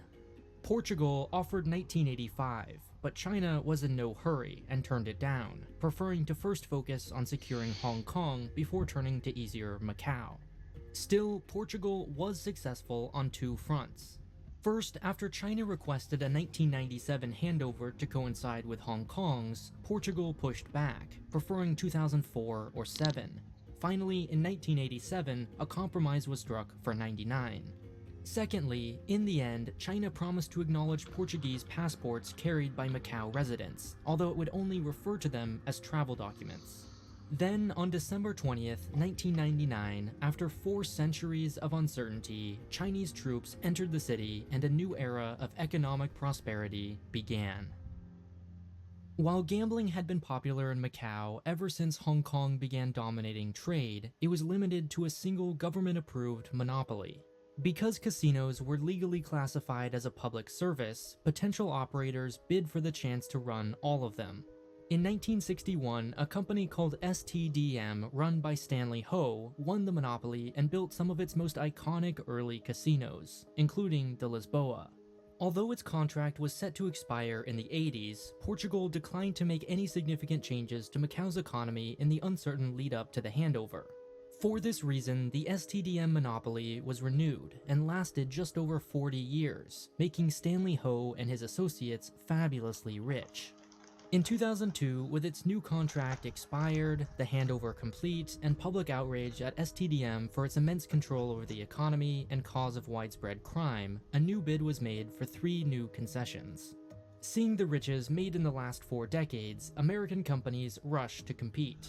The winners were Wynn Resorts, a joint entry by Galaxy Entertainment and Las Vegas Sands, and Stanley Ho's new company, SJM. The SARS outbreak in 2002 and 3 slowed the region's economic growth, but casino companies saw low property prices as an opportunity, snatching up as much of Macau as possible. 11 total casinos in 2002 became 35 far bigger casino resorts by 2014. The newly opened Sands Macau, its first operated by a foreign company, soon became the most profitable casino on Earth, making back its initial investment in the first 10 months of operation. To put this economic explosion in perspective, this was Macau's gaming revenue in 2002, compared to Las Vegas and Atlantic City. And here they are 10 years later. No city or region in the world even remotely approaches Macau, despite being a relatively small player on the global scale just 2 decades ago. And this is certainly reflected in Macau's extravagance. The Wynn features a dancing fountain, giant dragon show, and takes up 6 full blocks of city. The Grand Lisboa, Stanley Ho's revenge after foreign companies entered the market, is the tallest building in the territory, both beautiful and also unnerving in its domination of the tiny skyline. Studio City, meanwhile, is a $3.2 billion Hollywood theme park resort with the world's first figure-8 Ferris wheel carved out of the structure. Finally, in the mid-2000s, the water between its 2 southern islands was filled, turning them into a single stretch of land and making way for the grandest casino of them all, the Venetian Macau. While previous casinos were built infused with Portuguese and local flair, the Cotai Strip, as it's called, is modeled after Vegas. It's built around cars, impossibly huge buildings, and Versailles levels of opulence. Casinos are surrounded by, well, more casinos and roads. Shops and restaurants are located inside them, rarely between them, leaving little reason to ever step foot outside. The Venetian is the world's 7th largest building, and the largest casino in the world, with 878 tables and 3,300 slot machines, 3 times the biggest in Vegas. It features an indoor mock village shopping mall with a canal and gondolas, 15,000-seat auditorium, 1.2 million square foot convention space, dental clinic, and university. All of this growth is thanks to one thing: China. On the mainland, there are only 2 forms of legal gambling: the China welfare and sports lotteries. And in 2003, China lifted visa restrictions, allowing residents of all major cities to individually visit Macau without permission from the government. In other words, tiny Macau has been blessed as the only place where just under 20% of the entire world's population can legally gamble on Chinese sovereign territory, giving it a never-ending flow of tourists from the world's largest growing middle class. Although these large numbers distract from Macau's true source of revenue. While it may look like a larger Las Vegas on the surface, its business model is actually quite different. At the Venetian Las Vegas, for example, 36% of revenue comes from rooms, 15% from food or beverages, and only 23% from the casino. The Venetian Macau, on the other hand, makes 80% from the casino, just 2.5% from rooms, and 6% from food and beverages. While 99% of visitors to Vegas stay overnight, only half do in Macau. Las Vegas has diversified as a city of entertainment, full of world-renowned kitchens, theaters, bars, and shows. Macau bans drinking in casinos and allows smoking only in a small number of lounges. The vast majority of its revenue comes not from a large number of partygoers, but a select few extremely rich VIPs.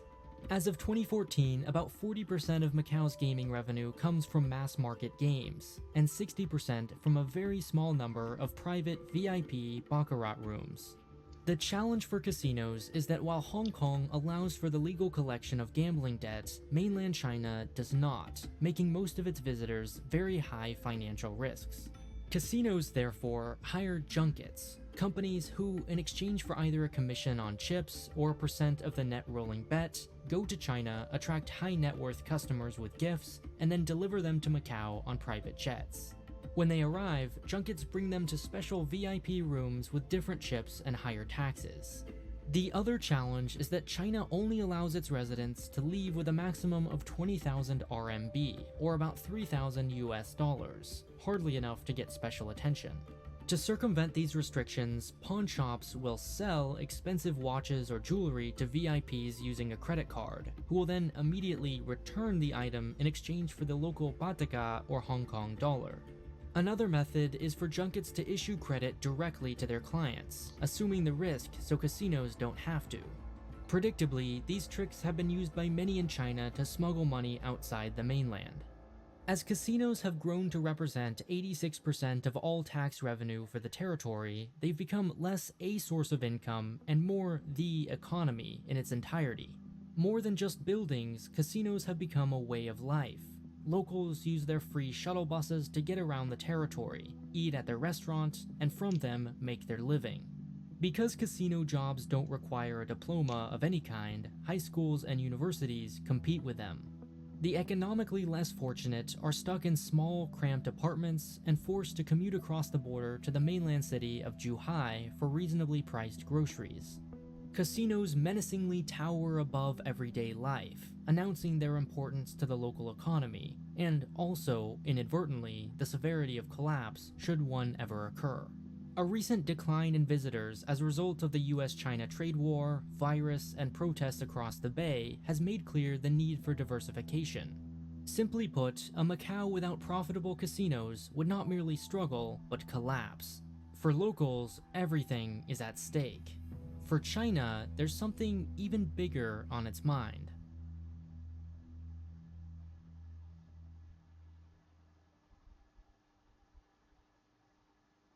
Since June 2019, when protests erupted in Hong Kong, authorities have feared the same in Macau.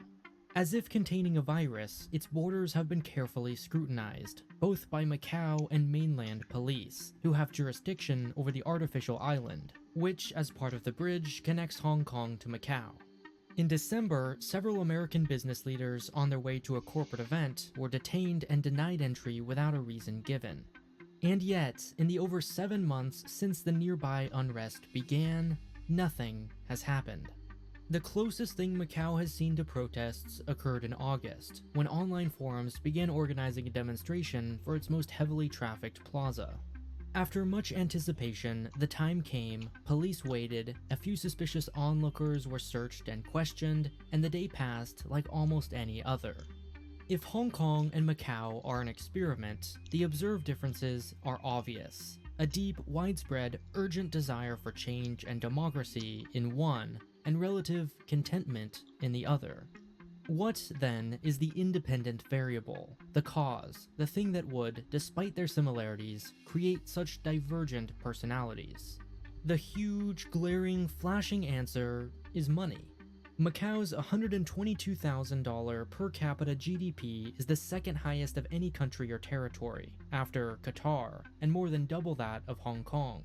Its government collects so much revenue, in fact, that it redistributes checks to all its residents, both permanent and not. In 2019, for example, holders of permanent ID cards were given 10,000 MOP, and non-permanent 6,000, equivalent to around 1,200 and 700 USD respectively. This hypothesis is certainly true, to an extent. Macau knows that its economy is almost single-handedly built by mainland tourists, and it would thus be financially unwise to bite the hand which feeds it. This, however, is also true of Hong Kong. But there, mainlanders are mocked as they drag oversized luggage around its malls, not thanked for their significant economic contribution. China chooses to believe the economic explanation because, frankly, it's useful. While China is largely insulated from the rest of the world through censorship, the Hong Kong protests are right on its doorstep, impossible to hide. It can't deny the protests, so it must present an explanation for their existence to the domestic audience, one that doesn't spread them. It also can't acknowledge a legitimate desire for democracy, so it argues the root of the protests is not political but economic, a much easier pill to swallow. It's easier for China to believe Hong Kongers only want riches, not democracy, when that is how it thinks. If Hong Kong is only unhappy because of its tiny apartments, inequality, and rising prices, the solution is simple: economic reform. In reality, it's nowhere near that simple. Clearly, there are several factors responsible. First, Macau's small size just makes it far easier to control. Before the handover, Beijing sent a small team of its own experts to Portugal to learn the language and culture, who it then installed in Macau's new government. By managing its political composition from the very beginning, China guaranteed its loyalty for decades to come. All three of Macau's chief executives, its equivalent to president, have been pro-Beijing. Even more so than his predecessor, who was made fun of for his poor Mandarin skills, the newly elected chief, in fact, has a close personal history in China, where he served on the National People's Congress. Notably, the first two heads of government both served their maximum 2 terms of 5 years each, whereas no Hong Kong chief executive has ever managed to stay in power for 10 years, and the current leader is far from reversing that trend. Partially as a result of this, Macau, unlike its neighbor, has a deeply entrenched, legally codified allegiance to the motherland. Schools, for instance, teach with the same textbooks as the mainland, and its 2009 National Security Bill punishes acts of, quote, treason, secession, and subversion against the Chinese government, with up to 25 years in prison. Another difference is Hong Kong and Macau's metaphorical fathers. Ideologically, Britain left a more profound legacy in Hong Kong than Portugal in Macau. While there are many reminders of Portugal in its architecture, names, and monuments, like the small friendship statue by St. Paul's Church, they're no more meaningful than the model Eiffel Tower at the Parisian Macau Hotel, merely visual, not political. Collectively, all these factors, over decades, have produced profound differences in an area no number or headline can quite capture: identity. While Hong Kong has very much developed its own distinct and beautiful identity, Macau, in its petiteness, has largely adopted that of its mother. From this largely unspoken difference of mentality, very different thought processes emerge. When China attempts to integrate itself further into the regions, Macau sees only another economic opportunity, while Hong Kong sees its very identity being systematically attacked. Macau wonders why anyone would refuse riches, and concludes that the protests must be fueled by teenage foolishness. Hong Kongers, meanwhile, wonder how anyone could trade something so intimate as your own identity for something as vain as a nicer car or apartment. What China refuses to understand is that Hong Kong will never be like Macau, because it doesn't want to be. Still, one question remains unanswered. Why does China care? For it, Macau's entire economy is not even a rounding error. It's useful as a source of tourism, sure, but it serves a far greater role in China's narrative. Macau's real purpose is symbolic. As an argument, it represents another path for Taiwan, in contrast to Hong Kong. Fight for democracy and pay for it, like Hong Kong, or embrace China and become rich, like Macau. It's proof China thinks that the one country, two systems framework can be successful, and that reunification with Taiwan is mutually beneficial. Macau is a fascinating, one-of-a-kind place, but make no mistake, proof it is not. In practice, Macau feels more like a special economic zone in China, like Shenzhen or Shanghai, than a unique culture and identity like Hong Kong. The only thing China's golden child proves is that when you abandon democracy, teach propaganda, and are handed a monopoly, yes, you can become fabulously rich.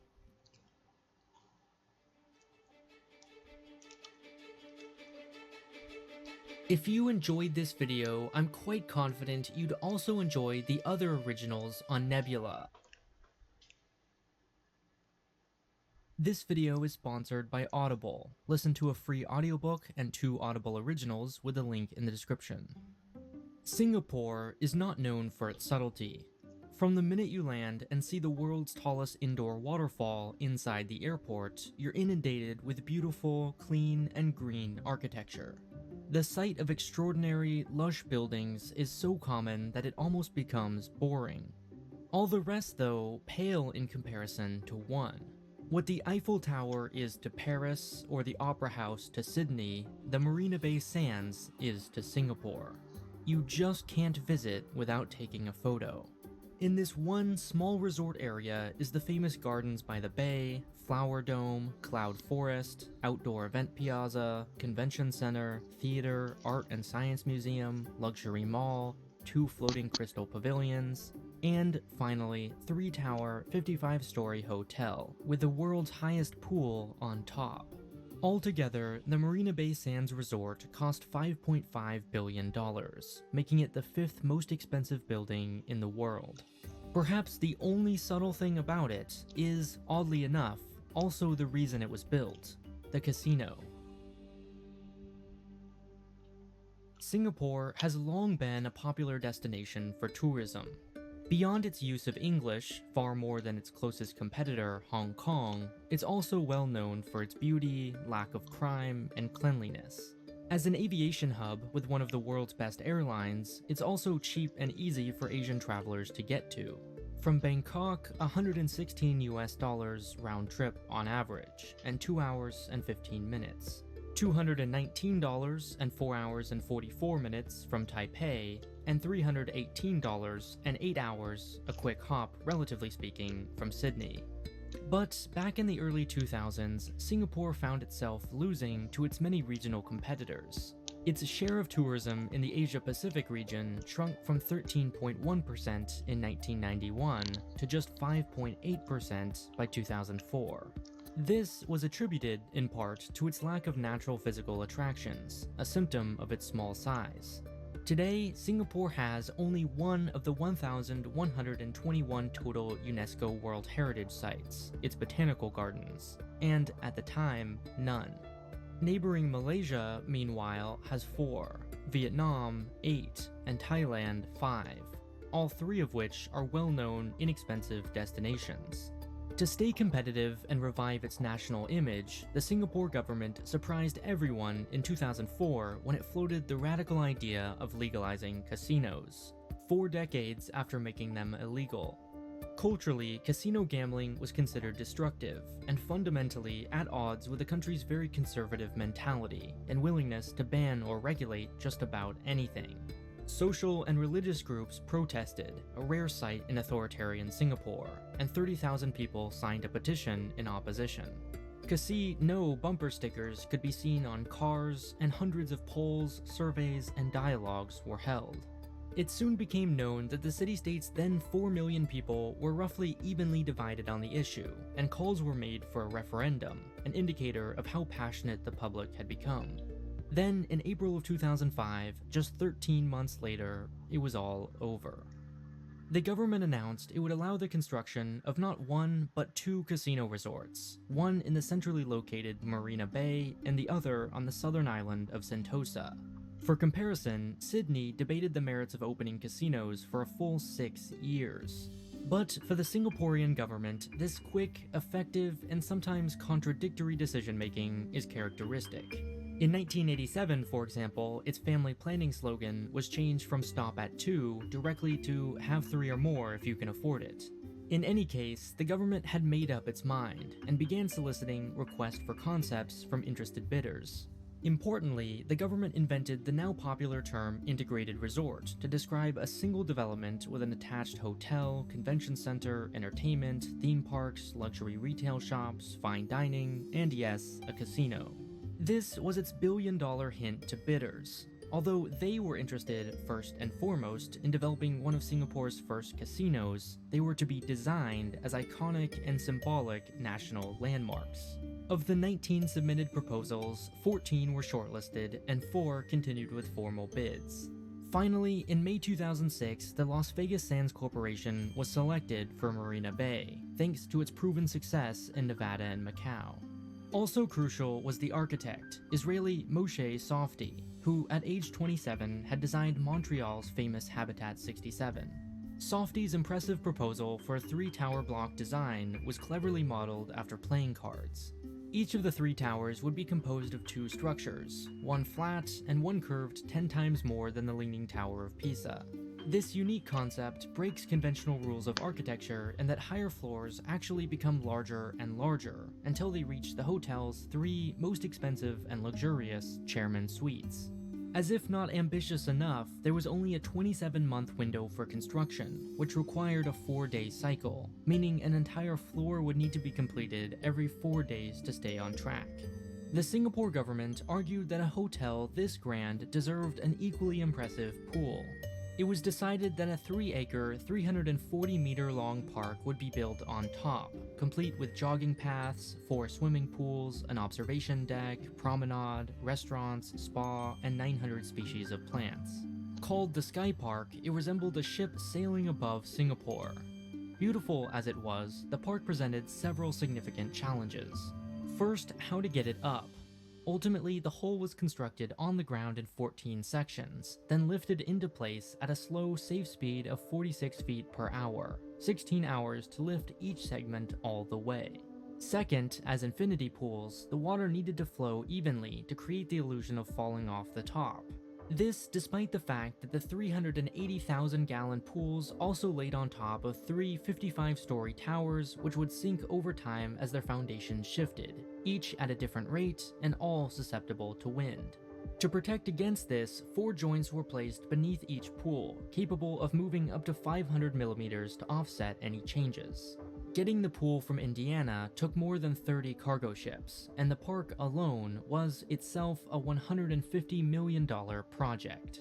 When it soft opened in 2010, the Marina Bay Sands was neither the world's nor Singapore's tallest building. Rather, it turns heads for somehow being somewhat absurd, fantastic, and iconic all at the same time. It's one of those few buildings which retains its beauty no matter the angle, vantage point, or time of day. Inside the hotel, visitors are greeted with a stunning hollow atrium. The pools create the sensation of swimming on top of skyscrapers, while the other side of the Sky Park offers a view of the garden and endless flow of container ships passing through the strait. The attached mall with its indoor canal is somehow just as impressive. Further south is Resorts World Sentosa. It features a more family-friendly environment with an aquarium, water park, Universal Studios, wax museum, hotel complex, and Singapore's other casino. Although less architecturally impressive, Resorts World Sentosa is remarkable for its sheer density of attractions. Unsurprisingly, both locations have been hugely successful. The Marina Bay Sands has quickly become the world's most profitable casino and been a huge source of growth for the Singapore economy. As of 2018, the tiny city-state receives more international visitors than New York, Dubai, or Paris, and only fewer than Macau, London, Bangkok, and Hong Kong. This was and is the best case for legalizing casinos, here or anywhere. Proponents argue it's easy money, that there's no faster way to create wealth out of thin air. Amazingly, Singapore's 2 resorts contribute between 1.5 and 2% of its entire GDP. They create an estimated 20,000 jobs directly, in the form of dealers, inspectors, hotel staff, entertainers, cashiers, slot attendants, and so on, and an additional 30 to 40,000 indirectly. Not only do they attract more tourists, but also higher quality, business travelers, and VIPs. On the other hand, some are skeptical of the economic benefits, suggesting increased tax revenue is offset by increased expenditures in the form of enforcement, infrastructure, and, not to be forgotten, the social costs of casinos.